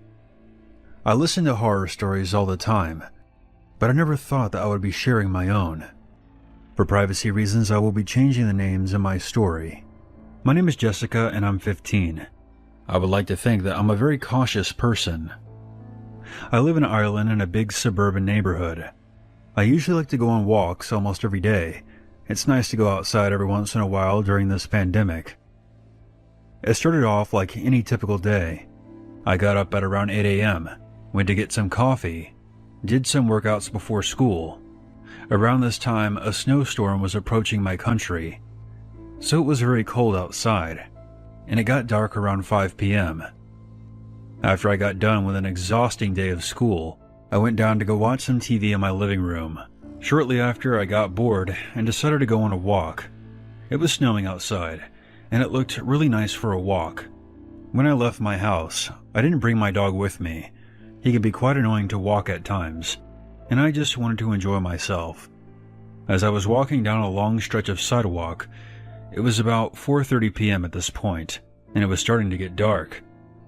I'm the type of person who's very perceptive, and also paranoid. I think it's good to be a little paranoid sometimes, as it could possibly save you in certain situations. I look up to see this man walking past me. I've seen this man around my village before, and he's always given me the creeps. I always get this weird vibe whenever he's around. Other times when I've walked past him, he stares daggers at me, with an unsettling grin on his face. I don't want to be too judgmental, but I think that he may have something wrong with him. So as he walks past me, I keep my head down to avoid eye contact, but I can see from the corner of my eye that he is staring at me. I keep walking, but I suddenly had an urge to turn around. As I did, I saw him just looking at me. It made me feel extremely uncomfortable. To describe this man, he is about 6 feet tall, looks to be in his mid-40s. His hair was in a tight man bun, and he always seemed to be wearing the same clothes, jeans and a flannel shirt with dirty shoes. My heart started beating fast, so I turned back around and continued walking. Over the next 10 minutes, I could feel him watching me, which meant that he was most likely following me as well. I turned around again to confirm my worst fears. There he was, still staring me down like some kind of creepy statue at a Halloween store. We made eye contact for about 5 seconds before I felt my fight-or-flight instinct kick in. My mind scrambled, trying to figure out what to do. He was only a few meters behind me and closing in. I came to a junction and waited for the light to give me the signal to cross the road. There weren't many streetlights on this road, which made me feel even more uncomfortable. While I was waiting there, I heard the man walking closer to me. I was hoping that he would just pass by me, but that wasn't the case. "Hey there." I turned around to face him and just gave him an awkward smile without saying a word. As I crossed the road, he kept close behind me. Hey there," he said again. I offered a quick response. Hi," I spoke in a strong voice, without sounding too eager to talk to him. I kept on my way, but he followed me and continued the conversation. I'm trying to get rid of phones in my house. I'm trying to sell them off. Would you be interested in buying one?" As soon as he said that, I knew that I was in danger.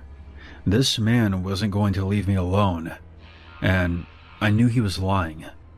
I may be young, but I'm not that stupid, so I just said, "No thank you. You have a nice day." And I kept walking. He continued to follow closely behind. I was now thinking about how unfortunate it was that my phone was broken, and therefore I couldn't contact anyone for help. So I began to internally panic.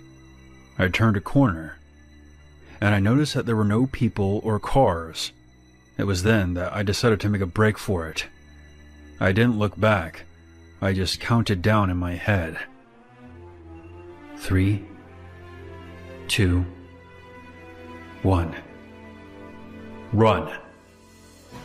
I soon realized that I had made the correct decision when I heard the pounding of footsteps close behind me. I knew I shouldn't have, but I looked behind me one last time as I ran. The lighting wasn't the best, but I could clearly see that he was holding a large kitchen knife in one hand. I was so scared that my heart was practically beating out of my chest. I felt sick, but I had to think fast. The man was gaining on me. We were running through my village at this point, and I could see some bystanders in the distance. That's when the unthinkable happened. I felt a cold object strike my back. After a few more steps, I could feel my blood make its way down my spine. That's not a figure of speech either. This lunatic had stabbed me. I staggered a bit, but I kept running even though I was badly injured and bleeding. Fortunately for me, there was a small police station just across the road from my neighborhood. Knowing that this was a life or death situation, I sped towards the police outpost. Once I got to the entryway, I looked back to see the man running in the opposite direction. I ran inside, completely hysterical. 2 police officers immediately came to my aid. One of them called an ambulance, while the other applied pressure to my wound. I frantically told them about the man and tried to explain what happened. The ambulance arrived and took me to the hospital. I was in shock and so overwhelmed by the whole situation. None of it felt real. Fortunately, the stab wound wasn't that deep, and I have since made a full recovery. I gave a detailed description of the man and mentioned that I had seen him around before. He must have fled somewhere far away, because to my knowledge, they never caught him. That was the very last time I ever took a walk by myself. Just to clarify, I'm a 22-year-old female, but at the time, I was only 14. I was in middle school, and I had made some plans to hang out with some friends at the town's park. It was probably around 5 p.m., but it was such a long time ago that I'm not entirely sure how accurate that is. The town I lived in was very small. You could drive right through it within about a minute, and it was gone. I used to walk around everywhere, to the store, to the school, and to the park. I lived only a couple blocks from there, and I didn't have a cell phone back in those days. I messaged my friends on the computer and told them that I would be heading that way after I fixed my hair. They told me that they would be heading that way as well. I tell my mom that I'm going to hang out with my friends, and was in a hurry as she shouted at me to come home before dark, since I still had homework I had to do. It was bright, sunny, and the weather was nice. I walked a little ways, and right before I got to the park gate, a white truck stopped at a nearby stop sign. The driver was a man in a white shirt and a baseball cap. He looked to be in his late 30s to early 40s. He looked over at me. I give him a small, awkward smile and a little wave. He smiles back at me and waves before continuing to drive up the road and pulls into the Sonic drive-in that was just up the street. I didn't think much of it at the time and entered the park alone. Scanning the area, I didn't see my friends, so I found shade under a tree by the swings. It was a couple of feet away from a gazebo. I didn't understand why the park was completely empty. Our park was always full of kids and families, but there was nothing. It was quiet and empty. I waited patiently for my friends to arrive, just daydreaming under the trees. That's when I hear a vehicle pull into the small parking lot. I look up and I see that it's the same white truck from before, and the same man steps out. He's holding a bag of fast food as he makes his way to the gazebo, only a couple of feet away from where I'm at. And the entire time he's staring me down. It was the kind of stare that made your skin crawl, unblinking and relenting. I had an immediate gut feeling that something was wrong, and my skin began to itch. He didn't take his eyes off me for a second, not even when he was tearing into his meal. I spent a while fiddling with my bracelets and praying to God that my friends would arrive soon. I looked over at him again. He nodded and then motioned for me to come over. He did this repeatedly. I shook my head and tried to keep my eyes off him, but I was starting to become scared, thinking that he may come over to me. I kept glancing over at him, and every time I did, I was met with the same unrelenting stare. 20 minutes had passed since he arrived, and my friends were nowhere in sight. I began to get this feeling that they weren't coming. I was alone in a park with a creepy man who was much taller, bigger, and stronger than me. These thoughts flooded my brain, and that's when I noticed that we weren't alone. There was a girl with long brown hair sitting by the slides. She was a couple of feet from my left. She looked only a bit older than me. She called me over, and I felt a lot safer coming up to her than I did that creep sitting over by the gazebo. As I approached her, she asked me if that man sitting over by the gazebo was my dad. I couldn't contain my fear any longer, and started frantically explaining to her that the man was not my dad, and that he was really creeping me out. I could sense that she felt a bad vibe from the situation, just as a bystander, seeing the way the man was looking at me, as if I was a piece of meat. I told her that I was only 14, and that I was supposed to meet some friends at the park, but they didn't show. I then mentioned to her that the man had motioned for me to come over to him several times. She told me that she had just got off work and was waiting for a ride from a friend who lived pretty far away. She had been watching us both for some time, feeling that something was off. I thanked her for calling out to me and was relieved to have someone with me. She sat there with me and kept an eye on the man. We made casual conversation about school and other stuff. This went on for about 15 minutes. All the while, the both of us kept constantly checking to see if the man was still there. He was, and was still staring daggers at me. He wasn't eating anymore. He was just sitting there and staring. I was so uncomfortable, shifting my position every time I noticed him. My face was hot, and I was feeling sick to my stomach. I glanced over again to see him motion once more for me to come over. I could see his eyes light up, and his smile becoming wide. The girl gets irritated by this. I watched her stand up quickly and stomp down the steps and walks over to the gazebo. From where I was on the slides, I could see them talking loudly back and forth. I was able to make out the guy saying, "That little bitch led me on." He repeated this over and over again, saying that I was some kind of slut that led him on, saying that he never would have tried to get me over to him if he had known that I was a kid. I was a tiny thing.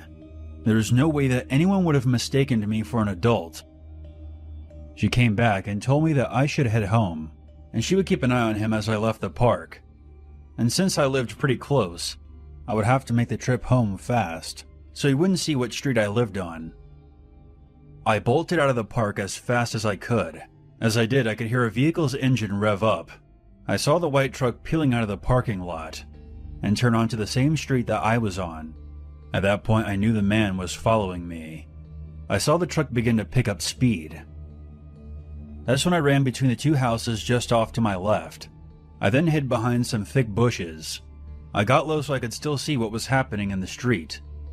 The truck stopped in front of the alleyway, and I could see the man sticking his head out of the window, presumably looking for me. I then heard a female voice yell, "Hey, what the hell are you doing?" The man shouted back, "Hey, I told you to mind your own business. If I ever see you or that little bitch again, you're dead. You hear me? You're dead." The man revved up his engine and drove off. I ran home as fast as I could. When I got through the door, tears began to burn my eyes, and I broke down sobbing. I told my family what happened. We all went back up to the park sometime later, but the man and the truck were gone. A couple of days later, I found out my cousin went to work at the same drive-in that the man had been at. She heard a crazy story from her coworker about how they had saved a little girl's life from a pedophile at the park. Like I said, our town was really small. I found out her name was Cheyenne, and to this day I'm so grateful that she was there to protect me. She was my guardian angel that day. I don't know what would have happened to me if she had not been there, and the thought of me being stuffed into that guy's truck keeps me awake at night.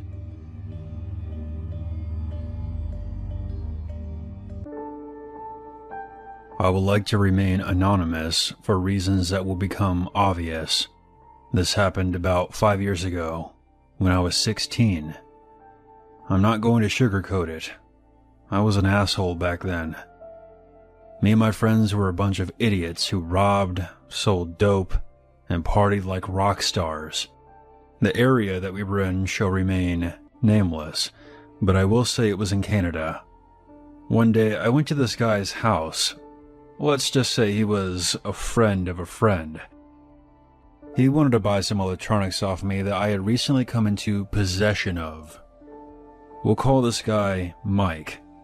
Now, Mike was this fat white dude, I would say in his late 30s. I knew all about Mike because of his reputation. He was constantly in and out of prisons for various reasons, mostly drug-related and assault charges. Now, I know what you're probably thinking. Why the hell would I be associating with a dangerous guy like this? The answer is about what you would expect. I was just a young, stupid kid.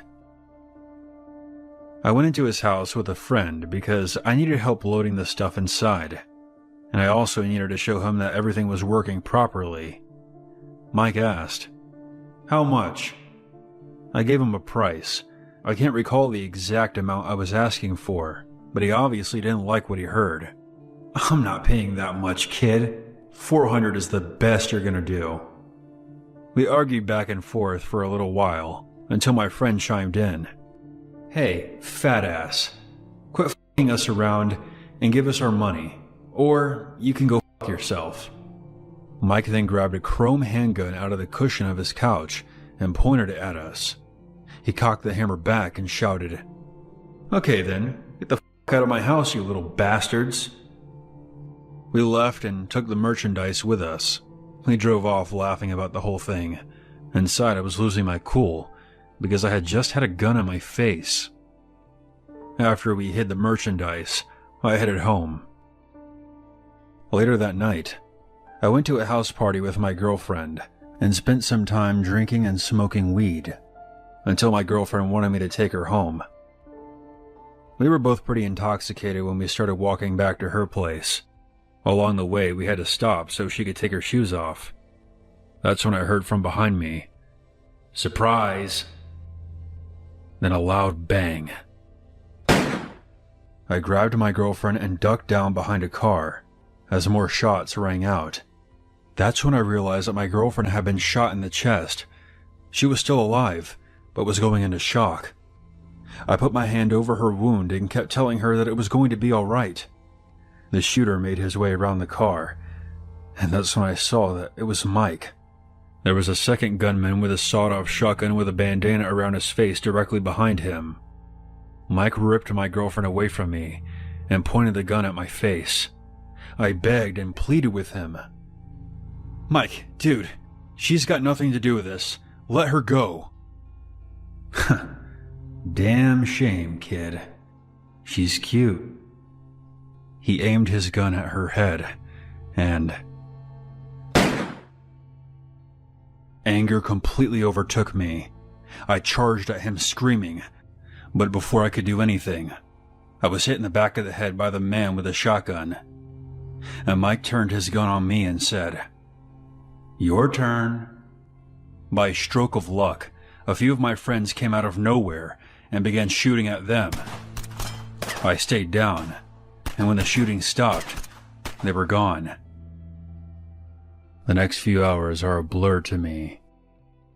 I vaguely remember talking to the cops and somebody telling my girlfriend's family what happened. I can only imagine how crushing it must have been for them. I was eventually released, and as soon as I got back home, I took a nosedive straight into a bottle of whiskey until I passed out. A few days later, the police caught up with Mike and his asshole friend. After that whole ordeal, it made me start reevaluating my life. I'm a much different person today, and it's a good thing too, because most of the people I knew back then are either dead or in prison. My name is Alice, and I had a terrifying experience with my little sister when I was about 9 or 10 years old. My family and I lived in a small housing community that had 2 schools. My town's junior high school was less than a mile from the edge of the last row of houses. Across the street was the elementary school and a park. This experience happened just outside of the junior high school building. There was a bunch of old concrete slabs that were dumped there to be later disposed of. My sister and I were jumping and playing on these concrete slabs, and our bikes were laid out by some other debris. I noticed a dark green, or maybe black, Saturn coupe. It drove slowly down the street before screeching its tires. The driver then turned the car in our direction. As soon as I noticed this, even in my young mind, it was really suspicious to me. I made it obvious that I noticed them, hoping that they would just go to the skate park that was down the street. I didn't panic my sister too much just yet, until I saw the car slowly approaching us. Now my sister and I are very used to that area, and we play there all the time. We always rode our bikes along that strip of sidewalk in front of the school, and that vehicle was pretty much staying alongside that sidewalk. I started thinking about where we could go to get back home safely, and I told my sister to stop playing and get on her bike. I remember telling her that the vehicle was suspicious, and they may not have good intentions. I knew I couldn't defend my sister from some grown man if it came down to it. We had our bike stolen before, so I kind of thought that's what they were after. As we got back on our bikes, I saw the car begin to pick up speed as it made its way towards us.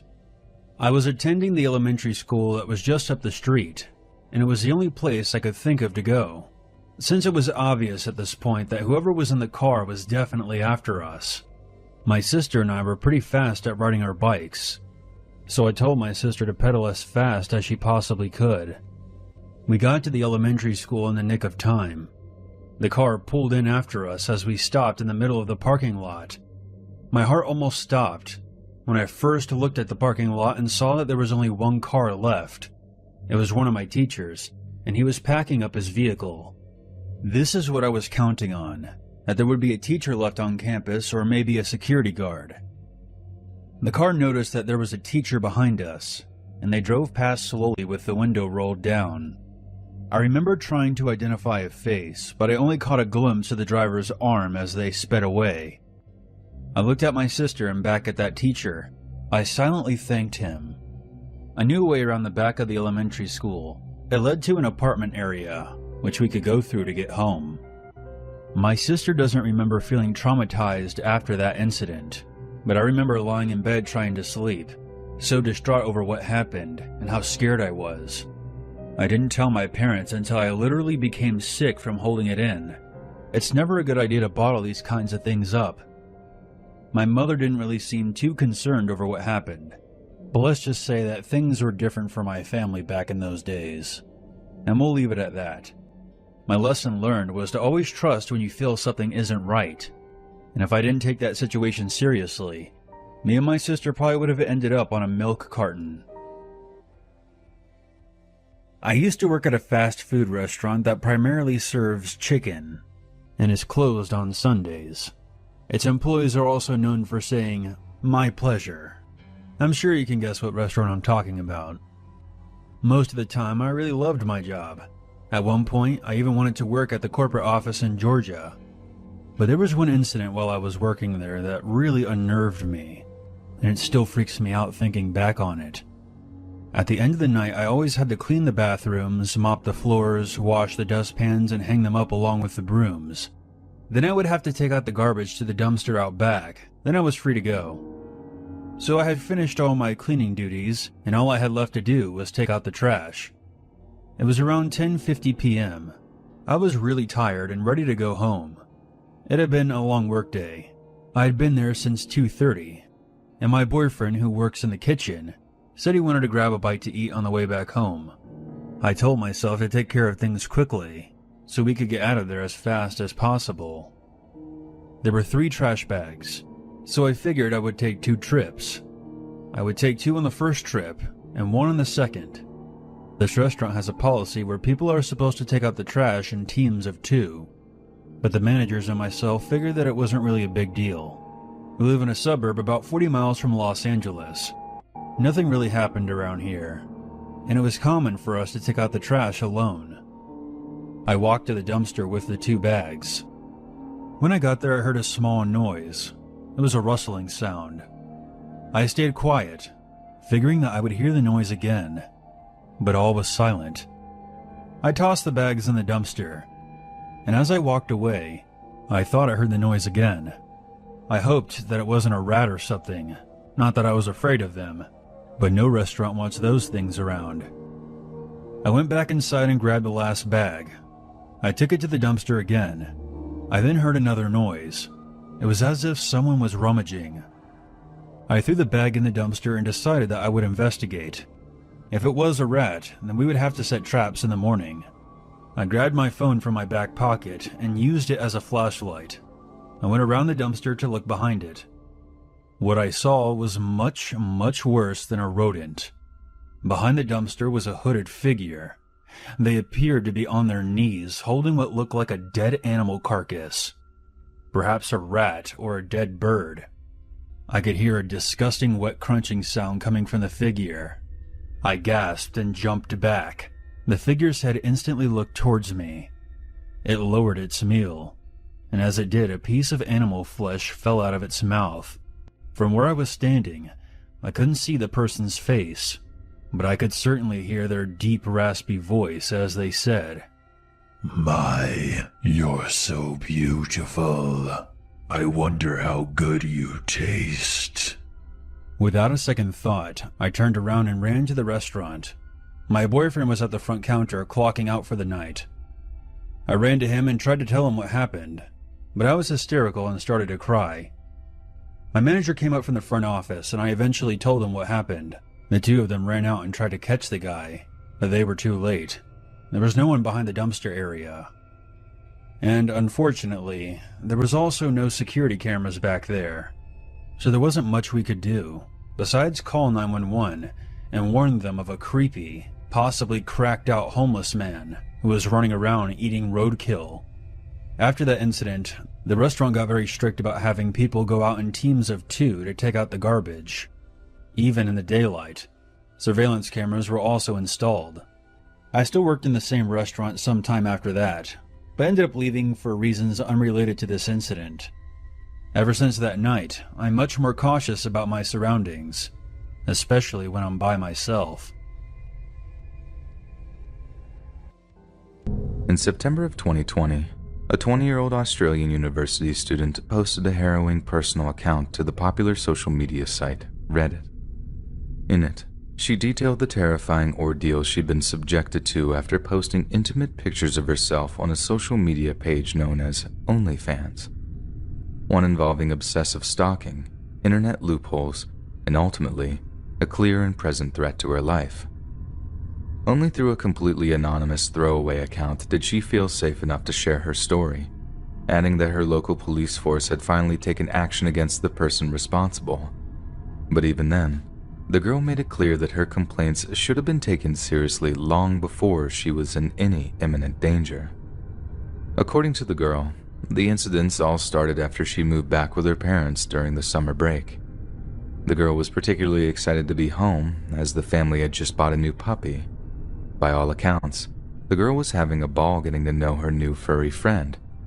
But as anyone who's ever had a puppy will tell you, to say they can be erratic would be the understatement of the century. One night, the girl awoke to hear her puppy yelping at the back door. They were in the middle of potty training, but the pup didn't quite have the hang of it yet. So she climbed out of bed, put on her slippers, and went downstairs to let the dog out. She says it was as late as 2 a.m., and there didn't seem to be another soul around as she stepped down into the night. But she soon found that she wasn't entirely alone. "I saw this figure in a car," she said. "I could tell they were looking at me, but it was pitch black outside, and I couldn't make out their face. I felt a bit uneasy, but I didn't really think anything of it. Only when I go back inside, the car started up and followed me up my driveway." The terror of such an experience is undeniable, and even though the girl was so close to home, there's no denying that being out alone in the middle of the night made her very vulnerable indeed. "I was terrified," the girl added. "I sprinted back inside and locked the door, and kept an eye out for them in case they tried to break in. But as far as I know, they just backed out of our driveway and left." When she woke up the following morning, after a terrible night of restless sleep and deep concern, the girl found an envelope inside her parents' letterbox. The envelope contained not only 20 Australian dollars in cash, but also her OnlyFans username. "I thought long and hard about how he could have found my parents' address," the girl said, "and I worked out that the problems didn't start until I shared my Amazon wish list." OnlyFans and Amazon were both adamant that their security systems prevent leaks like that from taking place. However, it appeared that wasn't the issue, as third-party sellers are not bound to the same data protection laws as large multinational companies. Although she doesn't know for certain how her stalker got her address, the girl is 90% sure that they got in touch with a third-party seller and obtained her home address in that way. Whether it was money, coercion, or intimidation that caused the seller to give up the info is another question entirely, but the fact remains that it's the most likely of all explanations.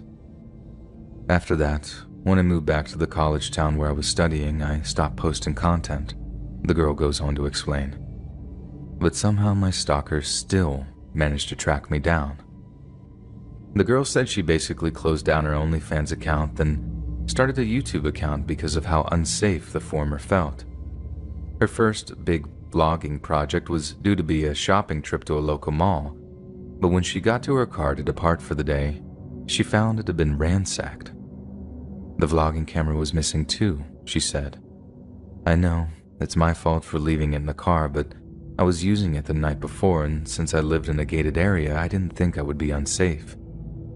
Yet she added that the camera was inside of her glove box and contained an SD card with unreleased photos and videos on it. It was almost like someone knew it was there. But as bad as that was, it only got weirder from there. She eventually contacted her building security personnel, asking if they could review security camera footage from the previous few nights. And it was through this that not only did she see a man break into her car and ignore other cars in the parking lot, but she also had proof she was being deliberately singled out for targeted harassment. After they got the camera, they walked around the duplex until stopping near my window, the girl wrote. "My bedroom faces an outside street and the blinds are broken, so it's very easy to see in. I have a curtain, but it doesn't cover my window all the way. Look, what I'm trying to say is, this person watched me sleep for an hour or so. I have no idea why they didn't try to break in, but thank God they didn't. The woman explained her camera was later recovered at a nearby secondhand store, suggesting whoever is stalking her has a prior history of criminality. However, she added that the camera's memory card was missing. "I know he kept it as some kind of trophy. I just know it," she added, and has since moved and hopes her stalker hasn't followed. I believe the police are still trying to track them down, but I have broken my lease and moved to a new place, so hopefully this will keep me safe. But what's so scary about the girl's story is that it seems like only a matter of time before the stalker decides to take things further. Unless they're caught, stalkers will only ever escalate their activities until their obsession reaches a deadly and permanent end.